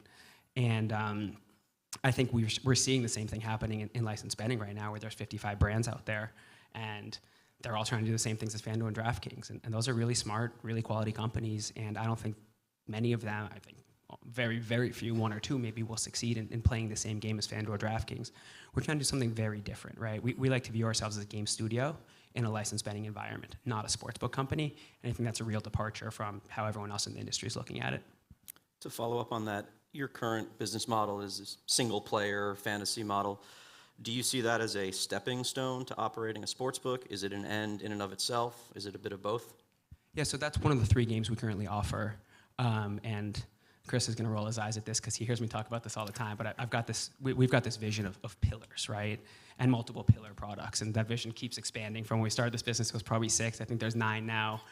Fantasy is one of those pillars, right? In the 3 games we have that roll up in a fantasy. Sportsbook is one of those pillars. Live betting experience, and we like to think of that outside the lens of traditional sportsbook. It's another one of those pillars. Betting games is another one of those pillars. I'm not going to give it all away, but those are the obvious ones. And how do you think about technology innovation and partners in this industry? Because you're not going to build it all yourself. Even the biggest companies in the world don't build it all themselves. So how do you think about partnering with other young companies in the space to help you grow? Yeah, we're gonna try to build a lot of it ourselves. Certainly the core pieces. And one of the benefits we have is we get to take a long time horizon. We've got amazing capital partners who are kind of bought into the long-term vision and with us for the long term. And so we don't have to optimize for revenue tomorrow. We get to optimize for building the biggest business in the space over what we think is a 7 to 10 year time horizon. But obviously there are tons of businesses that we rely on and work with, whether it's the data providers, whether it's a company like Simplebet and the product they've built, and there will be a ton more. So we're always kind of trying to be at places like this and meet all the quality B2B companies and see how we can take what they do and leverage that into quality customer experience and product. What's been your experience in working with the leagues? Have they been, favorable? I had started a fantasy company that was also single game, and a couple of leagues were not that happy, right? So I just wanted to know, like, have they been helpful? Because maybe has the industry grown a little bit? Have they matured? And then also, speaking of sponsorships or partnerships, how you view the importance or not of working with teams as well as part of that? Yeah, it's in kind of formal working relationships, it's not something we've really done or needed to do. I just, from kind of years of doing this, have relationships with a lot of people across the leagues and the teams, and everyone seems quite supportive of what we're doing and kind of excited by what's coming for us. But there's been no real formal kind of working relationship nor the need for it with teams or leagues at this stage. I think one of the very admirable reputations you've developed among investors is the speed with which you guys come up with a new idea, build it, ship it, it's in the app. You mentioned you're just getting to the point of having 100 employees. Obviously, some of your competitors are much larger, have much larger headcounts. Why do you think it is that it at least seems you're able to often build and ship product much more quickly and efficiently? Look, I think there's a culture advantage. I mean, it's startups in general, right? There's the constant question that I think investors a lot dumber than yourselves will ask, why can't Google build this? Why can't Yahoo build this, right? And there's cultural incentives all the way through the ranks, right? A product manager at Yahoo isn't going to be incentivized in the same way and working the same hours, and just they're not going to want to do the same things we're going to want to do, right? And I think we've really focused a lot on just building a real product and engineering-led culture and a place where smart people want to come and work because they're going to be allowed to work, right? And allowed to innovate and do what they want to do. I think in a lot of larger orgs, you're kind of told to do a job. And we very much have a culture where it's like, you come in here and you tell us what to do. You tell us what you want to do. We're hiring women like Stacy to tell us what to do, right? She came in and she's like, what do I do? I'm like, Stacy, you tell me what you do. I don't know what you do. You know way better than I do. How do you think about what's next on the horizon, or what should we think about as the time horizon? You said 7 to 10 years. What should folks in the audience be looking for you to do this football season and over the next kind of 3 to 12 months in that short-term time horizon? Yeah, our current focus is on kind of just getting a handle on the growth we've had and make sure we continue to scale up on the growth in fantasy, and then launching our first licensed betting product. And so by the end of this year, you should hopefully see a licensed betting product that looks like something you haven't seen elsewhere and that customers are loving. Certainly 100 more questions we could ask and 100 more interesting answers you could give, but the clock is telling us that our time together is drawing to an end. So a hand for Jeremy. Thank you, guys. Appreciate you guys. Next in the hot seat, we have Simon Lidzin, the CEO and co-founder of Fast Track. So let's give a hand for Simon.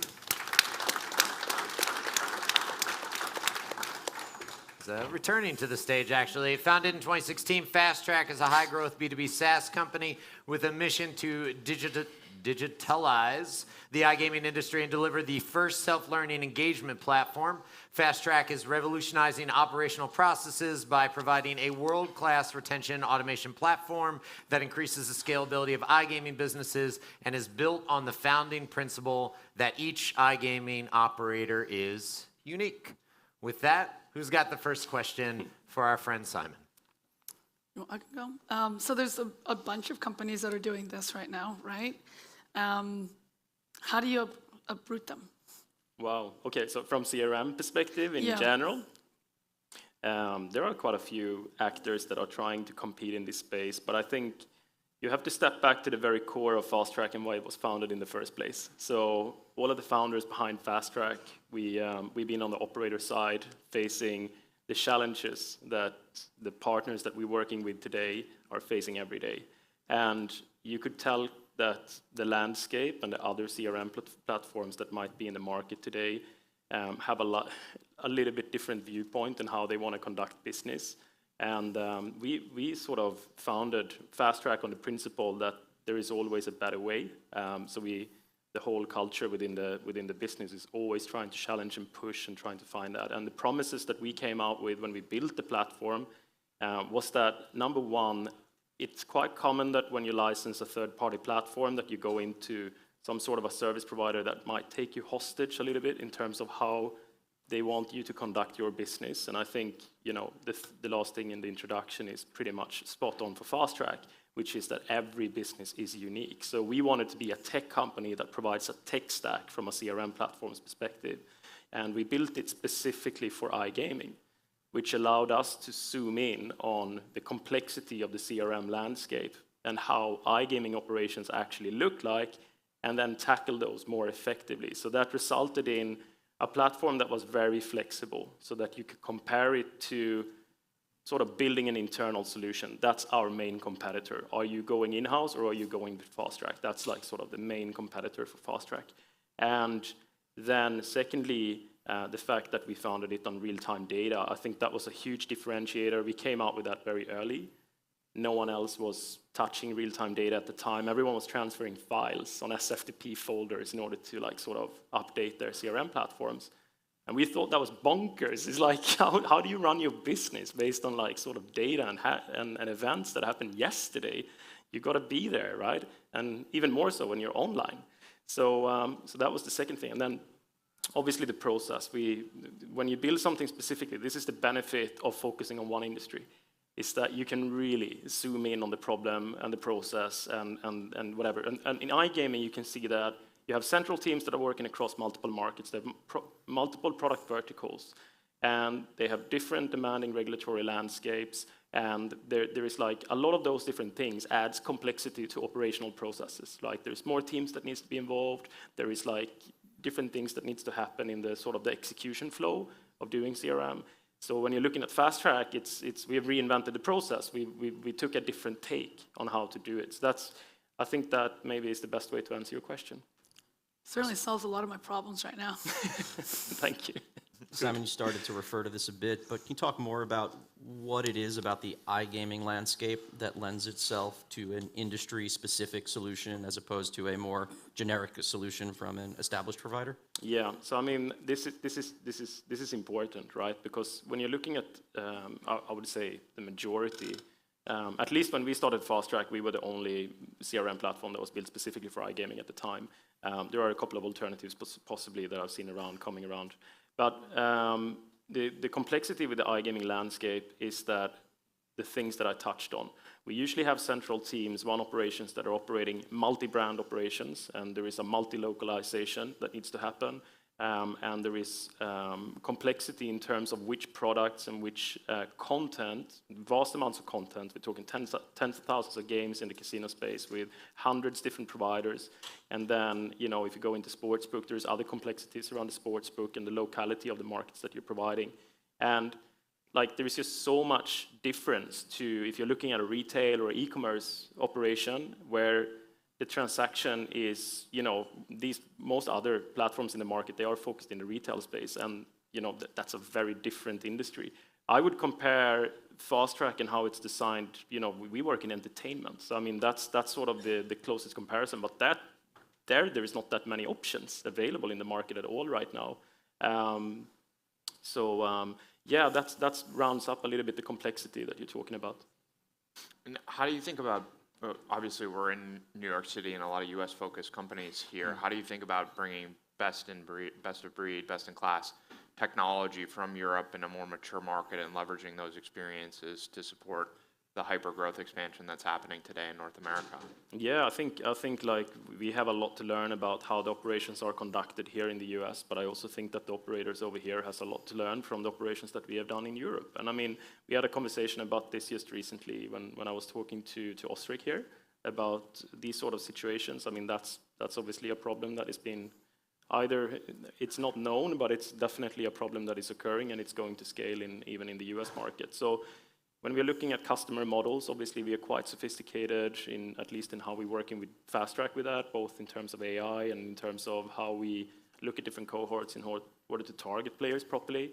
And I mean, this is obviously something that is obviously very close to the operations of the business. But there is a lot of things that we can bring with us. And from an operator's perspective in getting the right solution, then I think there is an opportunity, especially now when so much focus is go-to-market, right? We've had that in Europe as well. Like when there was this regulation wave happened in Europe, when everyone was regulating, we went from sort of MGA licenses to local licenses.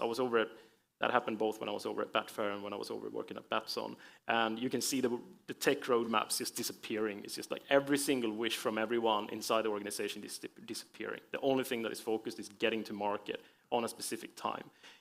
And I mean, we can provide like sort of one integration that can give a white label, like sort of model for their internal business. I'm talking how they can conduct CRM and roll out probably a very comprehensive, I would say, CRM strategy. Even though the markets will be different and they will be different from one another, you can build a comprehensive sort of automation strategy that you can put in place. You can rely on, for example, that retention and so on is taken care of at least half decently as you're scaling your operation.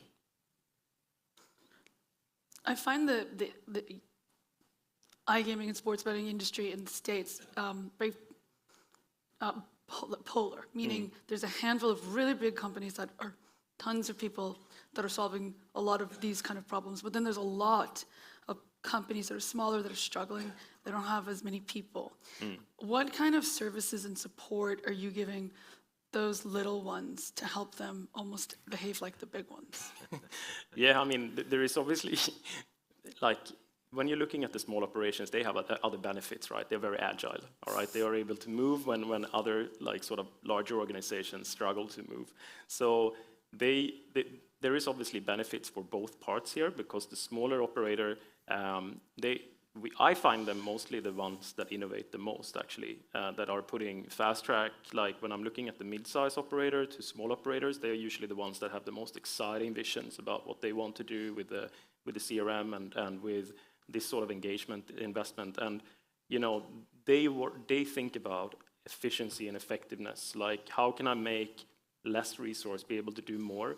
And that then our proposition becomes very relevant. Like when they can go in and see, like, wow, this is so easy to work with, then obviously it makes it easier for them to make a decision to say, do I need to hire another 4 people in my team, or can I do with the 3 I have and scale with something like this? So we are quite fortunate with that in terms of helping the smaller operator. And I love, personally, that's like, a lot of the innovation is coming from there. Like they are really pushing us. Like it's normally, there is 2 different relationships in that. Like, but the smaller operators and mid-size operators with huge visions and ambitions, I love that. That's the best. Simon, one last question to wrap us up. How do you keep those shoes so impossibly white? So a hand for Simon. Thank you. Thank you very much. Cheers. We bring our third company to the stage. And that's Carolina, oh no, Pels? Carolina Pels. So a hand, please, and a boo for me not checking with her in advance for how to say her name. I do apologize for that. Beyond Play, which Carolina is the founder and CEO of, is an exciting startup that will disrupt the world of real money online gaming. Its platform provides a multiplayer-enabled interface and proprietary and cost-effective video streaming service that allows players to join the same game session on any slot game, pool their stakes, and share the thrill of winning and losing while interacting with each other. Considering the heavy male domination of the iGaming industry, a tech startup where 6 out of 9 full-time employees are female, including a full female management team, Beyond Play sets new standards, not just in the field of tech and product innovation, but also in company culture and a strong focus on diversity and inclusivity. And I think that deserves a seconding massive issue for the long-term sustainability of our industry, but that's a separate issue. Our conversation now revolves around you and the thing that you have built. So who has the first question? I can go first real quick. You told me an amazing story yesterday of why the company is called Beyond Play, because I think it was called something else previously. So I'd love if you could share that with the audience. Yeah, I think it is an amazing story, and I almost feel it's a little bit of a karma that made me even more sure that I wanted to do this, because we were called Shared Play when we first started this business, and the name was trademarked, and we were approached by a random company to sell the name, which, you know, it just doesn't happen. And in the end, this was a very long conversation on the terms of this. We secured the rights to be able to talk about it, because I didn't want it to come across like we infringe on someone else's trademark. We sold the name and we rebranded. And then if you Google the name Shared Play, you'll very quickly realize, you know, what product is called like that. And there was a big Apple developer conference that released a chat feature, which is about sharing experiences, which is called Shared Play. So, you know, I can never say that it was specifically Apple, but, you know, I have some strong suspicions to a certain extent. So I think it's a very interesting story, because it provided us with additional capital that helped us grow at a very early stage. So. What do you think the role of social functionality is in the future of iGaming, and why do you feel that an early stage company is better positioned to supply that than a larger B2B incumbent or an operator themselves?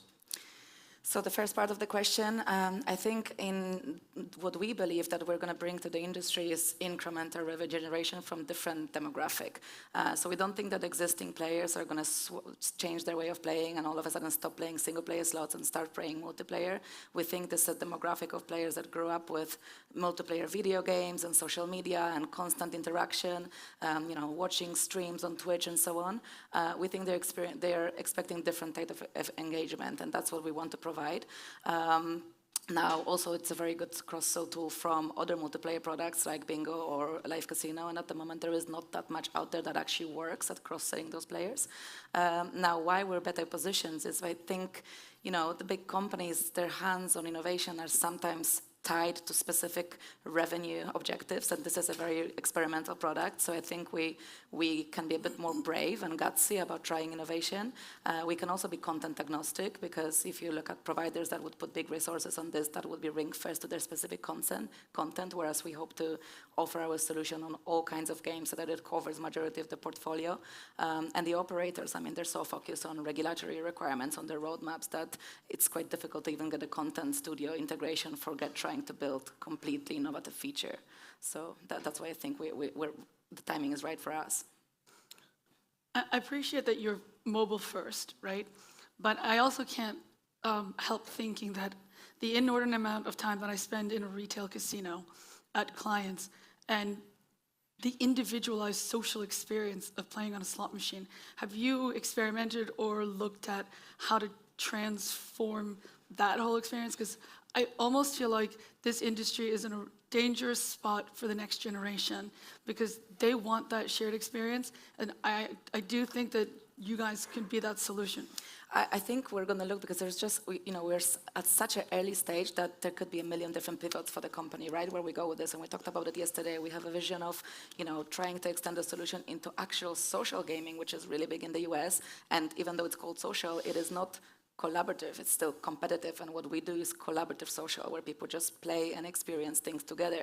But we actually do it opposite, because I come from land-based casino background. My humble beginnings was a casino dealer, so I've seen firsthand how that interaction and people enjoying the gambling experience together changes their perception of it. And I worked on the cruise ship. It's all about entertainment rather than winning money, right? And it's impossible to replicate the excitement of a craps game in a casino without the multiplayer setting, without all the vibe and atmosphere and the chanting around it. So we're trying to bring that experience into online, but you're right, there is certain level of experience, because you see those big slot machines in Vegas where they have shared 2 or 3 seaters and they play together.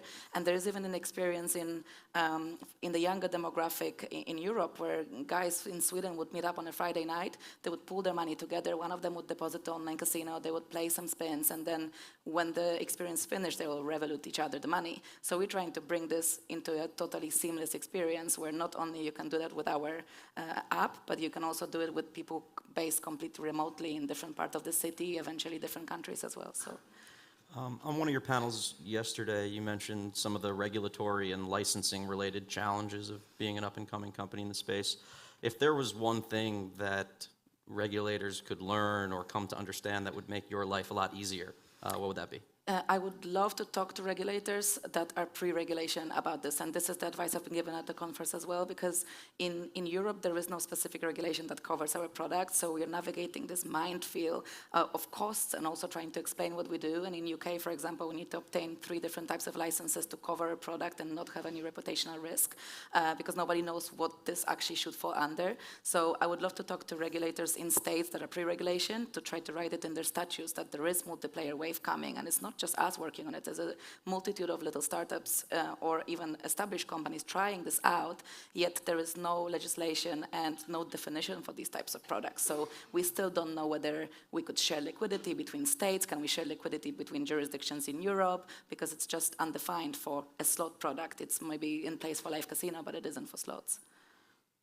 How do you think about what your product might do to grow the overall market? We hear in sports betting, it's bringing a younger demographic into casinos to go wager in a retail sports betting environment. How does your product bring a younger generation into the online casino environment? I think when it comes to acquiring new players into our product, I think the streaming community is quite big and quite important to us because our solution is, we have two types of experience. One is a community game where there's no streamer, the players just play together, but we also have a streamer experience where he sets the pace of the games and provides a narrative, right? And there's a lot of people watching video game streaming, and they naturally fluctuate towards some of them, towards the gambling streams, right? But then there is no way to really monetize them because they're just watching the stream. We are providing the opportunity to let them join the streamer and bet with them, but they need to do it on our product, therefore they need to go to the operator. Another thing is that if you wanted to monetize people watching something on Twitch, it's against Twitch terms and conditions to be able to give them points that are then converted into some kind of monetary value. In our solution, you can watch the stream because we don't require financial commitment for every spin. You can play or you can just watch as a spectator, but we can reward you for the time watched, and these points we own, they're proprietary, so then we can convert them into bonuses, and it opens opportunity for all kind of different marketing tactics that have not been tried before. What are the similarities or differences between your product and a similar one where it involves betting behind rather than pooling of funds? Well, it rides on a similar trend. So I think that we see this gap in the market. So everybody tries to put different definition of it. The difference is that we're not a provider. We are a layer that extends the product and provides a multiplayer layer on top of existing games. So we don't actually take any revenues, and we don't, to a certain extent, cannibalize those revenues. The revenues still go to the provider. We are a SaaS, commercial model to the operator. And I think the big difference is that players are still in control of their money because they still have to commit every spin, whether they want to participate or not. It's not someone playing with their money. It's not backing someone behind. So I think it's more active participation rather than just watching someone spending the balance. Last question. I have a good one. Okay. At some point, do you have to develop your own games in order to really properly take advantage of the platform? I thought that question was good. That's a good Absolutely. question. Mine was a joke, if you're talking about scale, I mean, we have features in the product that also creates totally incremental revenue because we also do side bets and we do side games that people can do between the spins because the spins are a bit slower. But eventually we would like to create games, but we're never going to go into single player slots. I mean, we believe in solution specializations. We have people here that make amazing games. We're never going to be able to compete with that, and we don't want to. But when it comes to learning from this product and how people interact with it and creating a completely new genre of multiplayer slots built from the ground up, sky's the limit. We could try that, or we could partner with some of the existing companies here to try to provide the data and expertise to build those products. Well, I'm invested in 4 of the 6 companies that we're hearing from today, and Simon and Carolina have made excellent cases that I should go 6 for 6. So a big hand Thank you. for Carolina. Now we're going to bring to the stage Jamie Messler, who is the founder of the Gaming Society. The Gaming Society is a new digital platform committed to making sports betting more inclusive, accessible, and easier to understand for all fans. Founded in 2021 by NBA Hall of Famer Kevin Garnett and sports executive Jamie Messler, Gaming Society reimagines sports betting and gaming by targeting loyal, underserved fan audiences while prioritizing betting education, athlete perspective, and fan experiences that highlight the fun and social benefits of betting. In particular, GS's Bet on Women is the only initiative in the sports betting category focused exclusively on women's sports and women's sports fans. Who has the first question for Jamie? I'll kick it off. Jamie, you have a pretty cool gig. You're hanging out with Kevin Garnett and Derek Jeter. What are some of the opportunities and also challenges when it comes to working with current or former athletes in and around sports betting? I think specifically in sports betting, it seems to be another industry, just firstly because it's been taboo for so long, right? Athletes grow up having to stay as far away from betting as they possibly can. So it's another industry, though. It's interesting because it's sort of being built on their backs. You need the athletes in order to bet, but they have no idea how to bet. And because it's still so like gray area, because it's still kind of like figuring out who can talk about what, they're not getting the same opportunities. Yes, they're definitely getting endorsements and they're working with a lot of the sports books, but for good reason, a lot of the agents are keeping their clients away from it. You've seen a lot of things happening with like some ex-NFL players or current NFL players. So you just have to be really careful. And I think that is because we're working with so many athletes, and because I have so much experience working with athletes, it gives a real value, A, for us. I believe if you build an endemic brand in sports, to have an athlete perspective from day one is so valuable. But B, I think it could help set us up to kind of clarify those lines so that we can make sure that athletes are participating in the biggest growth industry in sports in more meaningful ways. I remember in 2016 at FanDuel, we launched WNBA Fantasy, and it was the first time they had daily fantasy or season-long fantasy for women's sports, and we just saw a big opportunity there in an underserved area. Why do you think the industry has kind of not focused on this yet in the betting category, and kind of what are you doing to bring, this underserved audience to the forefront in your business? I think, firstly, there's less than 4% of visibility available for women's sports. So it's very hard to bet on women when you don't see them, right? Like you saw last year, there was a $100 million bet on ping pong in Colorado. And so you kind of try to figure out, like, how do we start to create more equities? I was in Vegas a couple months ago with a woman who works with me, Marissa Coleman. She played in the WNBA for 10 years, so she has real firsthand knowledge.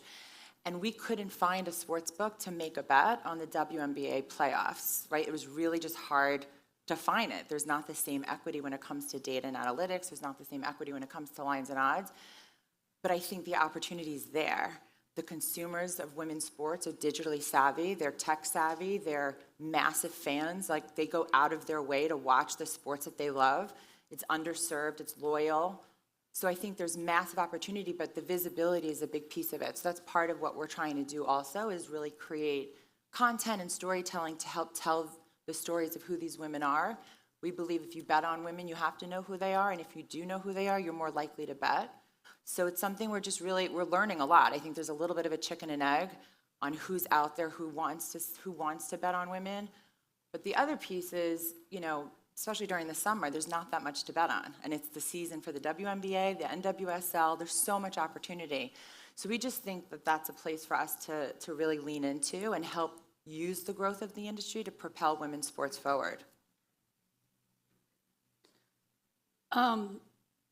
Is it also an opportunity to actually maybe generate interest in new sports that maybe women are participating more? I mean, my thing is, once you're going to go away from the television, right? Because you're not going to change what's on TV.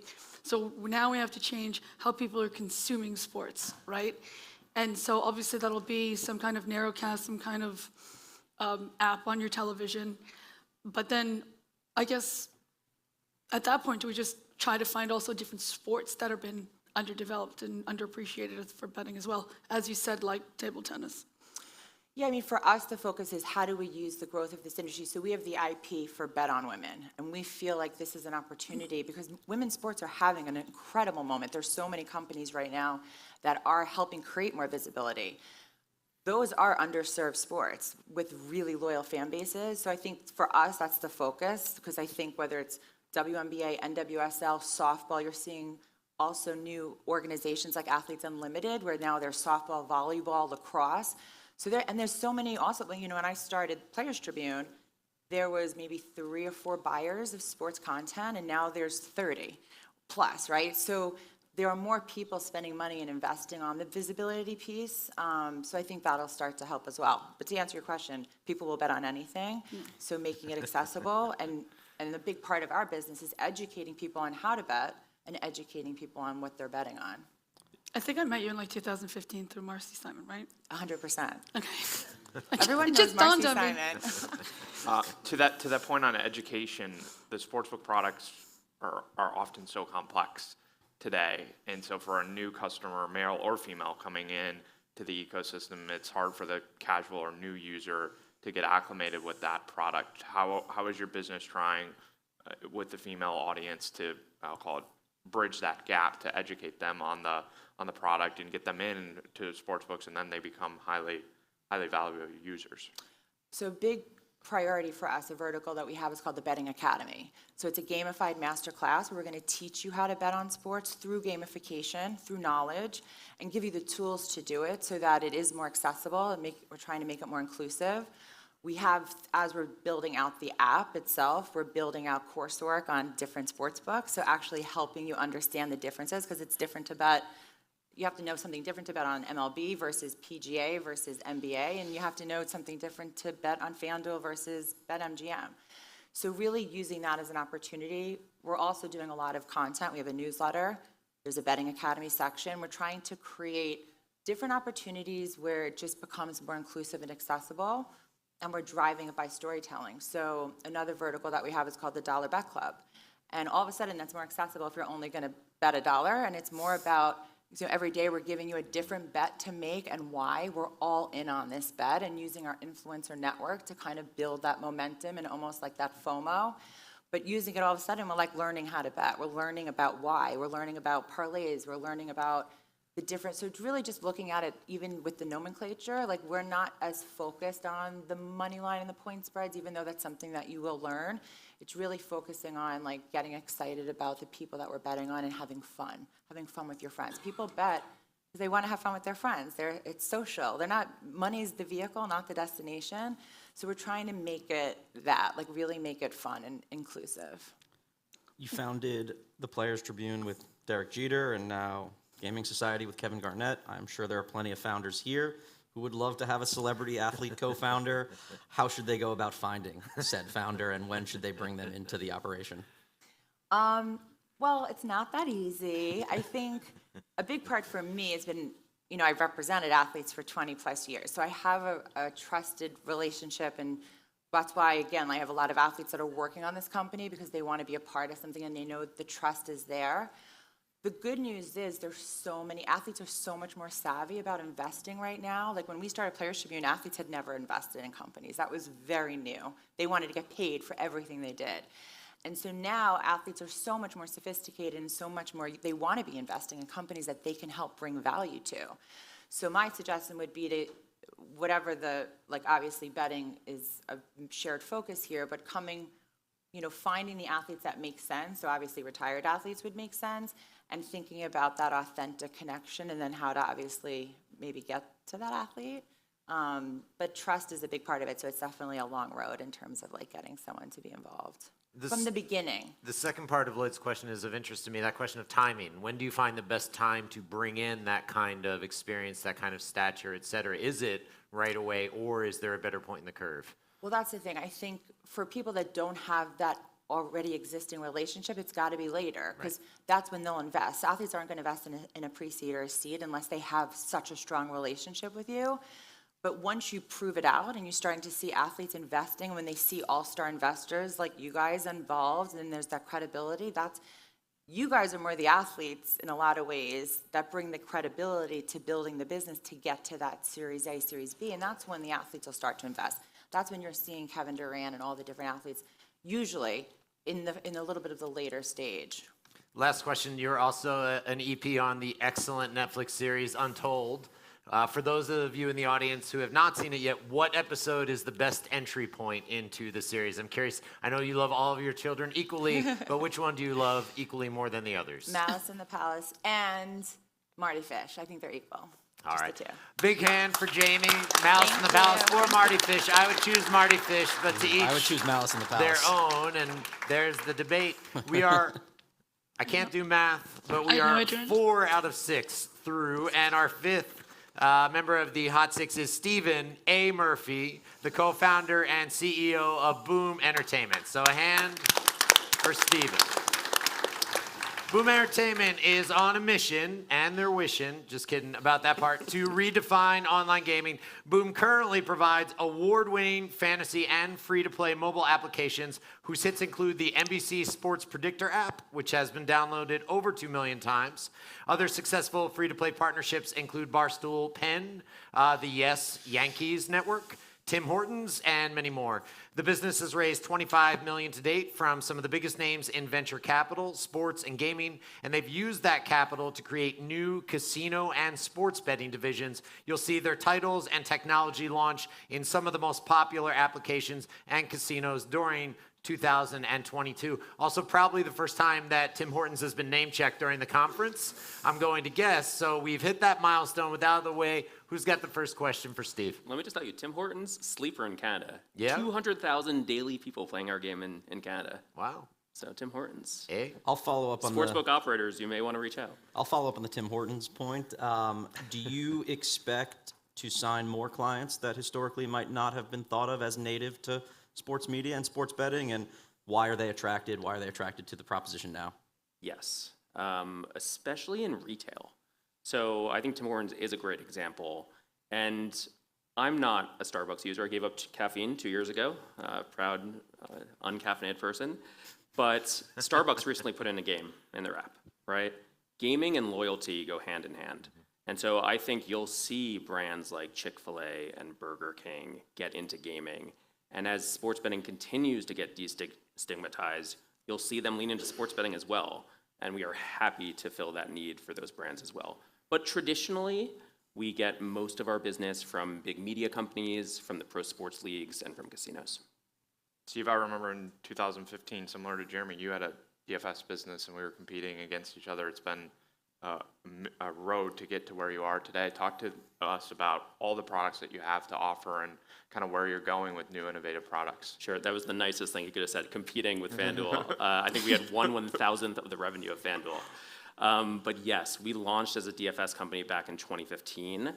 I think Jeremy and I were the only ones who had non-salary cap products. And I think it says something that both, oh, I'm sorry, Melissa did as well. There were very few of us, though. There were very, very few of us. And I think that's why you see that, you know, the people who are willing to do things differently have a leg up. In terms of what we're doing now, we have two sides of the business. We have our free-to-play side of the business, 4 million users playing our games in North America, and then we have the real money side of the business. And so the real money side of the business, think of us as an aspiring Games Evolution type company. So we are building blackjack and table games with video integration. We are building unique sports betting games that will live on top of a sports book. We're not building the pipes, we're building the experience layer on top. Sports betting games that will try to convert slot players into sports betting. Think about you're playing a slot machine and all of a sudden you get a 30-second promo opportunity to make a special promo bet that you wouldn't have had the opportunity, but you only won that through a slot game. So we're building slot content, but really geared toward expanding the overall LTV. We are getting back in the DFS game, so we'll launch our renewed DFS product this fall. Super excited about that. We'll launch it under the Boom brand, but we expect it to be a B2B platform for some of our clients. What else? We may dabble in the NFT space as well. We're in the investigation mode right now. And I think that about wraps up what we're at least able to publicly talk about now. So the ability to cross-sell sports and casino has always been the holy grail because everyone treats them so separately, but we all know the importance of it. When will you have a product to view? Because I'm super excited to see what that would look like. Yeah, sure. So our first real money casino games go live in 3 to 4 weeks. So pretty soon. We're starting in Michigan with our friends and investors at Rush Street Interactive. We'll be implementing some of our games for Golden Nugget DraftKings this year, and then a third top operator by the end of the calendar year as well. So you shouldn't have to wait long. How do you balance selling some of these operator clients or prospective operator clients on turnkey differentiation while also selling that same product to their competitors? Do people ask for exclusivity? Is this a topic that comes up frequently in your discussions? I don't want to give away all my secrets, Lloyd, but yes, it comes up a lot because, I mean, think about it from the operators. Operators are very savvy. They want to differentiate, right? People say that, you know, all the products look the same, and some do, but they know that differentiation is key. We choose our partners very strategically. Like they choose us strategically, but we choose them strategically as well. And we look for partners that we want to have long-term relationships with, multi-year relationships with, whether that's multi-lines, whether that's investment, and whether that's product innovation.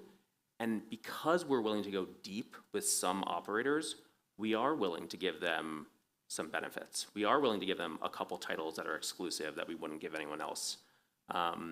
We thought that was an important concession to make as an early stage company that was looking to get into all the top operators as quickly as possible.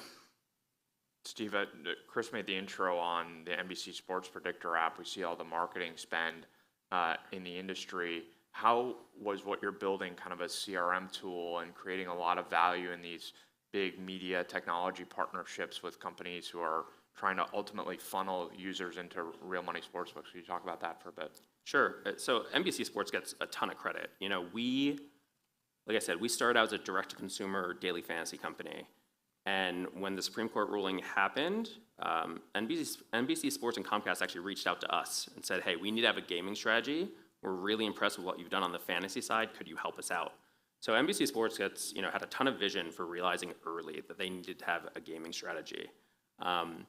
We decided to sign a multi-year deal with them to effectively, we're B2B2C operators, right? So it's all under the NBC label, now sponsored by PointsBet as well. But we control, all the CRM and the operations and work with them on the data to offer super targeted promotions at key times in the free-to-play games. And it's been one of NBC's most valuable assets for converting users over to the PointsBet Sportsbook. So we work hand in hand with our media partners and our sports betting partners to attract, retain, and convert users to real money. As a B2B2C company or a company with a large B2B2C division, do you have to relinquish full control and ability to further monetize those users? Is there any degree to which you benefit from the users that NBC Sports, for example, is acquiring through your white label product? We don't have a one-size-fits-all deal structure. So, typically, everybody licenses out our technology. But for some clients, we run it for them, but they own the database. It's their front end of the product. But for others who maybe can't afford as much as some other clients, we'll do interesting things like rev share. We'll do interesting things like audience sharing and user base sharing. We're always willing to bet on ourselves and our ability to create a great product. And so if there is a partner that we believe can scale to a certain size, we absolutely want to work with them. One question I'll jump in with, I know there are a lot of founders I see here in the audience.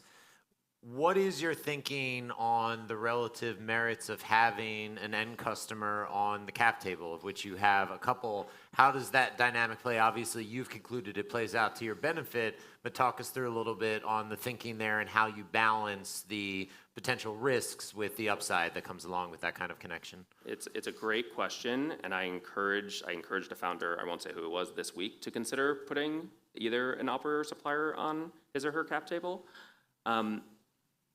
Sportsbooks, what are they most focused on? Getting live in every new state that opens, right? And as a result, their product roadmap is overloaded. They do not have enough resources for all the things they want to do. Like, everybody says they should innovate, and yes, they should, but they literally can't. They don't have the resources. And you may come to them with a brilliant idea, and they say, yeah, that's brilliant, come back to me in 2 years. Right. And if you're a startup, you just don't have that kind of time, right? But if you convince them that, hey, you're going to be a valuable company in this space, you let them get on the cap table through, you let them in your round and investment, all of a sudden they're incentivized to see you succeed, right? Now, they're out to make as much money as possible. So if our casino games don't perform as well as NetEnt's casino games, they'll promote NetEnt's. But if we're the same and they have a stake in us, like, why wouldn't they promote us more? So we've done that with a couple operators. We would consider doing it in the future because I think that the more you can align your success with your customer's success and your customer's success with your success, the better off you are. Fascinating to see the common threads between all of these companies, even though they are very different in some ways. Those common threads of focus on differentiation, relationships with customers, innovation, moving at a pace that's relevant to your end users and your end acquirers. Really interesting to see, even though as everyone is different, how much there is still in common. So a big hand for Stephen A. Murphy of Boom Entertainment. Last but certainly not least, the easiest guy to find in any room, the sixth of our Hot Six, Alex Kane, the founder and CEO of SportTrade.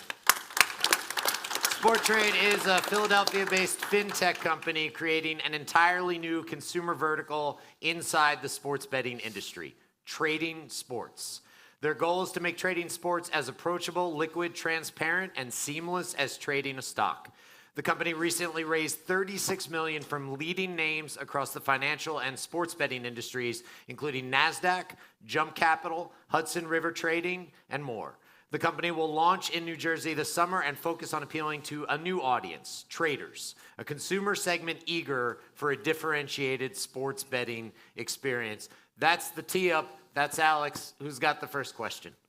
Okay, so your company reminds me of a cross between, I lived in the UK for 15 years, so a cross between Betfair and the one that was doing the spread betting. Sporting Solutions now, but I forgot the predecessor name. SpreadX.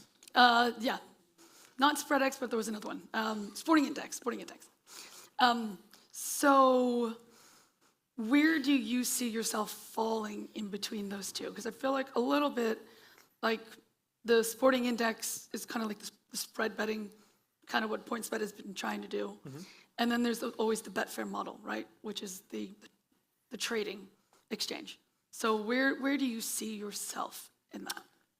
I think the answer to the question is respectfully, neither. I mean, I don't understand those products a ton. I mean, I've seen them and I look at them and it's really hard for me to understand what I'm looking at as a consumer.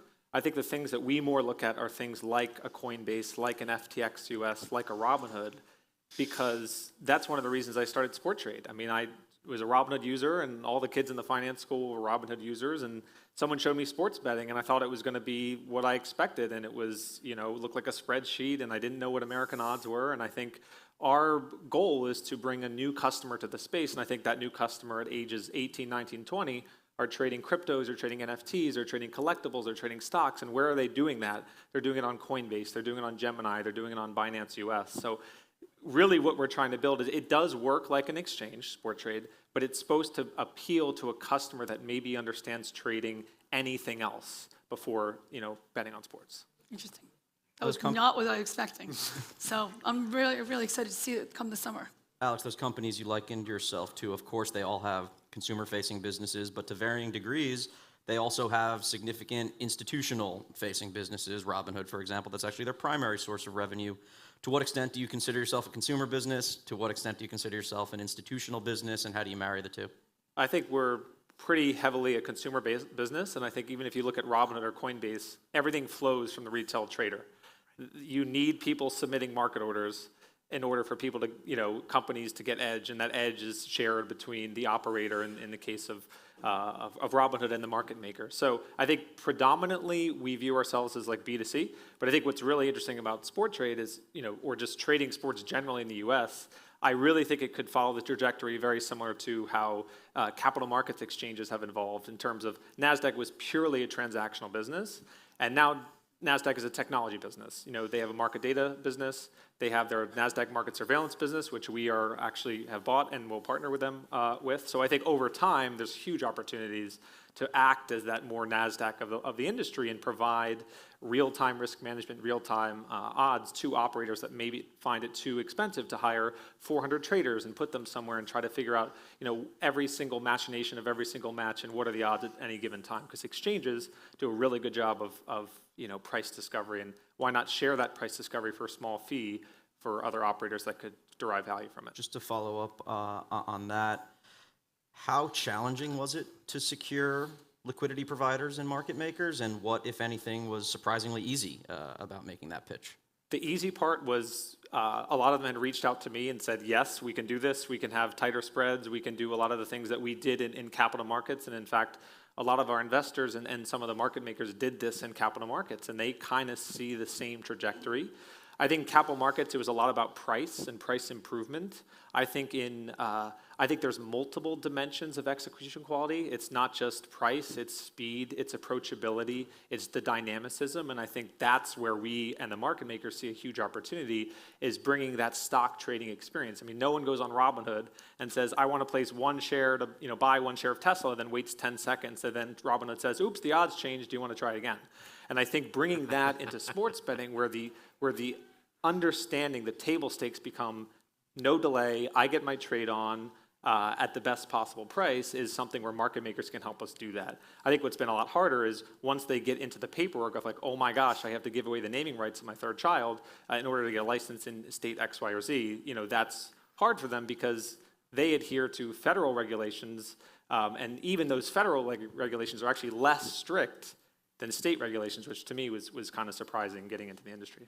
Yeah, I think that's an important point. I've always been surprised, and I think it would probably benefit everyone in this room if more states opened up and if there was more competition and innovation allowed. But we're in New York, and whether you call yourself a fintech company or a sports betting company, they won't let more companies take bets in this state, unfortunately, at least in the current environment. How do you balance those challenges and advocating for the industry to become more open and welcoming to startups of all shapes and sizes and formats?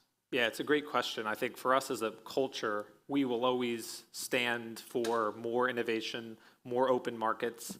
And I think as we're becoming an operator and as we become involved in a lot of these states, it's going to be really easy for us to try and be like many others and block others out. But I think what we all have to remember is our industry only grows if we encourage people. Like I can see a lot of entrepreneurs here that are in various life cycles and want to be operators.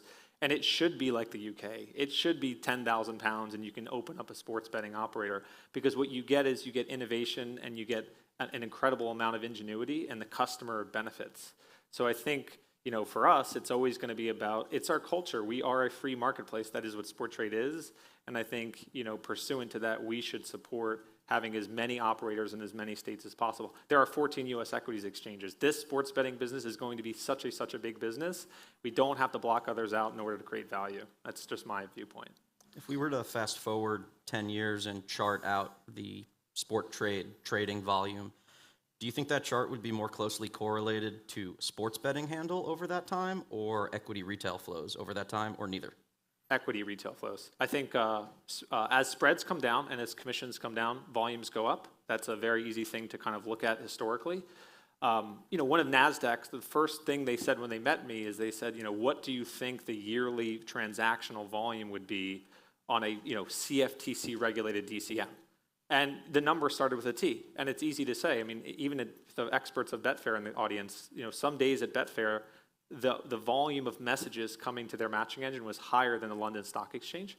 And there's a ton of retail interest in betting. I mean, everyone bets. There's actually even more bettors right now than there are stock traders. And that's why, Robinhood has so much room to grow and Coinbase has so much room to grow.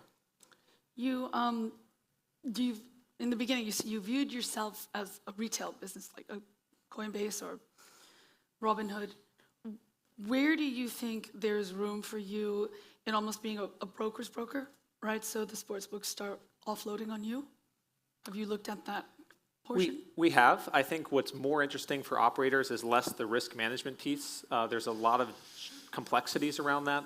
You have the Wire Act being one, you have excise tax being one, you have different states treating gross gaming revenue as taxable in one way versus the other. So it's really hard if I'm an operator in Michigan that's also in New Jersey to offload a position from New Jersey to Michigan and vice versa, because Michigan regulators only see Michigan revenues and they owe that whatever percent NGR tax on that revenue. So I think what's more interesting is the market data piece. That we could go to someone and say, hey, take this feed, it's free. We have this really cool thing where we don't have delays on our venue for in-play. And don't you want to do that? And don't you want to truly differentiate and get rid of that countdown clock? And if, we can get operators involved and interested in that, I think there's a way higher margin business to be had there. And that's why NASDAQ tries to move away from transactional businesses and into kind of market data and technology businesses. The institutional groups that you're working with, do they seem primarily motivated to essentially risklessly arb the bid-ask? Are they looking at sports betting as a new uncorrelated asset class? Is it more one than the other, or is it a bit of both? It's a great question. I don't really know too much about the market making business. I think that it would be every market maker's and every bookmaker's dream to have a totally balanced book because you have no risk. But the fact of the matter is when we launch in New Jersey and the Giants are trading $55, everyone's going to be lifting the Giants at 55, and the market makers, it's going to be really interesting to see, because sometimes you see the splits on DraftKings like 97% to 3%. It's because they're able to understand which of their customers that come to their front door are sharp customers. That doesn't exist on an exchange. all you get as a market maker is a fill message. You have no idea who your counterparty is. So it'd be really interesting to see, are there ARBs that develop because market makers say, like, I'm just so short from 55, I have to slide my offer and bid up, and DraftKings staying, and now there's an ARB opportunity for a customer in New Jersey. So it's really exciting to see how that's all going to play out. Who do you? Oh. No. No, who do you think the customer is in that scenario then? Because you mentioned a younger audience bringing new customers in. Is it that, or is it the really sharp customers trying to get more volume ultimately, and how does that match? I think it will be both. I think, you know, the success or failure of sport trade is going to be purely defined by our ability to bring customers into this space that are doing this because they love trading. Not because the prices are better, not that they won't be, they will be, but I think we've seen historically that the pitch of we have better prices only goes so far, and you tend to attract the customers that are lowest margin customers. It's why Robinhood does really well, because everyone's submitting market order 1 second delayed from the national NBBO, and that's what we need. So I think that we can service those sharp customers, but in order to balance out the sharp customers, we need to get that Robinhood customer, the Coinbase customer that maybe doesn't understand what minus 110 means, but says like, oh, I want to buy the Giants at 55, and if they score a touchdown, they'll go to 85, and I'll sell them. And that's exactly the customer we want to, you know, build and educate. And I think Robinhood and Coinbase, and I've said that 100 times already, any company, Gemini, have done such an amazing job of educating. You know, Robinhood has 20 million customers, Coinbase has 10 million customers. Americans already know how to trade. We want to take them and allow them to trade sports. As usual, even though I feel dumber, I'm actually quite a bit smarter for having heard you speak. So a big round of applause for Alex. And that's it. We did it.